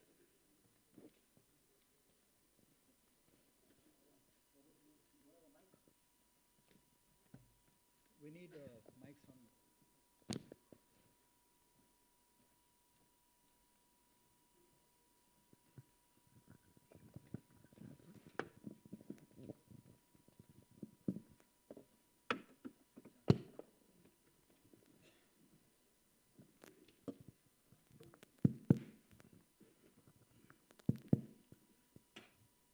Welcome to this post-lunch session. I know it's always a challenge after a sumptuous lunch and a beautiful lunch that was served outside to stay awake. It's also a challenge for the panelists to ensure that what they want to say, you're able to listen, because generally post-lunch sessions, one could be dozing off. At IIM Bangalore, where I was on the RBI chair, I used to tell the students, it's your duty to keep me awake. If I sleep off, you can all have a day off, but it's your duty to keep me awake. So the students would ask me 100 questions in the post-lunch session. So I'm sure you will enjoy this discussion on inclusive growth and digital world. This is absolutely a fantastic topic, something which is extremely important to all of us. You would agree with me, I'm sure, on that. And to discuss this topic, while I am going to be chairing this panel discussion, I'll be making some initial remarks. And then we have a very illustrious set of panelists with me, including Dr. Gursharan, who's the Vice Chair of SKOCH. So let me first formally thank SKOCH for organizing this important 100th SKOCH Summit that shows that how much they have been into policy making and contributing to Indian policy making. And I've known them for now more than 10 years. They're doing this regularly and doing it in different parts of the country. And you have also noticed the way they do their analysis, evaluations, and then they put it on record by awarding people who are doing exceedingly well. I also want to thank SKOCH for not only organizing this important event, but inviting me and my co-panelists to join here. I would like to discuss and begin with the standard familiar concept of financial inclusion that has revolutionized the Indian banking. I will take a minute's time to introduce you to what really financial inclusion was, and I am happy to share that we had been thinking in our country of serving the poor and the unbanked for more than 100 years. Many commercial banks set up in India, including Punjab and Sindh Bank, which I chaired for 5 years, set up in 1908, was with a single objective of ensuring that we are able to reach the unbanked population of our country.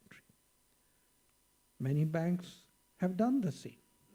The cooperative movement that started in 1903 in our country also followed the same.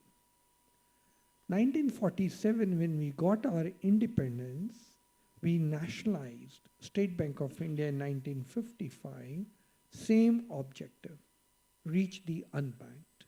We were not able to achieve it significantly. So in 1969, we nationalized our commercial banks, same objective. And in 1980, we did another round of nationalization in which a bank like mine, Punjab and Sindh Bank, was also nationalized. Despite this objective of reaching the unbanked, much could not be achieved. So much so, when I was in the Reserve Bank and undertook a study on financial inclusion, by 2008, that is nearly 28 years after the second round of nationalization of commercial banks, we were surprised to see not even 50% of the Indian population had a bank account. It is in 2014 when the Prime Minister went for financial inclusion on a mission mode, and we know what happened then. 55 crore Indians, you can call them subprime, or you can call them unbanked, joined the fold. How did this revolution take place? Today, we are able to say that at least 97% of the Indian households, somebody has the bank account. How did we achieve this? Through digital revolution, which we all know the Jam Trinity. So the Jan Dhan came in, but most importantly, the phone came in. This digital revolution that happened at such a rapid pace is familiar to all of us.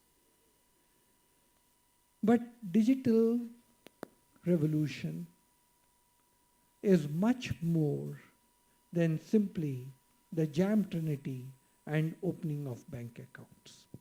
So let me just enumerate a few of them, and then we will go further. Digital India, Make in India, Startup India, all these are a significant part, integral part of the digital economy. National Digital Communication Policy of 2018 further supported this growth by advancing digital infrastructure and expanding broadband access. Today, there are over 65 crore smartphone users in our country, and subscribers are nearly 95 crores. We are a population of about 140 crores. So just imagine where the digital world has taken us and how fast it's expanding. The telecom sector is also evolving with the expansion of 4G and the ongoing rollout of 5G networks. India's digital economy boasts major players like Indian IT giants Infosys, Tata Consultancy, Wipro, and these are alongside US companies such as Microsoft, Oracle, IBM, Google, and Amazon. None of these companies, or I can say in most of these companies, it is the Indian mind which is working, even if they are international, US-based companies. There are various issues involved when we speak about the digital economy. There are issues of regulatory environment. How are we going to look at it? And part of it, I think, is going to be covered by Professor Tandon. There is a digital trade barrier, which we have to think it's a challenge and one has to prepare for it. But digital economy provides unparalleled opportunities. There are cross-sector, cross-country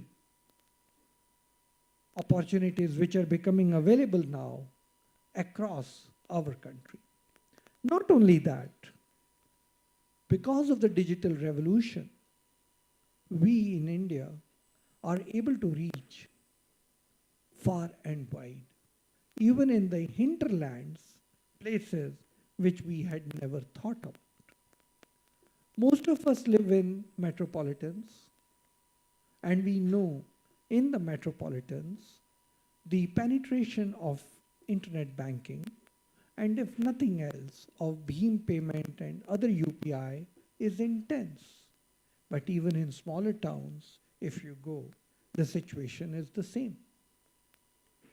To a great extent, and I must share this example with you, when I was at the IIM Bangalore as RBI chair professor in Karnataka, a study had been conducted blaming the smartphone for children who are not concentrating on their studies and also indulging in antisocial activities. Just 3 days back, I was in a university in Hisar, and the faculty over there was telling me exactly the same thing. Sir, in our class, students are indulging in too much of online gaming, and their concentration from academics is not there. There are pitfalls of these digital footprints. On one hand, you find the poorest of the poor, even on a small thela, availing mudra loan or not even availing mudra loan, small amount of loans, are able to conduct their business through UPI payment and are excited about it. I'm sure you would have witnessed going in a Ola car or Uber car, the driver will tell you, I don't need cash, I don't have the change to give you. Here is my, please focus on this and make me the payment. It's so exciting to see in a country like ours, people who cannot speak in English, who cannot communicate, but when it comes to internet banking or UPI, they're absolutely aware of it and they're taking the advantage of it. And that is so exciting for a policymaker. So, the digital economy is making progress. We have seen its application in front of our eyes roll out in 10 years. E-commerce is something which we are all familiar with. Most of the books that me and you buy are through Amazon, as well as we know how through Swiggy we can order anything, anytime, or within 10 minutes, even before we blink, the parcel is with us. Within our country, there are places and states like Telangana, Karnataka, Maharashtra, Gujarat, even Haryana, where digital footprints are becoming very, very strong. And this is something to be really proud of. Along with this digital progress that is taking place, there is a worry of data protection and privacy.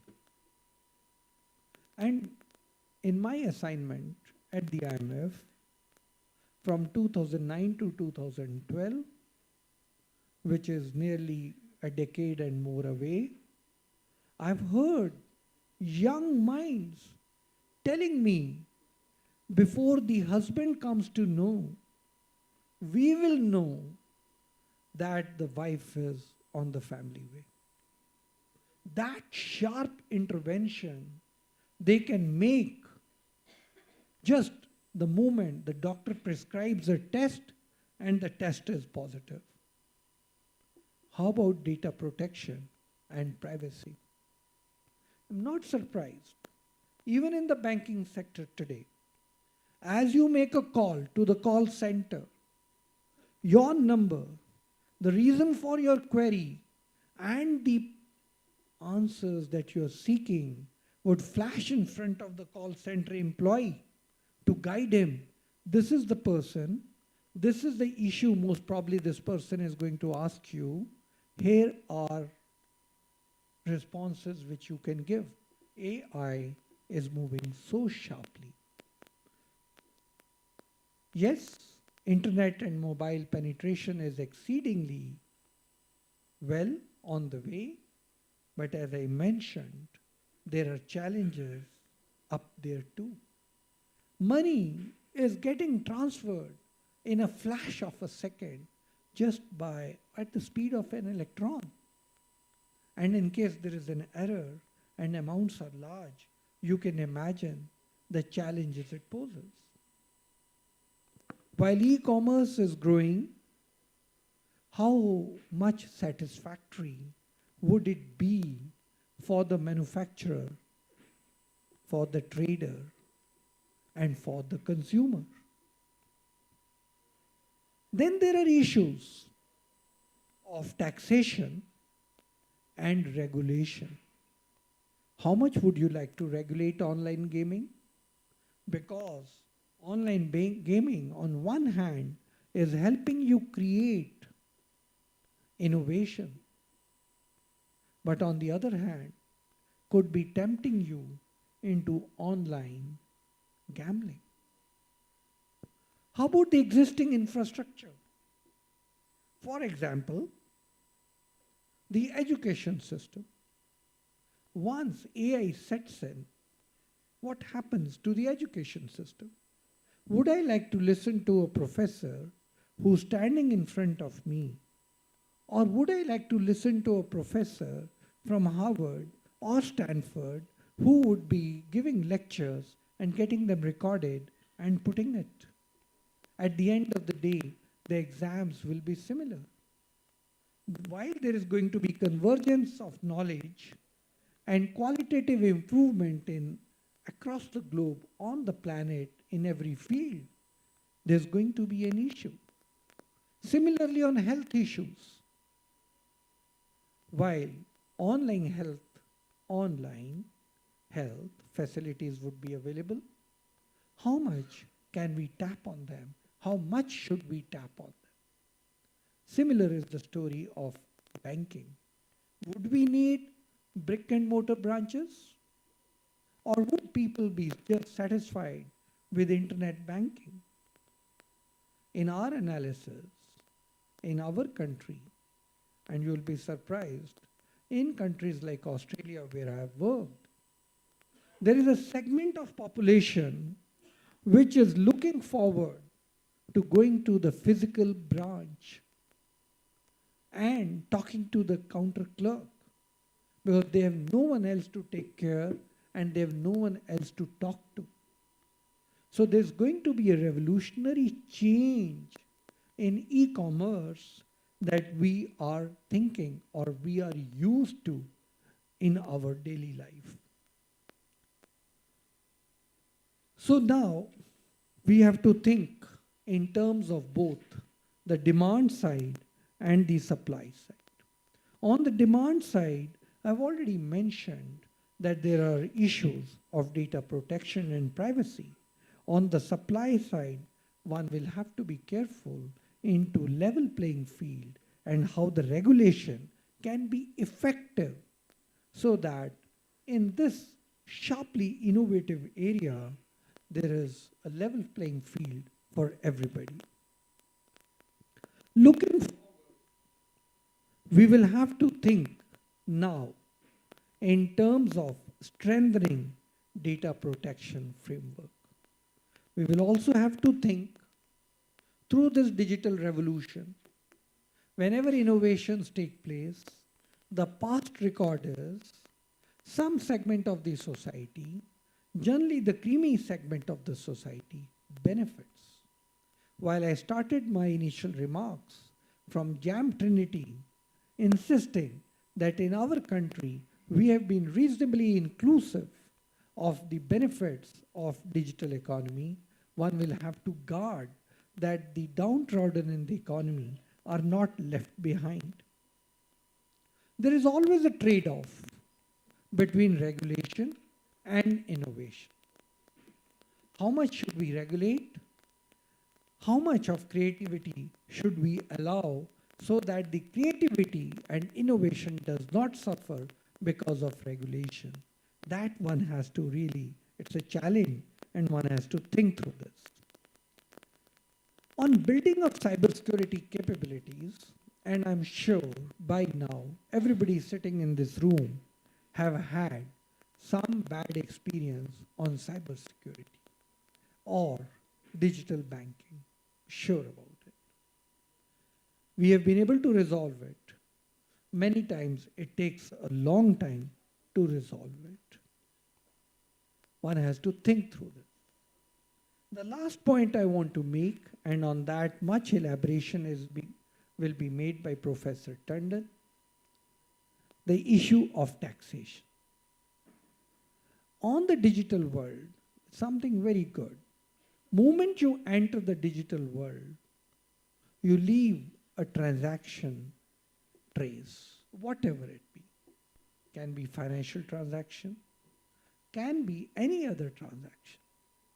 There is a trace available for the investigating agencies and the evaluative agencies to know who is doing what in our country. That is very useful too, and that can be very detrimental too. If it's going to leave a trace, it can be detrimental to commerce also. Who is selling me the product? Do I want to buy the product from this shop or from this person? It can be discriminatory. So one will have to really think through the revolution, the digital revolution where we are. And one will have to think through about the role of artificial intelligence that we will permit it to play in our private life and in our country. Let me conclude by sharing my interaction with Michael Spence, the Nobel laureate, and one who's pioneering the application of AI across the world. When I spoke to Michael Spence about its application to India,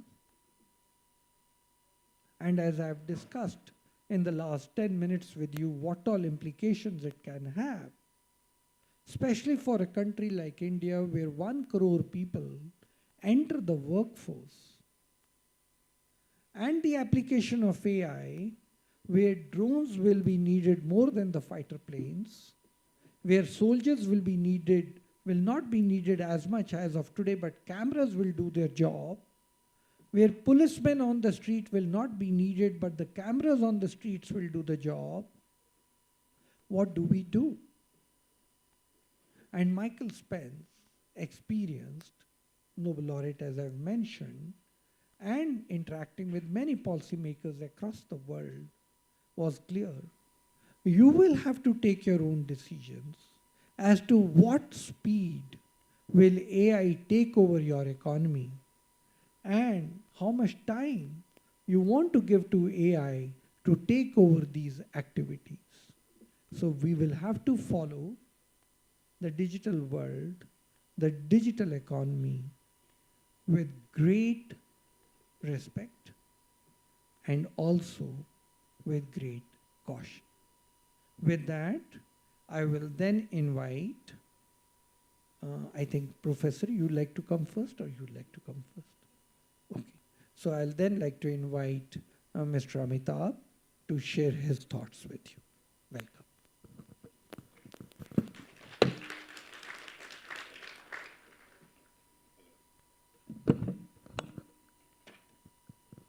Hello. Yep. Thank you, Professor Singh, and thank you, SKOCH, for inviting me here, and especially on the 100th SKOCH Summit, because it's a milestone anyways for anybody. The 100th one is a milestone. When we talk about inclusivity and growth, of course, growth comes with people being inclusive and contributing. We are looking at India at the cusp of 3 major divides, as we talked about. The 4th one, of course, the financial divide, which Professor talked about just now.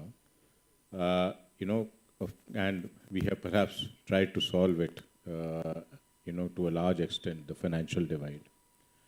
The rest of the 3 divides are difficult, and is also covering the last mile and is having an impact on whatever we do. So the first one, which it happens to be, is digital divide, where people are living on the other side of digital divide, and they are not computer savvy, or they are not able to actually use the computers, although mobile phone and smartphone have solved a lot of problems there. Then we have the other side of literacy divide, where there is still a section of people who do not, read and write. They only speak to communicate, and that is other side of literacy divide. And the third one is language divide, which is people are speaking different languages, and in a city where we live in, perhaps that divide is not so vibrant, but if you go to the hinterlands 100 kilometers or 200 kilometers from here, we would see a stark difference there in terms of way we are able to communicate with people, because the languages are different. And in India, we have approximately 1,000 plus languages, so as to say, and 100 plus are spoken by 100,000 plus people. Our constitution actually recognizes this multilinguality and placed 22 scheduled languages. 22 are the scheduled languages which are in the constitution. Even though they are there are on the spoken variants which are there with respect to the dialects and other things. So, this is a problem or the issue which we have for a long time as far as language divide is concerned. And, towards that, National Language Translation Mission was launched in 2021 by Honorable Finance Minister in the Parliament. And we started conceptualizing what is today called as Bhashini. Bhashini is Bhasha Interface for India, and it looks at creating artificial intelligence models to solve the 5 basic problems. First problem is that computer should be in a position to recognize what you're speaking, that is automatic speech recognition. And at the first step, we are talking about 22 languages. The second part of the thing is, if a system has already encoded things in 22 languages, it should be in a position to translate into 22 languages bidirectionally in end-to-end mode. So that is called machine translation or text-to-text translation. Machine translation would be a technical term. Text-to-text translation is what functionally it will be called as. The third thing is that computer should be in a position to speak out whatever is encoded in the machine. So that is encoded in a machine in one language, so you should be in a position to do a speech conversion of that is text-to-speech. So you have automatic speech recognition, you have text-to-text, then you have text-to-speech. And then we have printed a lot of material for a long time, that is, which is in the printed form. When it's scanned, it gives you a outcome as pictures. So, you need to convert that to text so that it can be processed. So that is optical character recognition. And then you have a digital vocabulary of the country which is not there outside, which is, named entity recognition. So though the vocabulary might be there in, your, when you are communicating over voice or text, that still does not feature in the digital form. So that is digital vocabulary or named entity recognition. So that particular word is known in all the languages in similar or a translated form. Those are the 5 problems we started to solve, and we almost created about 300 plus models. We have a corpora of data creation of 24 crore plus parallel sentences so that we are able to train these AI models. Happy to say that we are on the track in terms of the conversion models are concerned on all the areas excepting few areas of text-to-speech, which we are, doing it. So these are the 5 problems which we solved. And how did we solve it? At that point of time when the mission started, artificial intelligence was still in labs, so we collaborated with about 70 odd research institutes and asked them to form about 8 consortiums, and each of the consortium were given a problem statement, and those problem statements were created, the models were created and passed on. Then the question was, how do these models render as a service? So there is a API platform which is created, which is called National Hub for Language Technology, which renders this as a service. The AI models are converted into services through APIs, and it is rendered as a service. And this is the National Hub of Language Technology, or NHLT as it is called, is hosting these 300 plus models as service IDs on its platform. And today this NHLT actually has approximately 300 customers, and the system is inferenced about 6 million times a day, 60 lakhs times a day is the inferencing for various services, automatic speech recognition, text to text, text to speech, and other things. The one more issue which we realized when we were wanting to develop these AI models was that only 6 to 7 languages had enough data which was available in the system, digital data, so that we can train the AI model. So the digital data which was available in 6 to 7 languages. Rest of the data was created from the field in a unique exercise which was carried out in the country. So what we did was that we went to the field with handheld on the with the picture on the mobile, and that mobile actually, we asked the people to speak about it. When they spoke about it, we captured that, and the automatic speech as well as text was captured as a parallel corpus. Having done this particular activity, we are now in a position to service, as I said, 300 customers across 6 million times inferenced a day. The crux of this particular thing is that when we are looking at this term, what are we looking at? Because there are parallel initiatives by various private organizations and multinational corporations also happening. So the mission was announced with the intent, and the initiative was carried forward with 5 basic things, and that is the objective of this program. First is that no language should be left behind. So that is first part of the activity, which is we captured 22. And when we captured 22 and announced that we are going to do it for 22, others came back and said that I will do it for 100, which is a good thing for the country, and we would like market forces to move forward. Second thing is that although it is an AI system, we are going in for 100% accuracy in the system, and this is a function of how much data we collect and how much training we give to the models. So that's an ongoing journey which we are right now taking. Third part of the thing which is there is voice first. And the voice first activity, which Mr. Abhishek Singh also talked about, is a strategy which we have moved forward. Because with voice first, we are, not only transcending the language divide, we are also bridging the digital divide, and we are also bridging the literacy divide, the 3 divides which I talked about. Because now you can communicate with voice to get the things done through the machine.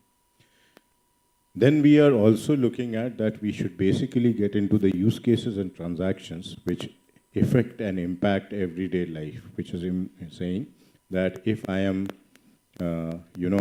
looking at what is that, if I'm reading a book in my language, I should be able to apply the scholarship in my language only. I should not be moving on to English. The idea is if you want to learn English, you learn.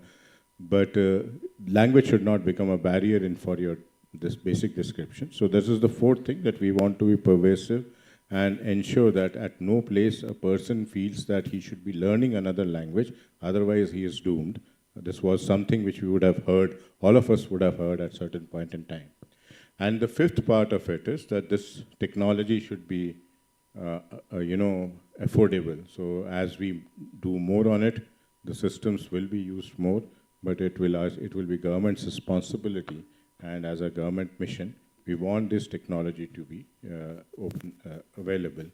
And another part where we are actually trying to work on safe and trusted mode is that we ensure that these models which are there are open source. The data sets on which the model is trained is open sourced, so that there is a social audit possible, and we do the first smallest step for safe and trusted AI part of the activity. So this language being the largest use case of AI, and this happens to be one system which is being used currently and is constantly evolving and developing. I stop at this. In the next round, I would perhaps give you some examples of use cases, how we are working on transcending the language divide, digital divide, literacy divide, how we are in a position to increase the productivity. Thank you so much, giving us all the details about how this Bhashni is going to work. I totally agree with you. It's a very ambitious project, and the way you mentioned it in the 5 dimensions, extremely useful for us. Many of us who've been into the system for a long time have seen translations taking place. Sometimes the literally translations used to be playing havoc. I've done it in the Reserve Bank while translating our statutory reports, done it when messages as SMS have to go from commercial banks to its customers. But now through the Bhashni and the way you've mentioned it is so good, reassuring that we are technologically on a very sound footing. With that, let me move on to Professor Tandon now. She is going to be speaking to us on taxation and aspects of regulation. Professor Tandon. Thank you. Thank you, Professor Singh, for giving landscape of the digital economy, and Mr. Nag for sort of laying out a very specific example on how digitalization can help and facilitate change. And I'm going to sort of circle back and step back a little bit, talk to all of you about what the digitalization process actually means, right? So we take it for granted. We all hold our phones in our hand. And we sort of don't process what's happening on the backside, or maybe we think about it, but not so deeply about what could be the connect, or what we're doing with our handheld devices or with our technology. What could the implication be on equity, on inclusive growth? What are the connections, right? So I'm just going to sort of connect the dots and then say, why are we seeing these regulatory challenges, and what is it that we should expect to see over the next 1 or 2 years in terms of changes in the regulatory landscape? So of course, all of us are users, avid users of social media. We post so many things every single day. All of this lands up in some kind of cyberspace, and it gets backed up somewhere, right? We don't know who's taking this information, where is our information really sitting finally, and who's processing it to tell us what we should buy next. And this is a very seemingly convoluted process which is distributed across the world. Many of you may have heard over the last few years that there are companies like Google, Amazon that are paying very low taxes. So I remember way back in 2016, 2017, the effective tax rate globally was about 2% for some of these large tech companies. And that actually got everyone angered that, you have budget deficits, you have countries struggling for money, but at the same time, these corporations, these large corporations, which almost are semi-government, they work at such a large scale, are not paying enough money as taxes. And that is the issue of inclusion while growth. And that is when civil society and media started asking questions on what do you do with these companies. Well, we still don't very well know what happens once we post something and where we make a call, where is this data located. But if you look at some of the cases, there's a very interesting detailing that companies like Google will give. For example, if you are in India, you're using it, some of it will go to Ireland for processing. This is very crudely speaking. It could be more complicated than this. There are these models that have been developed. So for example, if you like to look at blue shoes, you're going to see some more of them in the advertisements because they've figured it out that this is something you'd like to purchase. This is something you're thinking about. And so this information gets processed and sent back to you. And what happens? At some point, you feel the urge to buy what you were thinking about, and that becomes money for another company. So it's a whole set of transactions that are taking place across the world, and it's generating profits at different stages. So for example, we all like to purchase products from Amazon, which are on deep discount. Do we ever ask, where is the profit really landing on helping you buy these products?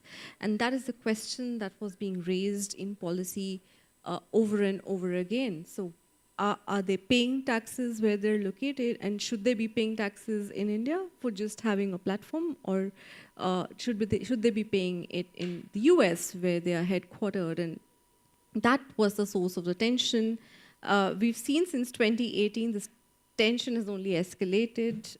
We have seen at global level, even the United States Treasury talking about we will find a fair way to tax the companies, but where are we in 2024? We're still very far away from an agreed solution. So India has, in the past, tried to tackle this problem to say, well, if you have operations here, if you're saying you have sales, then you might as well pay up a fraction of that as taxes in India. And of course, companies do not like to pay double the amount of tax. So some of these profits that they generate here were repatriated back to the headquarter countries. India sort of charged its tax, which was not being discounted for in the countries where the profit was repatriated. And then what did you have? You had this nice little interesting trade tension emerge. So the US said, I'll put retaliatory tariffs in response to these taxes. And that leads us to, should there be a global solution, which we're sitting far away from right now. But in the next 1 year, what we would see is that many countries will begin to align their processes on how to tax these companies. And that would mean a shift. That would mean a shift in terms of compliance. It would mean a shift in terms of even tax collections. And while this is an extremely boring topic on tax, right? But it relates to all of us, because today, if large companies pay lower taxes, it means at some point individuals will have to pay higher taxes. And we've always heard the grievance of individuals who are non-business income earners tend to pay more taxes than everybody else. This is sort of setting everything on the even ground. I think what has been more interesting as well in how we operate, how we deal or interact with the world, is that all of us are now also financially transacting on digital platforms, and this has been spoken about by Professor Singh. You have different kinds of modes now to transact, but I think what has been a very interesting development, which is beyond us in understanding, is also the crypto space. So we've all heard about, crypto assets, especially after the Russia-Ukraine war. We saw that there was some propensity to buy these because these are opaque. Many of us ask questions on what is the value of a cryptocurrency, right? So what is it based on? And of course, a cryptocurrency could be different from a crypto asset. And it's led to the questions of transparency. So I think the other regulatory landscape to watch out for is that governments, at least in the G20, are super interested in knowing what is, what is the source of the money going into these assets or into these currencies, and where are they flowing, because they could essentially support illegal transactions. They could allow individuals to move incomes or assets across countries without being absolutely transparent about the whole transaction. So I think two big things related to the digital economy, which again speak to, as I mentioned earlier, which is on inclusivity, is whether we can tax companies appropriately, and the second one, of course, is on can we make sure that everyone's being transparent about the transactions. And I think when we're talking about inclusivity and growth, and this is again may not be a regulatory issue now or immediately, but I think is for everyone to think about, is that the way of employment is changing, right? So many people ask the question of, will you have as many jobs if this were to fasten? So many of you have heard the ChatGPT has taken off. A lot of us go to ChatGPT to get some of our answers, and sometimes these can be sophisticated answers. And so the question is, will we need the same nature of employees? Will the number of employees remain the same across organizations, across sectors? And it can be quite disruptive, right? Because it raises back the question of inclusivity, which is, will you be able to employ your labor force as you do today?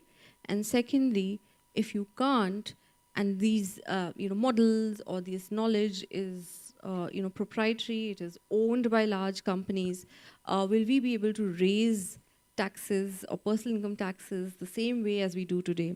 So I think all of these issues come together, and I think this is something to ponder about, and I think the policymakers are already addressing some of these issues.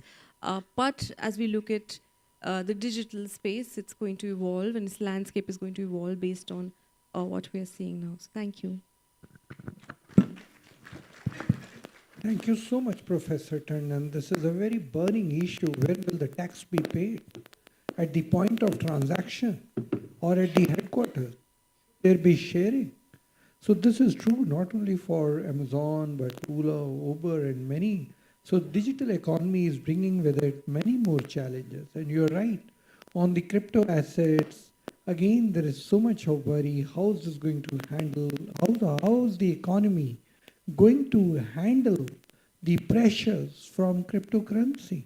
And to match this cryptocurrency to, and I think this was probably not the right way, but the whole world moved into central bank digital currency. And I used to constantly ask a question, how's the central bank digital currency change the course of action given that we have BHIM, UPI, we have internet banking?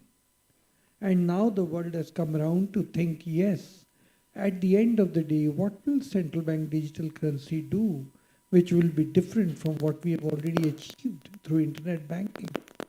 So I agree with you. In the digital banking, while innovations are taking place and there's a free flow of thoughts and innovation, creativity at play, one has to be very careful with many of these assets. And will cryptocurrency or crypto assets lead to financial inclusion, or will it create another problem for the financial authority which is regulating the economy? So really good issues that you brought up. Thank you so much. And let's move on to Dr. Gurcharan. He is now going to give us the other side of the discussion that we have had so far. Well, thank you very much. In fact, you really set the tone, but thanks for allowing me to barge into this panel. I was not scheduled to have been here. From whatever I've gathered and what we understand, I think these two terms of digital economy and digitalization are kind of overlapping. Wind the clock back. So if we say e-governance started with NEGP in the country, what did it do? It only converted the manual processes into digital processes. It brought in automation. So nothing beyond that has happened, which is what you have experienced, and we also see till date, that if an application was to be moved in paper, now it is moved sitting at the comfort of your house online. If we go to e-Tal, which is capturing all the transactions that are happening, so this is only counting how many people avail the services. So if people are availing the services, definitely it has brought in speed, it has brought in transparency, it has also taken the discretion out of the system. So if we say that that is part of the digital economy, to that extent we can in simple terms, add that with the speed of delivery, there is more revenue coming into the system. There are no delays, so more and more people are availing it. So if the exchequer was earning 10 rupees, the exchequer is earning 1,000 rupees today. So is that digital economy? I don't think so. The second thing is that what is it that we talk in terms of, she brought in the perspective of taxation. Now, when we say that today we are connected world, we have the Microsofts and the Oracles and all those companies operating in this country. What value have they added actually to India? That's a big question. Apart from creating jobs. Now, those jobs also keep on being slashed time and again over a period of time. Now, that again, when we say taxation, of course, that tax is paid to the government. Now, the part of the story you already have heard. So, that is bringing revenue to the government of India. So, is that digital economy? 2 years ago, all of us heard that India's digital economy is $1 trillion, and out of $5 trillion, which is what India is going to be, that was in the year 2019, 1 trillion is going to be digital, the rest is going to be the other stuff. Today, nobody is talking about how much the digital economy will actually be. So the question is, how do we measure and what do we measure? Where is this digital economy? Two things which come to my mind is that it is to do with the innovation. So what Bhashini is doing, this is a shining example of something that never existed and is being brought into the picture to give a push for India to move from India 1.0 to 2.0. That is part one. Second is intelligent modeling. That is something which again adds to the digital economy. Now, when we say that India lost out on semiconductor in the fab, while in the wake of COVID, that's when we realize that we need to build these capacities within the country so that we have the indigenous development, indigenous processes, people getting employment, jobs are being generated, and it's filling up the vacuum of something for which Indian auto and ancillary industries were dependent forever on the Chinese and the Koreans.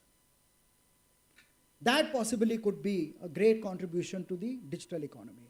So again, the question remains, what is digital economy and what should we measure? Are we measuring the quantum output or are we measuring the input? For instance, I'll give you an example. If today we talk in terms of chat, GPT, AI, so on and so forth, what is it doing? It is bringing in further innovation into the existing applications. It is automating the process, not the workflow. People feel that it is going to lead to loss of jobs. Everyone knows, advent of computers, nobody lost their jobs. Rather, it created larger number of opportunities. Similar is going to happen with AI. But this is not the AI that we are talking about. It has to be intelligent modeling, it has to be based on innovation. For instance, geo platforms, they have developed number of applications which are filling up the vacuum. They have been working on those applications for more than 3 to 4 years now. If it was an application which would sit on Zoom, it would have become commercial from tomorrow onwards. But since it is working on creating those solutions which actually add value to the businesses, that is something which is a great contribution to Digital India. Mr. Kocha was talking about in the morning on ESG. When we started studying ESG, environmental, social, and governance, world over, and even in India, everyone knows what they are doing in the name of environment, in the name of social and governance. Very little understanding, but some bits and pieces, it's already there. Most important part of the environment is digital. Why? Because it is leading to a huge amount of savings. It is also saving on carbon. It is also accelerating the internal as well as external processes. So we call it digital transformation. So our research showed that in ESG, an important element to be added is the digital transformation, not the digital economy yet. So all that we have been talking, all we have been trying to understand, we still are grappling with the main question, what is digital economy and how should we measure it? I do not have the answer. Professor Singh. Dr. Gursharan, you're very right. Actually, what is digital economy? Is it the people who are engaged in digital activities? Or is it the revolution that is taking place and having an impact on each one of us? What is it? So as economists and as statisticians, there is no consensus as such on how do you define digital economy. But if you look at the OECD definition of what is digital economy, they will give you various versions of it. And the indication that I've just given to you, or a summary that I've just shared with you. So it's something which is in process, and very soon the economists and the statisticians will have to put their heads down, and you know that all these national income statistics that we speak about is actually decided in the United Nations. How will we define it? And then it will be uniformly applied across the planet. As of now, the digital economy term and the statistics and the component of the economy that is digital has yet not been decided. But the closest that I can come to the question that you have raised is the OECD definition of digital economy, which I have summarized at the beginning for you. I totally agree with you. Will there be job displacement, or will there be job reorientation? In case there's going to be job reorientation, then we have to be ready with skilling that should be able to absorb displaced people from one sector to the other. That's also a Herculean task in a country which has 100 languages, which has different topographies, and which have different contributors to GDP.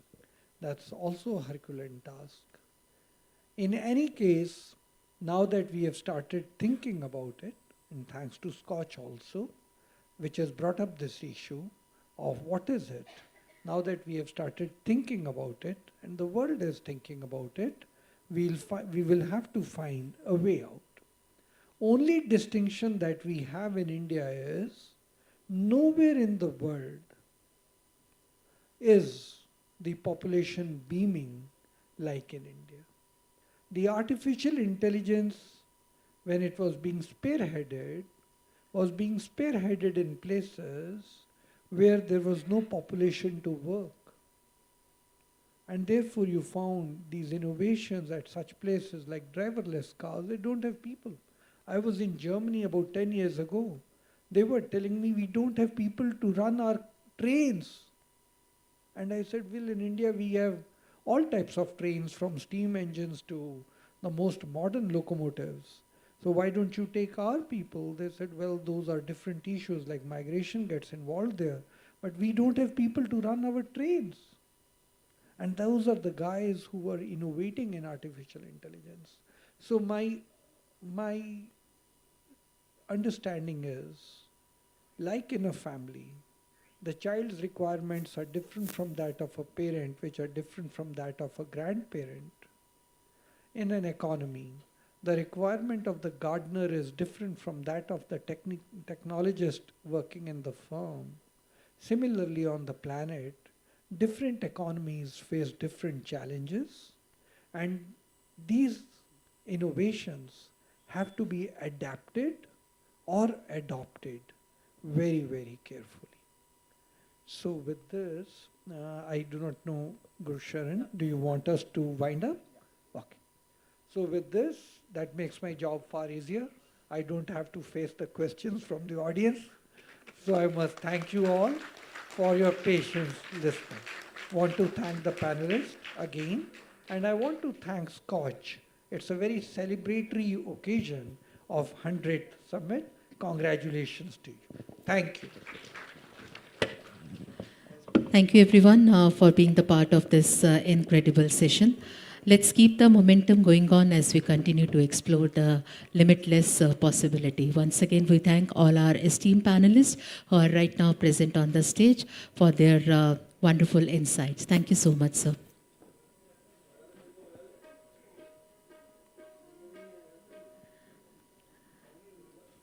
Ladies and gentlemen, with this, we shall be heading towards our next segment of awards. We take a few seconds to set up the stage and then we shall begin.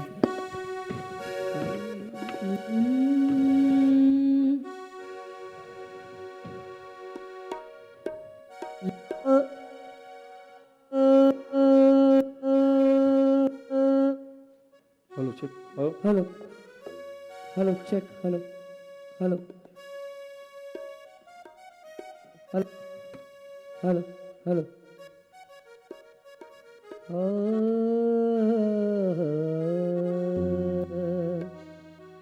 लाली मोरे लाल की सोजत देखूत लाल लाली वह खण में गई सो मैं भी हो गई लाल लाल मोरी पत रखियो बला झूले लाल ने लाल मोरी पत रखियो बला झूले लाल ने सिंगड़ी दा सेवड़ दा सकी शाबाज कलंदर दमादम मस्त कलंदर दमादम मस्त कलंदर ओ लाल मेरी ओ लाल मेरी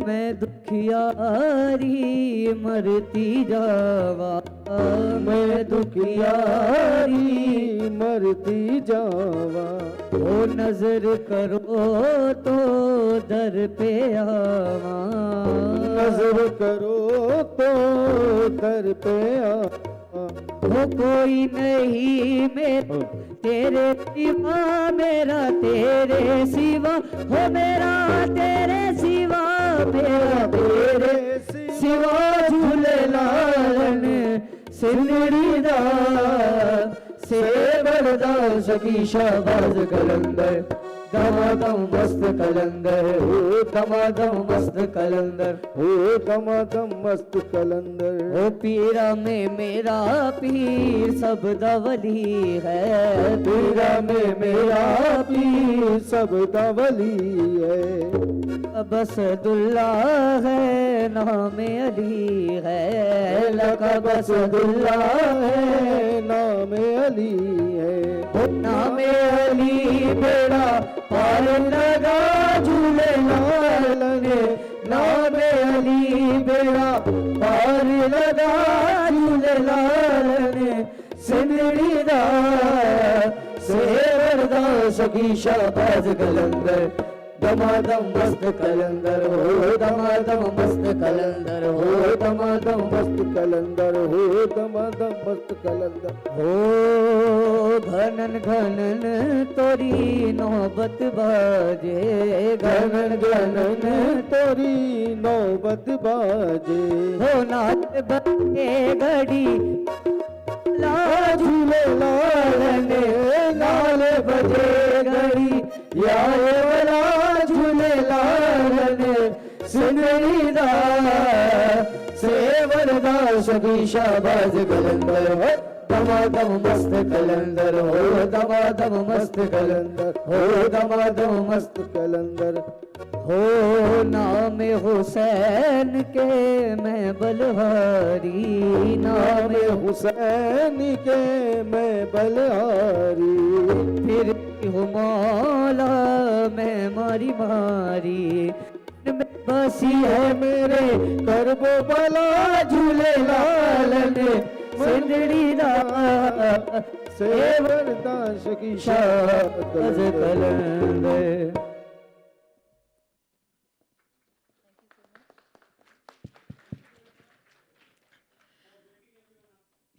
Ladies and gentlemen, with this, we are heading towards the next segment of our awards. For that, may I now announce our Silver Scotch Award for Adani Wilmar Limited for their project Integrated Logistic Management System.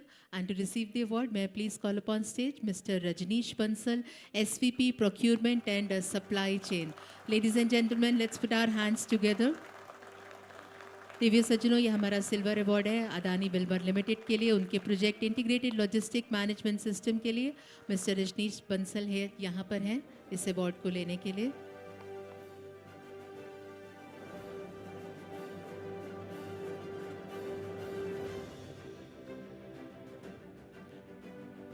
और इसी के साथ हमारे अगले silver award की अब हम घोषणा करते हैं for commercial taxes department, government of Andhra Pradesh, उनके प्रोजेक्ट जीएस मित्रा के लिए मैं मंच पर आमंत्रित करती हूँ mister S Shekhar, additional commissioner, and mister जय कृष्णा, डिप्टी कमिश्नर, सीएच हिमा बिंदु। आप दोनों से निवेदन है आप मंच पर आएँ, इस अवार्ड को प्राप्त करें। Ladies and gentleman, this award is for commercial taxes department, government of Andhra Pradesh for their project GST मित्रा।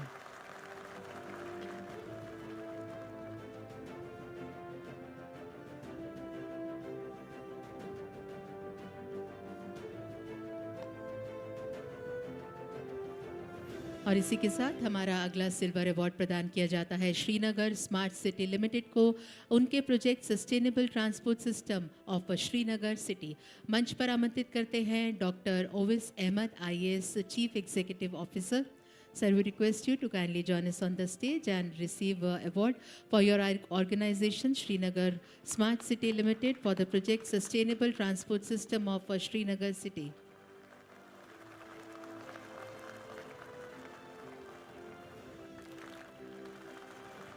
दिव्य सज्जनों, इसी के साथ डिस्ट्रिक्ट एडमिनिस्ट्रेशन जंजगीर चंपा को उनके प्रोजेक्ट स्वस्थ जंजगीर चंपा अभियान के लिए सिल्वर स्कॉच अवार्ड से सम्मानित किया जाता है। मंच पर आमंत्रित करती हूँ Mr Sumit Baghel, deputy collector Janjgir चंपा।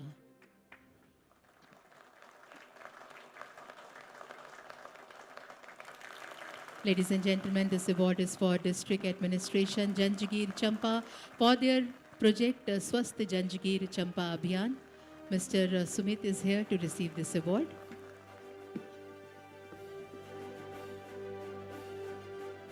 और साथ ही डिस्ट्रिक्ट एडमिनिस्ट्रेशन जंजगीर चंपा को उनके प्रोजेक्ट उत्कृष्ट गरियाबंद अभियान के लिए भी सिल्वर स्कॉच अवार्ड से सम्मानित किया जाता है। Mr Sumit Baghel, deputy collector Janjgir Champa यहाँ पर हैं इस अवार्ड को प्राप्त करने के लिए। देवियों सज्जनों, आइए तालियों के साथ हम उनका यहाँ पे अभिनंदन करें।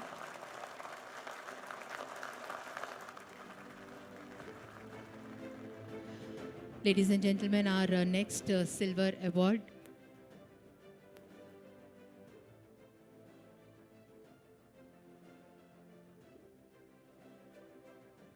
Ladies and gentlemen, our next silver award goes to Municipal Corporation Shimla for their project Waste to Energy for Solid Waste Management. I request Mr. Bhupinder Kumar Atri, Commissioner, to kindly join us on the stage and receive this award. Ladies and gentlemen, this is for Municipal Corporation Shimla for their project Waste to Energy for Solid Waste Management.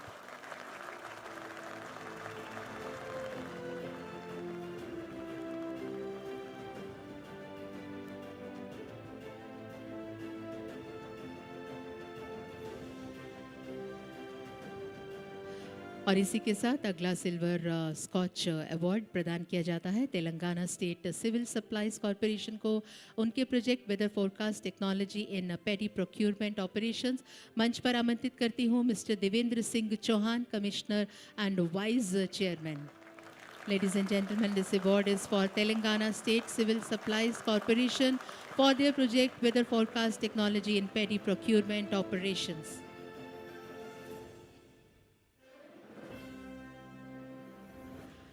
Cyber crime police station Vadodara city को उनके project instant cyber सहायता desk के लिए अब silver award प्रदान किया जाता है।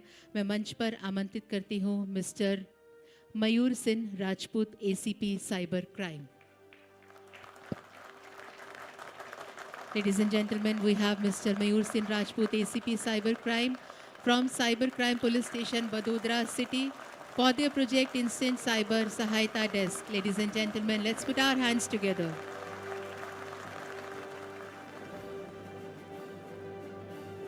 हमारा अगला सिल्वर अवार्ड प्रदान किया जा रहा है जयपुर स्मार्ट सिटी लिमिटेड को उनके project integrated command and control centre के लिए मंच पर आमंत्रित करते हैं मिस्टर अरुण कुमार हसीजा सीईओ को. We request Mr. Arun Kumar Hasija to kindly join us on the stage and receive the Silver Scotch Award for their organization, Jaipur Smart City Limited, for their project Integrated Command and Control Center.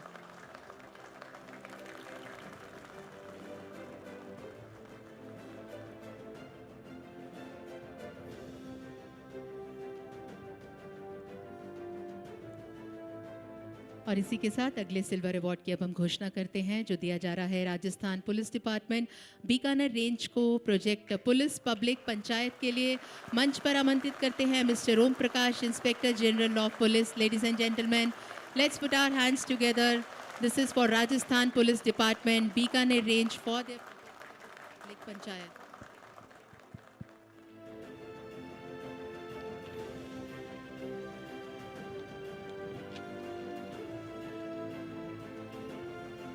और इसी के साथ अगले silver award की अब हम घोषणा कर रहे हैं. ये दिया जा रहा है directorate of CAD PIM department of water resources government of Odisha, उनके project ensuring equity and inclusion in pani panchayat of Odisha. Award को लेने के लिए मैं मंच पर आमंत्रित करती हूँ मिस्टर मुकुल चंद्र बेरा, EIC come special secretary. I request Mr. Mukul Chandra Bera ji to kindly join us on the stage and receive Silver Scotch Award for his organization, Directorate of CAD PIM, Department of Water Resources, Government of Odisha, for their wonderful project ensuring equity and inclusion in Pani Panchayat of Odisha.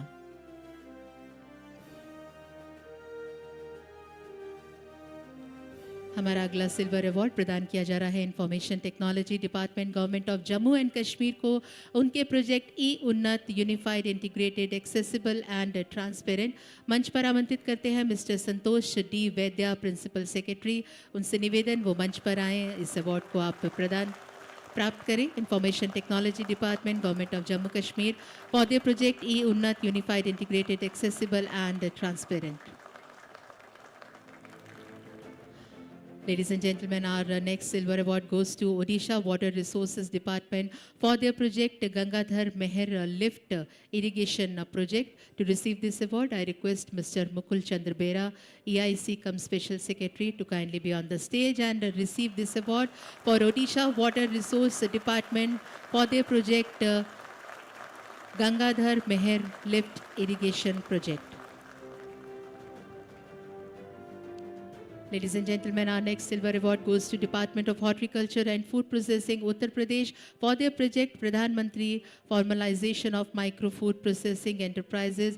Request Dr. Vijay Bahadur Dwivedi, Director, to kindly come and receive this award. Ladies and gentlemen, for Department of Horticulture and Food Processing, Uttar Pradesh, for Pradhan Mantri Formalization of Micro Food Processing Enterprises project. Our next silver award goes to Chandrapur City Municipal Corporation for their project Rainwater Harvesting. Request Shri Bipin Paliwal, Commissioner, Chandrapur City Municipal Corporation, to kindly join us on the stage and receive a Silver Scotch Award for their organization, Chandrapur City Municipal Corporation, for their project Rainwater Harvesting.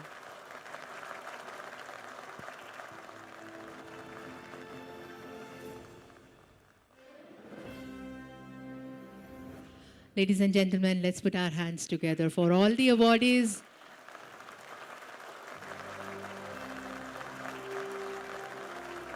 Our next silver award goes to Department of Horticulture, Punjab, for their project Women Empowerment and Socio-Economic Growth by Sericulture. For this, may I please invite Mrs. Shailendra Kaur, Director, to kindly be here and receive this award. Ladies and gentlemen, this is for Department of Horticulture, Punjab, for Women Empowerment and Socio-Economic Growth by Sericulture.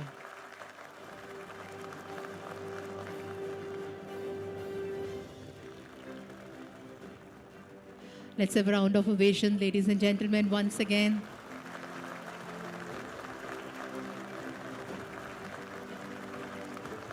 और इसी के साथ हम अब अग्रसर हो रहे हैं हमारे गोल्ड स्कॉच अवार्ड की ओर और इसे दिया जा रहा है digital India Bhashini division ministry of electronics and information technology for their project digital India Bhashini division. मैं please invite Mr Amitabh Nag, chief executive officer, to kindly come on the stage and receive this award. Ladies and gentlemen, for Digital India Bhashini Division, Ministry of Electronics and Information Technology for their project Digital India Bhashini Division.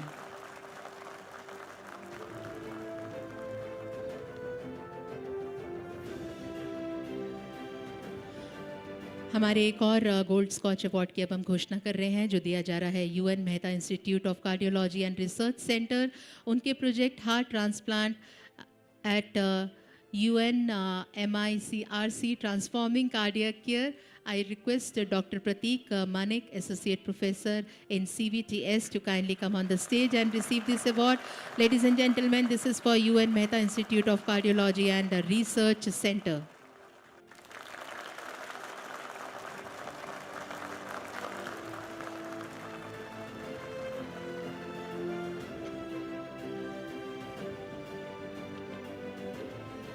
Thank you so much, everyone. With this, now we conclude our this segment of awards. I thank Sameer sir and Dhanjal sir for these awards. Ladies and gentlemen, with this, we are heading. You know, this youngster who's sitting here, we call him Chota Packet. He's very young and small, but he sings beautifully well. And I discovered him in one of the बैठक्स that I keep having at my house. He's from Delhi घराना, and his brief is कि जब थोड़ा सा भी लगे लोग सोने लगे तो कुछ उठाने वाला गाना गाना. तो ना अभी तक तुमने वो गाया नहीं है. काफी लोग ऊँग रहे हैं. हेलो.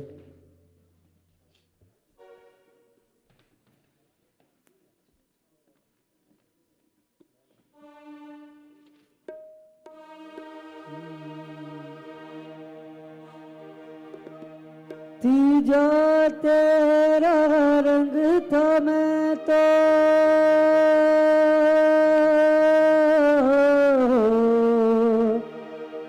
जिया तेरे ढंग से मैं तो तू ही था मौला तू ही मौला मेरे ले ले मेरी मौला मेरे ले ले मेरी जान मौला मेरे ले ले मेरी जान.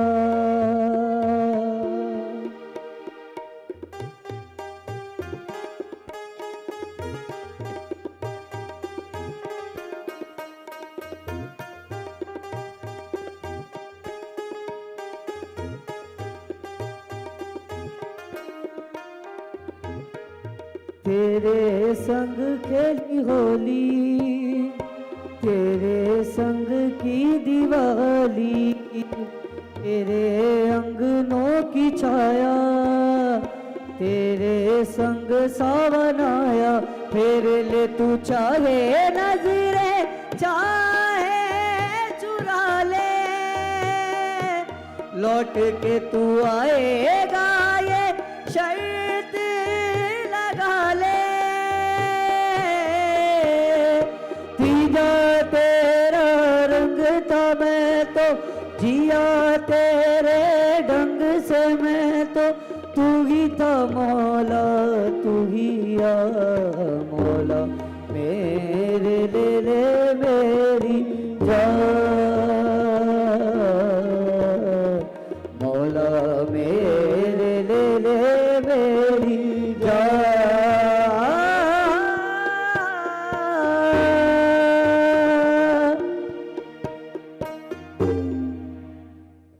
Thank you so much. Thank you. Ladies and gentlemen, we now move on our panel discussion. This is our final panel discussion of the evening, titled From Financial Inclusion to Financial Deepening. And it's my absolute pleasure to invite our esteemed panelists and speakers on the stage. To begin with, may I please now call upon the stage Mr. Animesh Naya, Secretary and CEO, Dosa Chandeshwar Bhartajana Samiti, that is the DCBS. Mr. Animesh Naya, I request him to kindly join us on the stage.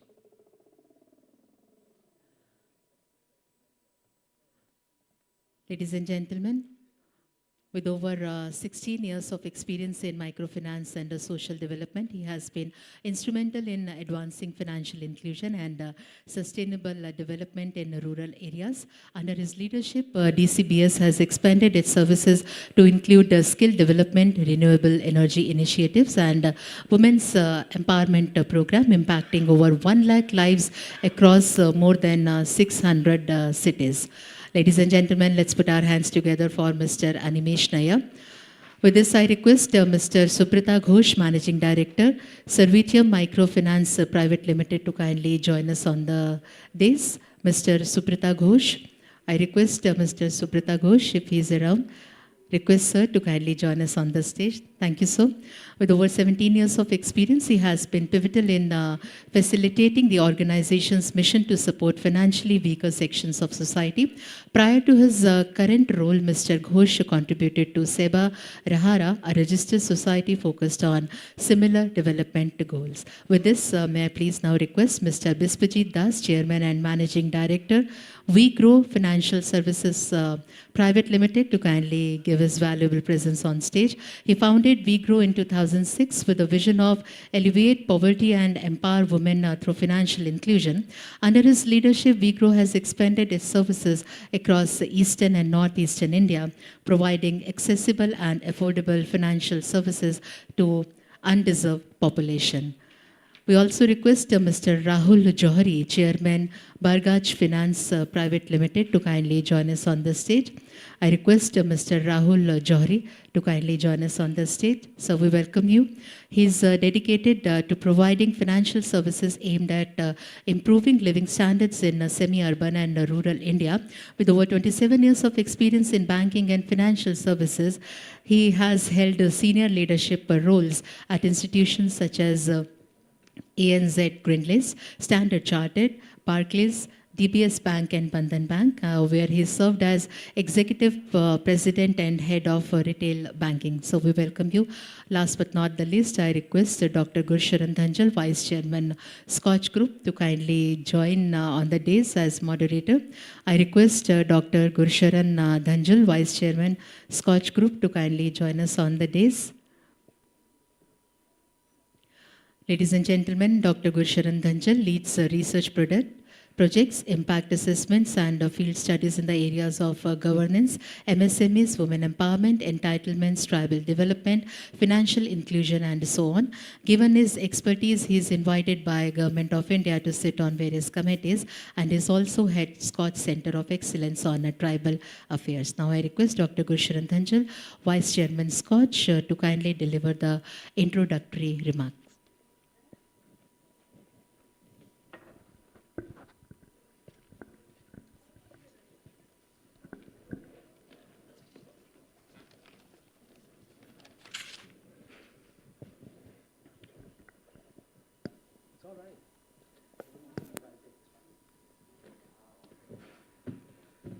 Well, this is one panel which is what has been delayed. Finally, we get an opportunity to interact.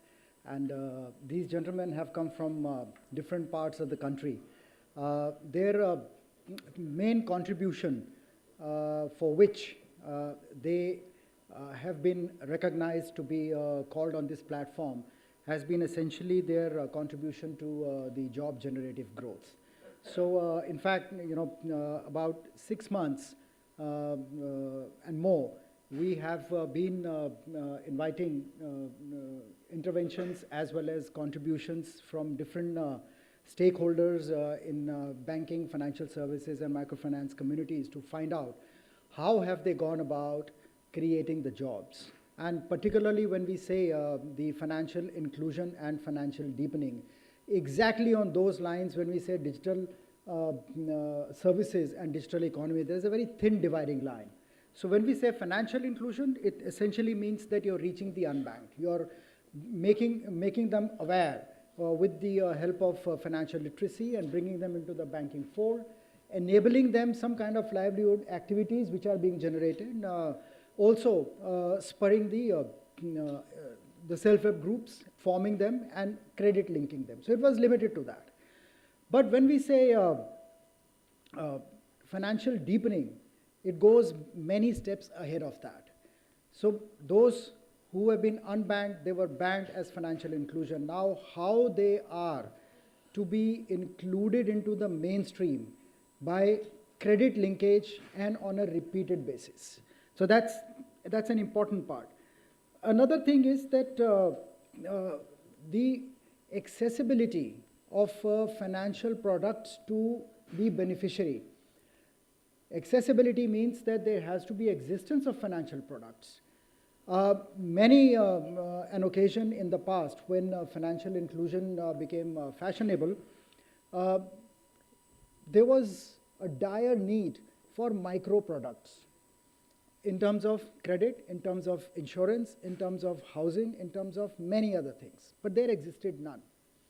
Slowly and gradually over a period of time, in the wake of Jan Dhan, all these things have come into being.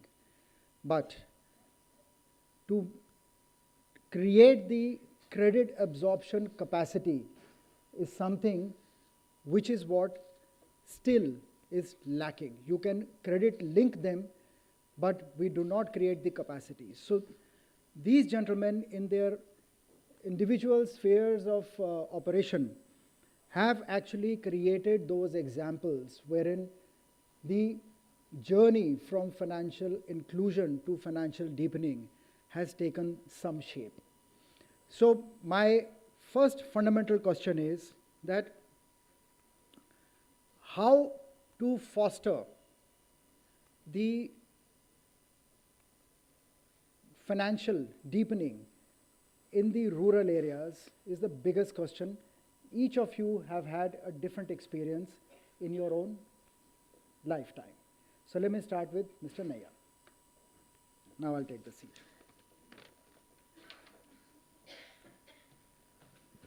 Hello. Thank you, Guru Sharan.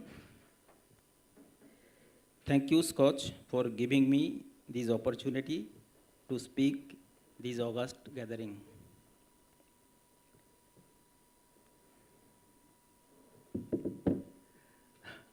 I made a note to read out because I am weak in English.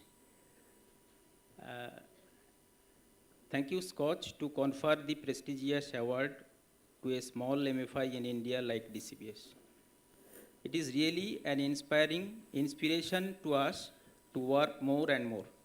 And we are lucky that you called us on the eve of your 100th award summit. This is a milestone achievement. DCBS is a grassroots level non-profit MFI, started our journey in a remote village of Sundarban in the year 2003. And the promoter of the organization come from a poor background. DCBS always prefer to select a remote and untouched area to dispense credit to the women to support to grow of their small business and agriculture or allied activities. Last 22 years, we are in this sector and served more than 3 lakh women with a cumulative credit of amounting 500 crore. Customers are happy and we are happy because everything is going well. This is all about the small credit, but time has come to grow the micro business into small and medium size. We have started to support the MSME sector with a loan size of 1.61 to 10 lakh with a minimum available documents from bank.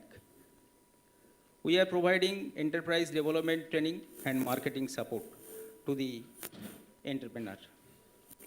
In a recent study in Uttar Dinajpur district of West Bengal, we came to know that only 5% of our borrower and their family members are saving money in their bank accounts. 95% account holders are using bank account to receive only government grants and loan from MFIs. They do not know even to fill up a deposit slip of a bank. Not only that, they have to spend average 100 rupees to save a 500 money due to transportation cost and a loss of 1 day wages. Recently, we have started to onboarding CSP on behalf of a bank in every village, as the people can save money in their bank account, take an insurance policy or remittance facility without a single rupee extra cost or loss of 1 day wages. Thank you.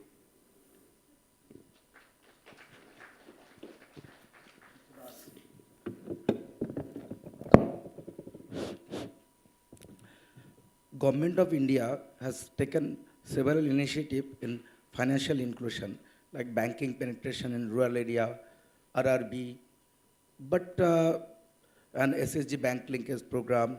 But we have seen, customer, client, and poor of the people are not getting credit facility from bank, formal bank and RRB, because in this connection, RBI has recommended Malagam Committee, RBI has recommended the microfinance institution in 2011. After getting NBFC MFI license in microfinance sector, in couple of years, we have seen one commercial bank named Bandhan Bank has get license from microfinance sectors, and number of several MFI has got is a small finance bank license, and they are providing the credit facility to the customers. And I am representing also a microfinance institute, and we are also providing the financial service to our women beneficiaries, because they are not socially, they are socially isolated. We have seen, and they are not getting any loan from any formal institution. Only microfinance organization is giving loan to this segment of women beneficiaries. And we have seen the recovery segment in this sector nearly 99%. And at presently the sector having more than 4 lakhs crores. In a couple of years back, in 2012 and 13, every microfinance institute sanctioned a loan and disbursed to the client for time consuming in 3 to 4 weeks. But using the digitalization, we are disbursing loan to our client within 3 days. But we are facing the major challenges in these sectors for digitalizations. Number one is high transaction cost for digitalizations. Second is low infrastructure, like internet facilities and electric facilities is not available in 24 hours in our areas.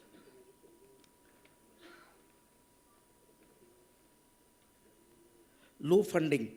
Actually, commercial banks, we have observed that commercial banks are not interested to provide loan in regular manner in these sectors. And high interest rate. Actually, we are getting loan from not directly all time from commercial bank, because they are giving loan to the big NBFC like Bajaj, like Siram, and we are having loan from these NBFCs, and naturally our interest cost will be high, and we are not giving low interest rate loan to our beneficiaries. And some challenges, overcome to these challenges, my suggestion to these government to use the digitalization platform in free of cost. Second one is P2P lending through fintech methodology that will be helpful for getting lower cost, low interest cost loan to the beneficiaries. Thank you.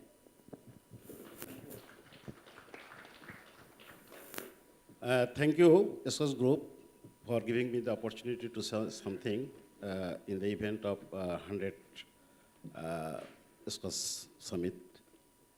Actually, the story is same, what my previous speaker has said. Why we are starting microfinance? Bank has started finance to the poor, but it is not work properly or fully. They cannot, bank can't cover all the poor family. That's why microfinance institutions came and RBI has given the permissions to reach the poor people with the finance. And we are doing that. We give a small loan to that persons who has ability to run the business or entrepreneurship. We try to find out that lady who has the intention to grow with us. And we not only give only loan, apart from loan, we give them various entrepreneurship training, financial literacy training, awareness training, and we teach them how to repay good repayment behavior. And with our support, now they are, not all, but every year 10 to 15% of our clients are graduated. They need big loan. So what we can do for that? We are not able to give big loan as per the RBI regulation. And that's why we are starting BC with some banks. And through BC, they can get big amount for their business. And with our money, they have create assets, they have a good repayment behavior, and they know how to manage the business. And now bank has extended their helping hand to them with big loan. And for rural area, especially Sir asked the questions for rural area, I would like to mention some things. In rural area, we are doing BC in the same manner. And some of graduate customers, we advise them or we help them to go to nearest bank and take the bigger loan for their project. So this way, we are starting microfinance and deepening is there. Because only microfinance cannot change the whole things. Our work is primary to support the entrepreneur and make them graduate. And I think most of the microfinance institutions who are working in India, they are doing their job better. And after 3/4 times taking loan from a microfinance institution, if the customer is graduate, all the financial institutions, I would like to mention especially NBCMFI or others who are doing microfinance, they give them a lot of support for get big loan from banks and other financial institutions. Thank you very much from my part. I'd like to thank SKOCH for giving us this opportunity to be a part of this platform. And I represent a group of companies. The major companies are Bargaj Finance and Vector Finance, both which work with financially excluded borrowers, women borrowers. We've been proud to support over 5 lakh financially excluded households till date over the last 6 years.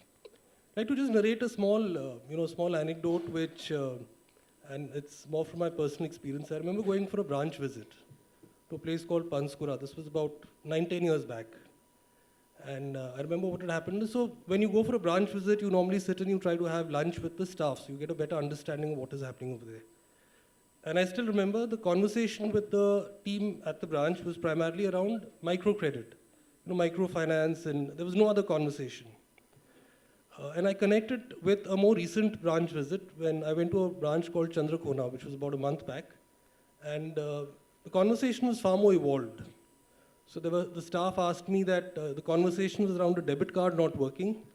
There was another staff who said that why can't we look at MSME loans? There was another staff who spoke about that customers have started talking about financial goal planning. So even financially excluded borrowers are today talking about financial goal planning. There was another staff who spoke about risk mitigation, house insurance or home insurance, and Hospi-Cash, which is another product that got mentioned. So if you really think about it, what does a normal customer require in his individual requirements? He has a transacting requirement, so which is opening a bank account. The second is he requires access to credit. So then he requires loans. The third is risk mitigation in his life, which could be death, life insurance, or it could be home insurance, or it could be hospital insurance, financial goal planning. And the last is he needs to transfer money, fund transfers, remittances. So these are the 5 basic requirements which remain universal for any segment of customers. What you now find is that even the financially excluded borrower is talking about each one of these aspects. That need is there. And I think what has happened is that because he's got access to more information, he realizes what all he can gain access to. The stage is set now for financial deepening. For me, financial deepening has got 2 implications. One is more than just simple credit. Can we also have MSME credit, which is being provided by the MFIs? So that's one part of it. Home improvement, wash, these are other products that can be introduced. But I just find that today borrowers have a requirement for a much larger gamut of products, but the stage is also set because you've got distinct players supporting it, and you've got also manufacturers who are able to create products for financially excluded households. Yeah, you rightly said that, now the next stage wherein you have reached is the borrowers are demanding for these kind of products because they know that the rest of the requirements have been taken care of. That experience is not uniformly applicable in other parts of the country, even in the same state where you might be with the other MFIs. These 3 gentlemen, they are still struggling to reach that stage. Probably 2 steps have been moved forward wherein you have credit linked and re-credit linked. So entrepreneurship is something which is what you have promoted. But what is it that is stopping you from going to the next level of having created that demand wherein the financial deepening, which is micro products, insurance, investment, so on and so forth, could also happen? We'll start with you.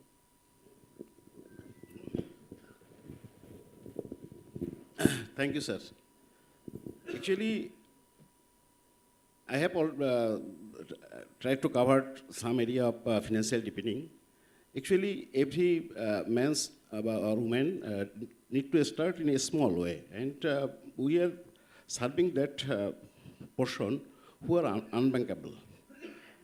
Then we give their a small loan, and not only loan, but we provide the others facility what Rahul sir also said, remittance or small insurance. And after getting these things, when they are graduate, we have some responsibility, how they will get more loan for carrying their business in big way. So that's why our always thinking is, every year I say in my organizations, 10 to 15% are graduated from microfinance to get bigger loan. So we try to linkage them with nearest bank, and sometimes now a lot of banks has started BC model, just business correspondence through us. So this is the another opportunity. So now we are sure that every customers who are able to handle the big entrepreneurship, their linkage with nearest bank or SFB through us. We are trying our best to contact with them. Other than financial service, we are also providing the insurance service and hospital, as earlier Mr. Already discussed, the hospital, and we are also providing the free doctor consultation. We have seen our customer is a daily earner. Every one day he cannot earn for his illness, then he cannot repay the loan. So we have arranged for e-doctor consultation from various institutions, third-party institutions, to their our client and their family member also, and big way. Second is after we are getting the small ticket size of loan, all microfinances earlier discussed, Mr. Dash, is around 50,000 to 1 lakhs. After 1 lakhs, actually we have tied up with the commercial bank as a business associates models. Some commercial bank already started. After graduating loan from our end, and they can become an entrepreneur, then we shift and we proposed our client to the state bank and other commercial bank we are also tied up with various commercial bank as a business associates for getting 10 lakhs to 1 crores loan. This way, our customers are maybe become a entrepreneur. And our all customers in the women segment. In government has arranged the Lakpati Didi. Maybe we can part of the this government as a scheme also.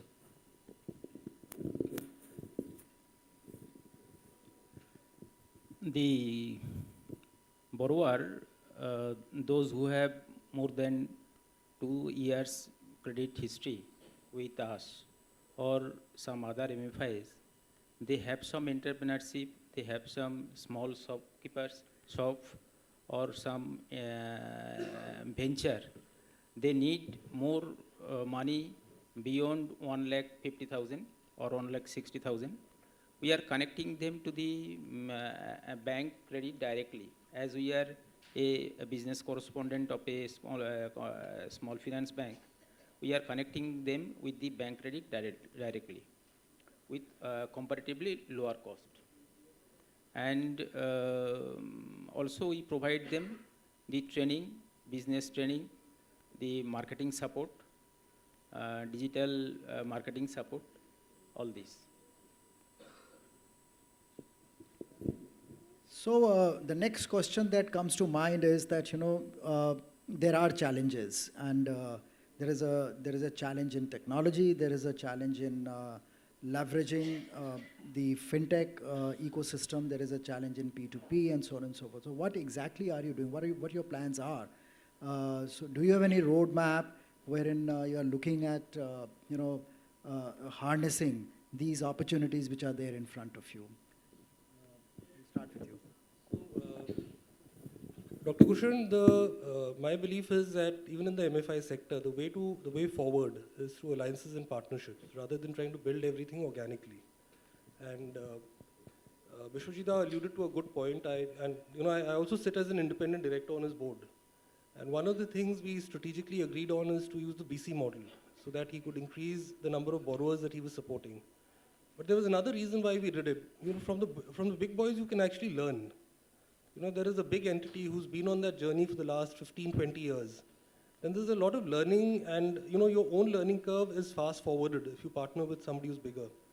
So I think a lot of the challenges you can actually surmount if you partner, form alliances, whether it's on remittances, liability account opening, risk mitigation, which is through credit life or hospi cash, or you can actually use the capability of a partner rather than trying to build everything yourself. And you know, the BC model gives you access to, you're able to reach out to many more borrowers because they come with far larger liquidity with which they can support you. Yeah, regarding technology, we are facing, earlier we are facing a lot of problems. Nowadays, we have seen a lot of fintech company has came to our fold, and they give the good solutions so that we can give proper support through technology to the poor segment. And day by day, I think it will be improved, and all the technology requirement that will be in place. So a lot of things has been already happened, so we are happy. But later, new innovation will come, and that will be come to our business also. So with this technology, we will be able to give more support to our clients, and that will be good for them, and that will be good for us. And then if we use the more technology in our systems, then automatically the cost of lending will be less, and that portions we can just share with our clients. So it will be good for us. So every day the technology has been improving, and we are adapting day by day. Thank you. Actually, couple of years back, for delivering credit to our beneficiaries, minimum time consuming for disbursing to loan to our customers is 3 weeks to 4 weeks in our sectors. But now in 3 days due to technology. We are availing the robust technology because now it's available. We can do the eKYC of our customer, sourcing, onboarding. We can do through mobile apps. So only 1 and 2 days, every microfinance can deliver the credit service to our customer immediately. And other product also deliver within but we are facing a lot of problem in rural area. Earlier already I discussed in less infrastructure, internet facilities, electricity facilities, and high transaction cost for eKYC and everything are very costly. So in the rural area, and our ticket size is small in microfinance segment within 1 lakhs, and doorstep recovery process.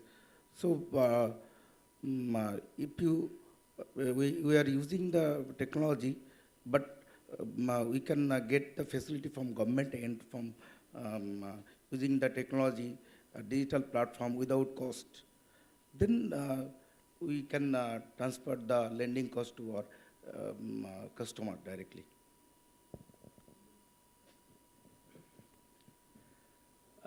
Risk come and goes. Last 22 years we are in this sector. Lot of crises we faced, like AP crisis was the first, then one after another crisis we faced. Actually we are seasoned, and as a BC company, as we are working with the bank, actually we are escaping from the risk. All the risks are taken care of the bank. So we are free from the risk right now. Only we are doing the operation. Thank you. Well, that's quite a smart move. So, but you know, I can see while you have de-risked yourself, the scale would be a big challenge. And moving forward, as I can understand that, if it is reaching the unreached, banking the unbanked, the MFIs have an integral role to play, because banks on their own do manage to reach quite at the bottom of the pyramid, but the reach that you have, because you have been operating there only, so it was a natural option that you are brought into the fold as the BCs. Well, that also means to say that the technology challenges have remained with the MFI industry for two reasons. One is, there is a huge amount of investment that is called for. And second, of course, there are regulatory hurdles, which is what the MFIs have also been facing. So having said this, it's a story of half glass full and half glass empty.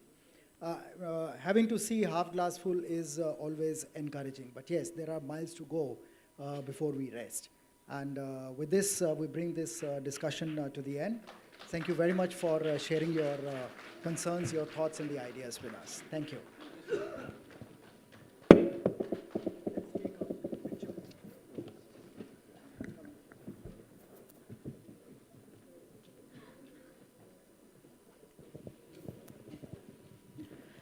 Thank you, gentlemen, for this wonderful session.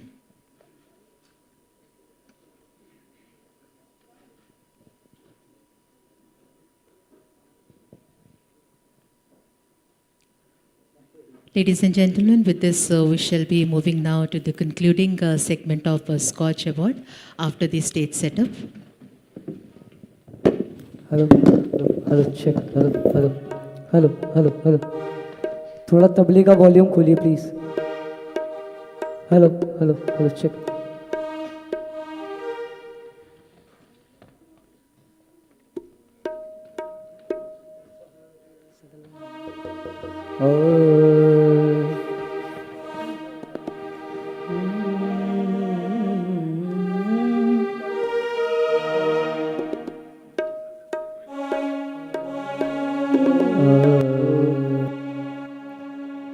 फूल रही सरसों सकल बन फूल रही सरसों सकल बन फूल रही सरसों सकल बन अम्बवा मोरे तेसु फूले अम्बवा मोरे तेसु फूले कोयल बोले डार डार रोर गोरी करत सिंगार मलनिया घरवाले आई घर सो सकल बन फूल रही सरसों सकल बन फूल रही सरसों सकल बन तरह तरह के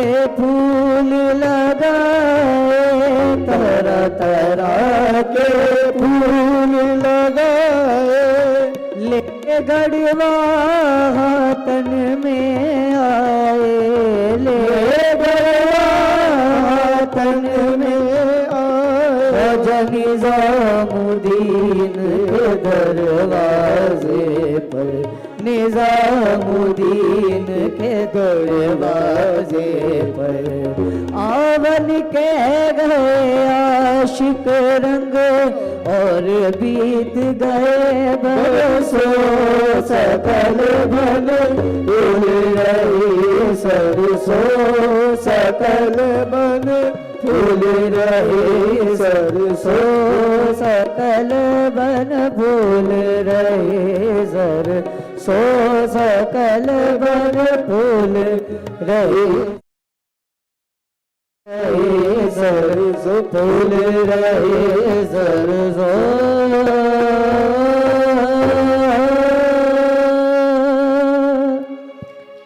thank you so much With this, I request Samir Kochar sir, Chairman SKOCH, to kindly join us on the dais to do the honors for the final segment of awards. I request Gursharan Dhanjalji also to kindly join us for the awards.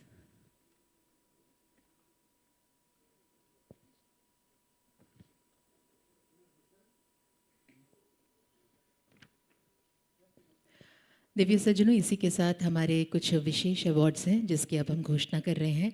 ये award दिया जा रहा है दोसा चंदेश्वर वर्तांजना समिति को, that is DCBS, in the category of job generative growth. And to receive this award, may I please call upon stage Mr. Animesh Naya, Secretary and CEO, DCBS. I request sir to kindly be on the stage and receive this special SKOCH award for his organization DCBS.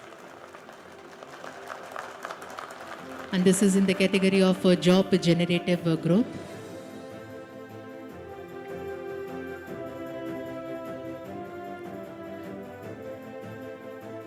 In the same category, the next award goes to Servitium Microfinance Private Limited. May I please call upon stage Mr. Subrata Ghosh, Managing Director, to kindly be here and receive this special award. Mr. Subrata Ghosh, Managing Director for Servitium Microfinance Private Limited.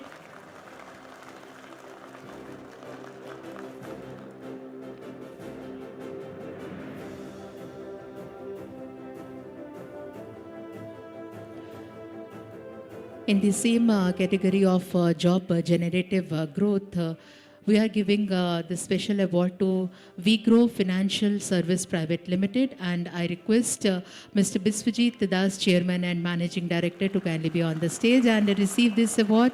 Ladies and gentlemen, let's put our hands together. This is our final segment of awards. VGrow Financial Services Private Limited, receiving this special award for job generative growth. In the same category, we are giving this special award to Punjab Sindh Bank. I request Mr. SVM Krishna Rao, General Manager, to kindly be here with us and receive this award. Mr. SVM Krishna Rao.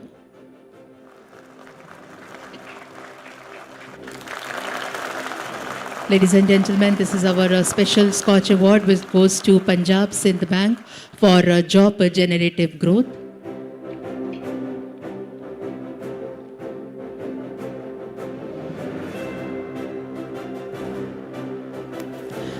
और इसी के साथ हम अग्रसर होते हैं हमारे gold scotch award की तरफ, जो दिया जा रहा है बारगाज फिनेंस प्राइवेट लिमिटेड को उनके project loans for wash and home improvement. इसे लेने के लिए मैं मंच पर आमंत्रित करती हूँ mister Rahul Johri, chairman. I request mister Rahul Johri, chairman sir, to kindly be here and receive this award for loans for wash and home improvement। ये उनका स्पेशल प्रोजेक्ट है।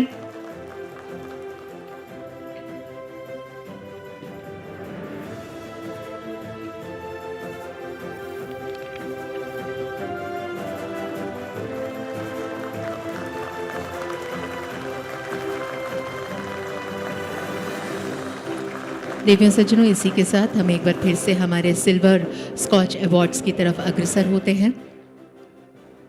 हमारा सिल्वर स्कॉच अवार्ड प्रदान किया जा रहा है Aditya Birla health insurance company limited को उनके project active 100% health and 100% health insurance.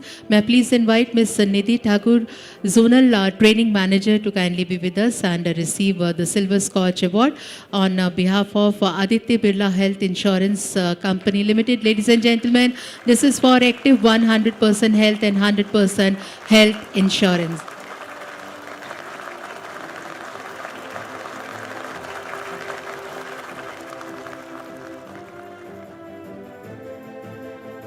और इसी के साथ सिल्वर स्कॉच अवार्ड अब प्रदान किया जा रहा है हिंदुस्तान पावर को उनके project digital transformation of solar business. मैं please invite Mr Harsh Arora, senior VP and group head IT, to kindly be on the stage and receive the award.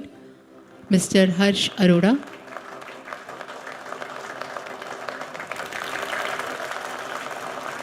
वैसे हम भी ताली बजा सकते हैं। Let's put some energy in the crowd. This is our last segment, ladies and gentlemen. Aditya Hindustan Power for digital transformation of solar business. Ladies and gentlemen, अगले award की तरफ हम अग्रसर होते हैं। Adani airport holdings limited for their project energy efficiency improvement in HVAC. I request Mr. Avinash Belmarkar, DGM, to kindly be on the stage and receive this award. Mr. Avinash Belmarkar, DGM ESG for Adani Airport Holdings Limited for their project energy efficiency improvement in HVAC. अगला silver award प्रदान किया जाता है Zomato limited को उनके project enhancing the accuracy of Zomato's carbon footprint. मैं आमंत्रित करती हूँ Mr Aman Tyagi, lead reporting and strategy. Mr Aman Tyagi से निवेदन है कि वो मंच पर आएँ और इस अवार्ड को आप प्राप्त करें। Ladies and gentlemen, let's put our hands together for Zomato Limited for their project enhancing the accuracy of Zomato's carbon footprint.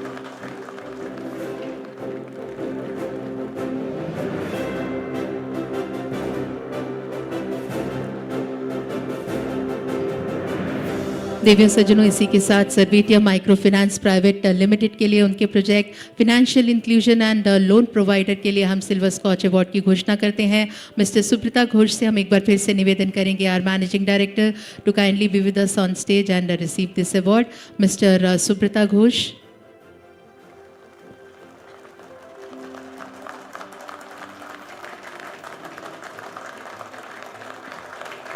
We request Mr. Subrata Ghosh, Managing Director, to kindly be here and receive this award for his organization, Silvitia Microfinance Private Limited, for the project Financial Inclusion and Loan Provider.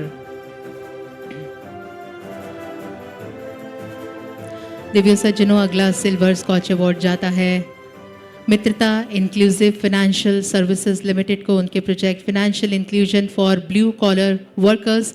आमंत्रित करती हूँ mister Prabhakar Rawat, COO को, कि वो मंच पर आएँ और इस अवार्ड को आप प्राप्त करें। मित्रता इंक्लूसिव फाइनेंशियल सर्विसेज लिमिटेड के लिए लेडीज एंड जेंटलमैन उनके project financial inclusion for blue collar workers.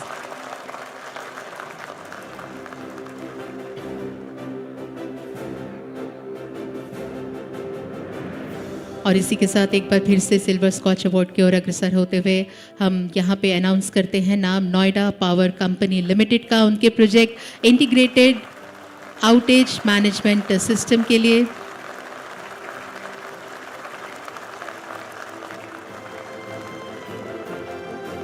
Ladies and gentlemen, for Noida Power Company Limited for integrated outrage management system, I call upon stage Mr. Praveen Kumar Goyal, Senior Vice President IT and Automation, and Mr. Ramesh Kumar, CMD.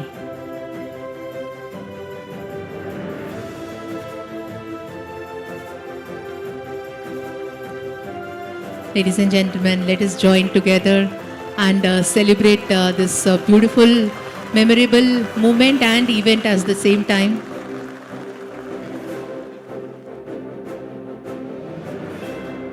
अगला silver award प्रदान किया जाता है Laraksha impact finance enterprise private limited को उनके project Laraksha roofing loan initiative के लिए। मंच पर आमंत्रित करती हूँ मिसेस उषा रमेश कुमार, डायरेक्टर।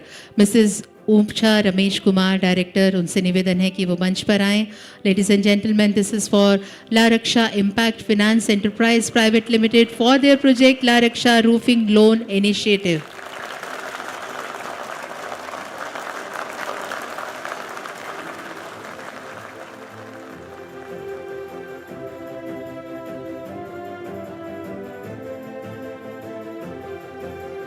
देवी सज्जनों, इसी के साथ हम एक बार फिर से Aditya Birla health insurance company limited के लिए सिल्वर स्कॉच अवार्ड की घोषणा करते हैं उनके प्रोजेक्ट डिजिटल हेल्थ असेसमेंट के लिए, that is DHA। I request miss Nidhi Thakur, once again zonal training manager, to kindly be with us on the stage and receive this award on behalf of her organisation Aditya Birla health insurance company limited, ladies and gentleman, for their project digital health assessment, that is DHA।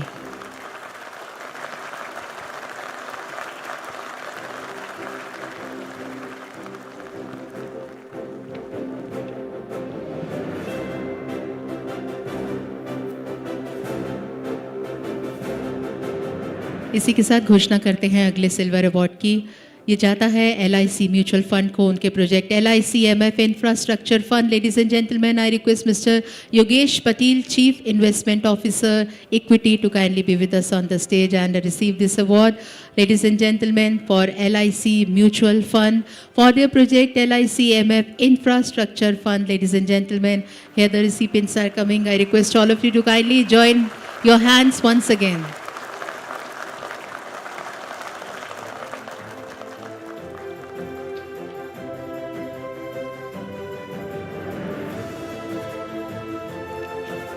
Divya सज्जनों, अगला silver award प्रदान किया जा रहा है संपूर्ण financial services private limited को उनके प्रोजेक्ट माइक्रो फाइनेंस के लिए। मंच पर आमंत्रित करते हैं मिस्टर अभिजीत बेरा, एमडी एंड सीईओ, कि आप आएँ और इस अवार्ड को आप प्राप्त करें। मिस्टर अभिजीत बेरा, MD and CEO for Sampurna Financial Services Private Limited for their project, ladies and gentlemen, microfinance.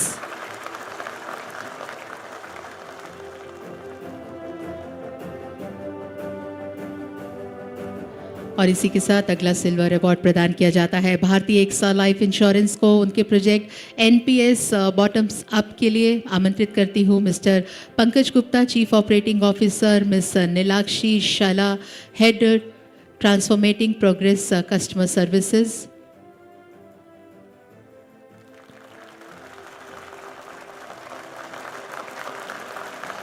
Ladies and gentlemen, this is our Silver Scotch Award. Mr. Pankaj Gupta and Ms. Nilakshi Shala, the Head Transformation Program Customer Services Claims and Operational Risk, is here to receive this award. This is for Bharti Extra Life Insurance for NPS Bottoms Up. इसी के साथ अगला silver award प्रदान किया जाता है JK tyre and industries limited for their project reduction of compressed air power ratio. And I request Mr. Vijay Chauhan, Head Utility, and Mr. Mithilesh Uttam, GM, to kindly be on the stage and receive this award for JK Tire and Industries Limited for their project reduction of compressed air power ratio.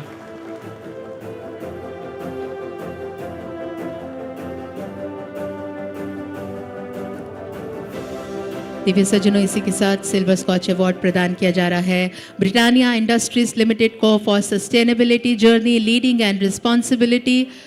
मैं मंच पर आमंत्रित करती हूँ mister Rajneet Singh Kohli, CEO को, कि वो आएँ और इस अवार्ड को प्राप्त करें।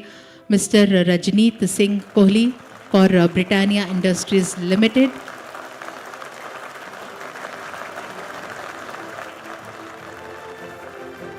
This is for sustainability journey, leading and responsibilities. Ladies and gentlemen, this is project of Britannia Industries Limited. With this, we announce our next silver award, which goes to Pragati Finserv Private Limited for their project, the inspirational growth of Pragati. I request Mr. Jagdish Ramdugu, Managing Director, and Mr. Rishikesh M, Senior General Manager and Corporate Head, to kindly be here and receive this award.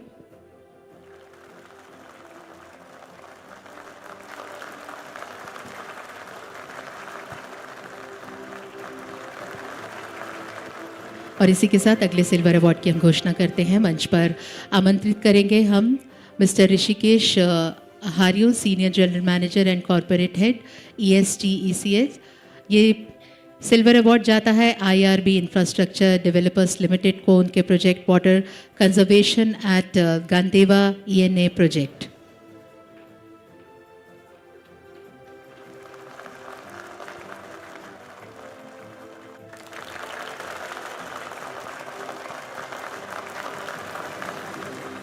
अगले silver award की अब हम घोषणा करते हैं, जो जाता है ग्रीन प्लाई इंडस्ट्रीज लिमिटेड को उनके प्रोजेक्ट वाटर मैनेजमेंट के लिए। मंच पर आमंत्रित करते हैं मिस्टर मनोज तुलसियान, सीईओ को। We request Mr Manoj Tulsian to kindly be here with us on the stage to receive this award. This is for green ply industries limited for their project water management.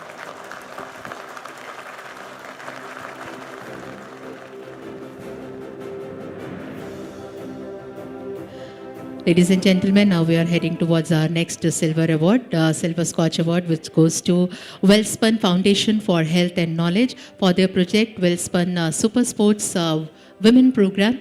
I request Mr. Sanjeev Ranjan, Head CSR, to kindly be on the stage and receive this award.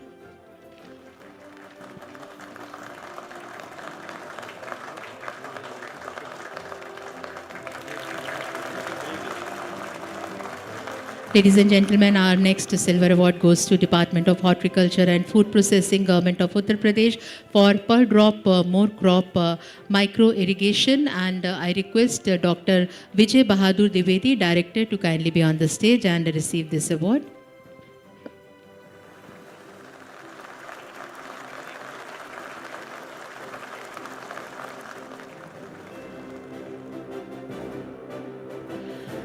Ladies and gentlemen, with this we are taking a very short break, and we'll have some music and then we'll get back with the last concluding.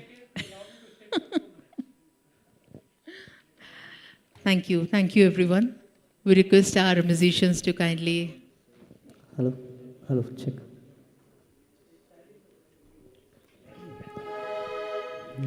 एक सुंदर नजराना आप सबके पेशे नजर.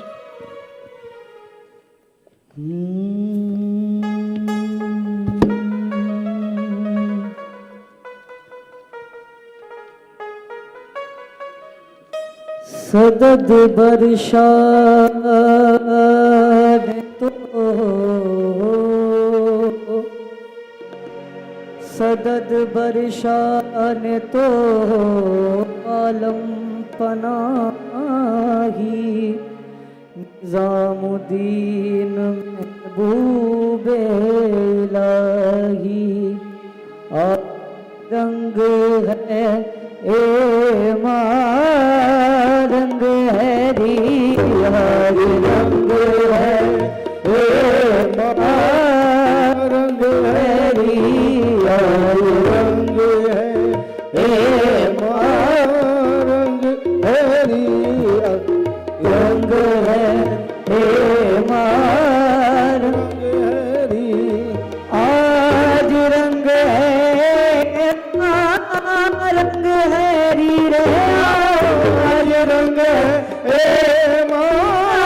रंग है री मेरे महबूब दे हर रंग है सखी मेरे महबूब ओ चलो री सखी मेरे महबूब के घर रंग है री सजन मिलावरा सजन मिलावरा सजन मिला ओ मेरा महबूब मिलावरा सजन मिलावरा इस आंगन में आज रंग है ए मारंग तेरी आज रंग है मोहे पीर पाए निजामुद्दीन औलिया मोहे पीर पाए निजामुद्दीन औलिया मोहे पीर पाए निजामुद्दीन औलिया निजामुद्दीन साबिर अलाउद्दीन औलिया निजामुद्दीन औलिया अलाउद्दीन औलिया तो जब देखूं मोर संग है रंग हरी मैं तो ऐसे रंगे ओ महबूबे इलाही मैं तो ऐसे रंगे हो महबूबे इलाही मैं तो ऐसे रंगे रंगते कितनी चली रंग तुम्हारा लेकर रंगते कितनी चली रंग तुम्हारा लेकर रंग तुम्हारा लेकर रंगते कितनी चढ़ी रंग तुम्हारा लेकर आशा क्या तुम्हारा लेकर तो ऐसे रंगे हो मैं ही देखूंगी मैं तो ऐसे रंगे हो नहीं देखूंगी फुलड़ी को मैं तो ऐसो रंगे हो महबूबे इलाही मैं तो ऐसो रंगे हो महबूबे इलाही मैं तो ऐसो रंगे हो महबूबे इलाही मैं तो ऐसो रंगे हो महबूबे इलाही मैं तो ऐसो रंगे हो महबूबे इलाही मैं तो ऐसो रंगे हो महबूबे इलाही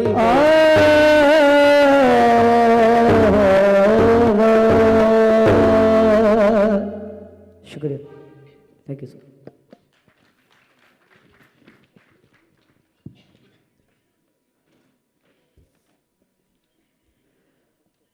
दिव्य सज्जनों इसी के साथ अग्रसर हो रहे हैं हमारे आगे के अवार्ड्स की ओर.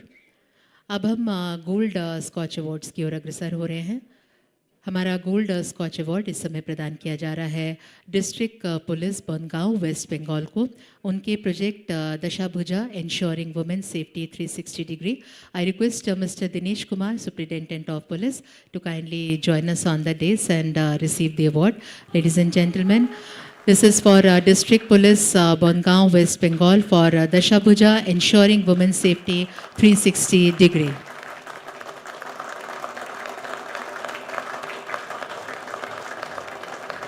हमारा अगला गोल्ड स्कॉच अवार्ड प्रदान किया जाता है education department government of Sikkim को उनके project education monitoring and management information system. I request Mr Tashi Chophel secretary to kindly join us on the stage and receive this gold Scotch award.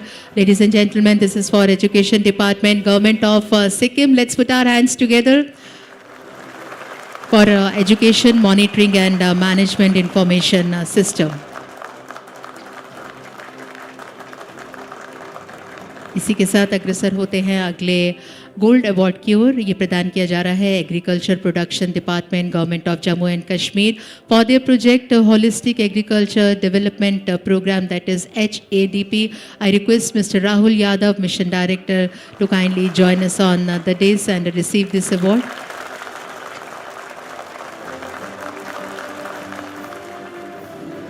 Ladies and gentlemen, the next gold award goes to Kochi Metro Rail Limited, that is KMRL, for their project Kochi Water Metro Project. I request Dr. MP Ram Nawaz, Director Projects, to kindly be with us and receive this award. Ladies and gentlemen, this is for Kochi Metro Rail Limited for Kochi Water Metro Project.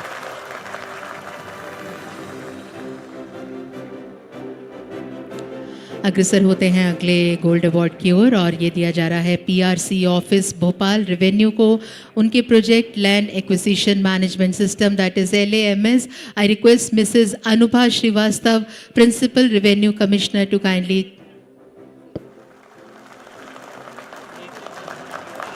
Neetu Singh ji.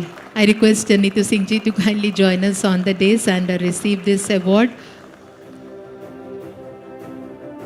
for PRC Office Bhopal for their project LAMS, that is Land Acquisition Management System. Ladies and gentlemen, let's put our hands together.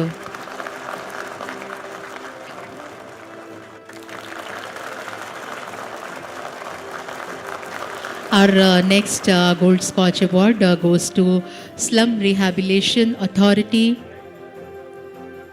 Biran, Mumbai, for their project Rent Management System. I request Dr. Mahindra P. Kalyankar, Chief Executive Officer, to kindly join us on the stage. Ladies and gentlemen, this is for Slum Rehabilitation Authority, Biram, Mumbai.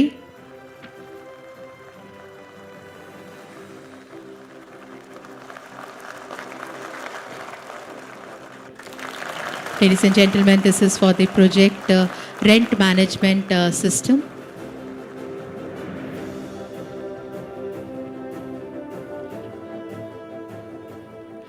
Our next Gold Scotch Award goes to Commercial Taxes Department, Government of Andhra Pradesh, for their project Return Scrutiny Automation Tool, RSAT. I request Mr. M. Jayakrishna, Deputy Commissioner, to kindly join us on the stage. Mr. M. Jayakrishna, Deputy Commissioner. Ladies and gentlemen, this is for Commercial Taxes Department, Government of Andhra Pradesh, for their project Return Scrutiny Automation Tool, that is RSAT. और इसी के साथ अगले gold scotch award की तरफ अग्रसर होते हुए हम घोषणा करते हैं national health mission public health department government of Maharashtra को उनके project Vatsalya programme for early childhood development. I request Mr Amgothu Sriranga Nayak, mission director national health mission, to kindly join us on the dais and receive this award. Mr Amgothu Sriranga Nayak for National Health Mission, Public Health Department, Government of Maharashtra, for Vatsalya Program for Early Childhood Development.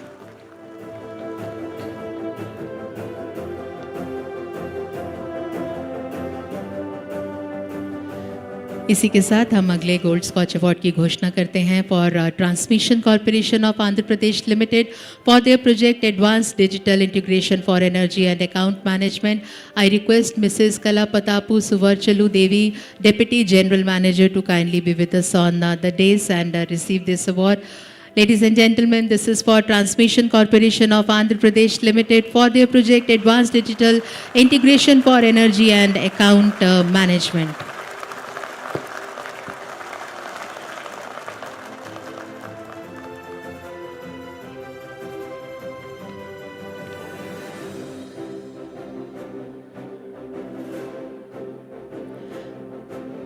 और इसी के साथ अगला gold scotch award जाता है चनुरा Microfin Manipur को for their project women economic empowerment. I request mister P.K. Kuman, Managing Director, to kindly be on the dais and receive our gold scotch award.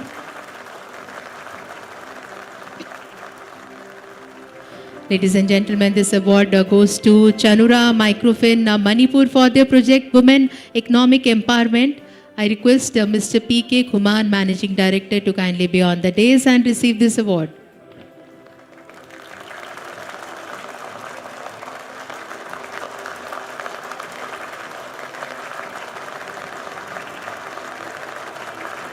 देवियों सज्जनों, इसी के साथ अगला गोल्ड स्कॉच अवार्ड प्रदान किया जाता है इंडियन बैंक को उनके प्रोजेक्ट वेव के लिए. मैं mister Mahesh Kumar Bajaj, executive director, से निवेदन करूंगी कि वो मंच पर आएँ और गोल्ड स्कॉच अवार्ड आप प्राप्त करें आपकी ऑर्गेनाइजेशन इंडियन बैंक के लिए, आपके प्रोजेक्ट वेव के लिए.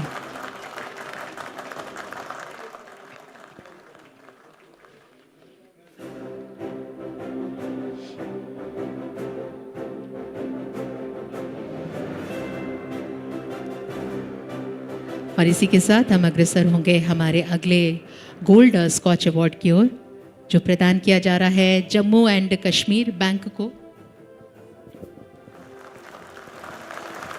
Since Chennai is inclement weather and you travel all the way, we'd love to hear briefly about your project. Thank you.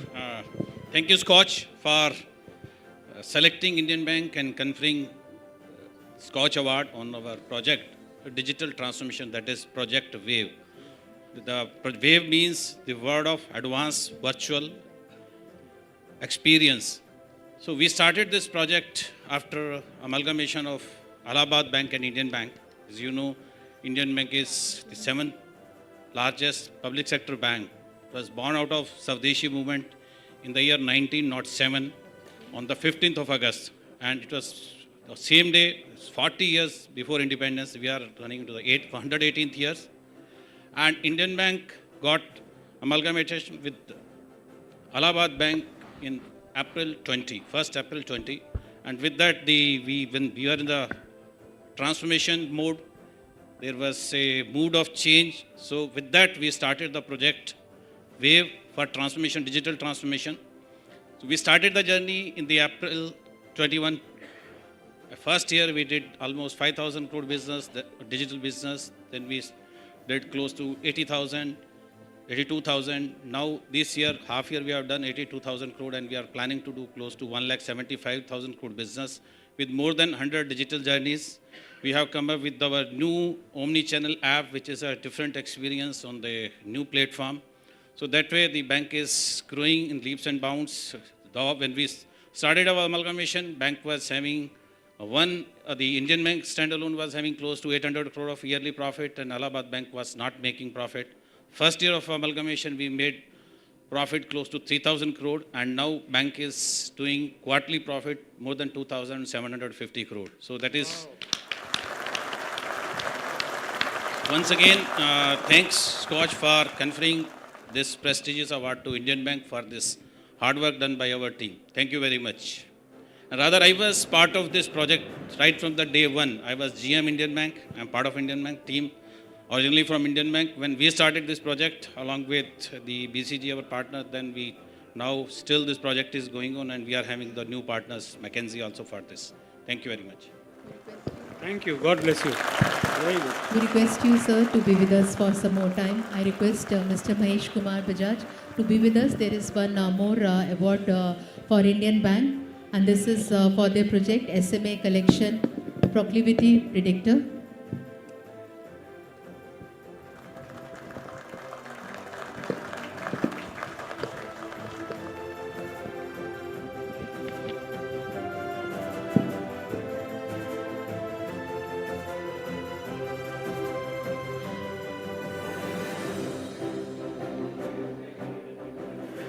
Divya सज्जनों, इसी के साथ अगले अवार्ड की ओर हम अग्रसर हो रहे हैं। दिया जा रहा है जम्मू एंड कश्मीर बैंक को उनके प्रोजेक्ट कॉरपोरेट गवर्नेंस के लिए। मैं मंच पर आमंत्रित करती हूँ Mr Peer Masood Ahmed, general manager and group compliance officer. Ladies and gentlemen, this is our Gold Scotch Award for Jammu and Kashmir Bank for their project Corporate Governance. Let's put our hand together, ladies and gentlemen.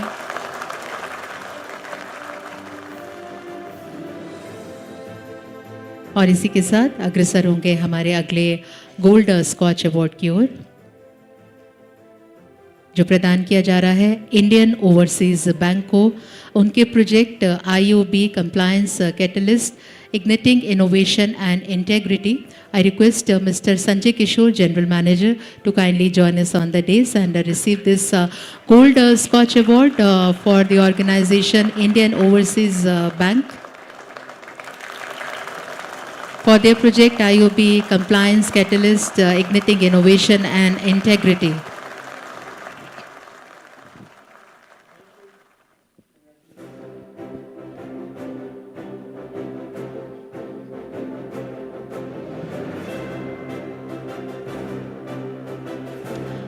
इसी के साथ अगले gold scotch award की अब हम घोषणा करते हैं, जो प्रदान किया जा रहा है यूनियन बैंक ऑफ इंडिया को उनके project cyber security centre of excellence के लिए। I request Mr Sanjay Narayan, chief general manager, to kindly be with us on days and receive this award. Mr. Sanjay Narayan, chief general manager, would be receiving Gold Scotch Award on behalf of his organization Union Bank of India for the project Cyber Security Center of Excellence.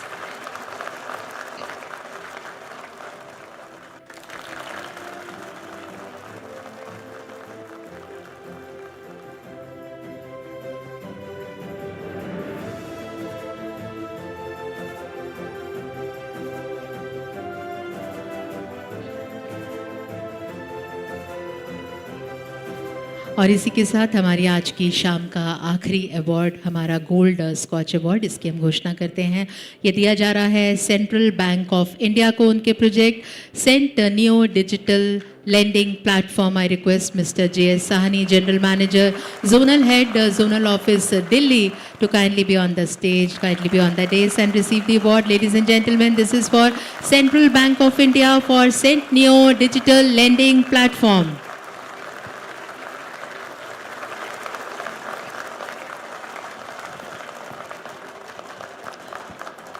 Congratulations to all our Scotch awardees. Scotch Group values your hard work, ladies and gentlemen, your dedication and remarkable contribution. Thank you so much.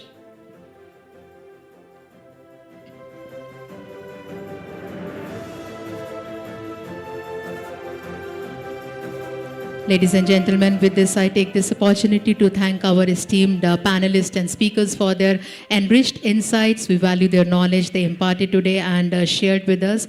We really thank Sameer Kochar sir, Chairman Scotch Group, and Dr. Gursharan Dhanjal, Vice Chairman Scotch, for giving away these awards. We thank you. And with this, with your permission, sir, we conclude our 100th Scotch Summit with this strong conviction that this remarkable journey, ladies and gentlemen, will persist, evolving and expanding with each passing year. Namaskar, Jai Hind.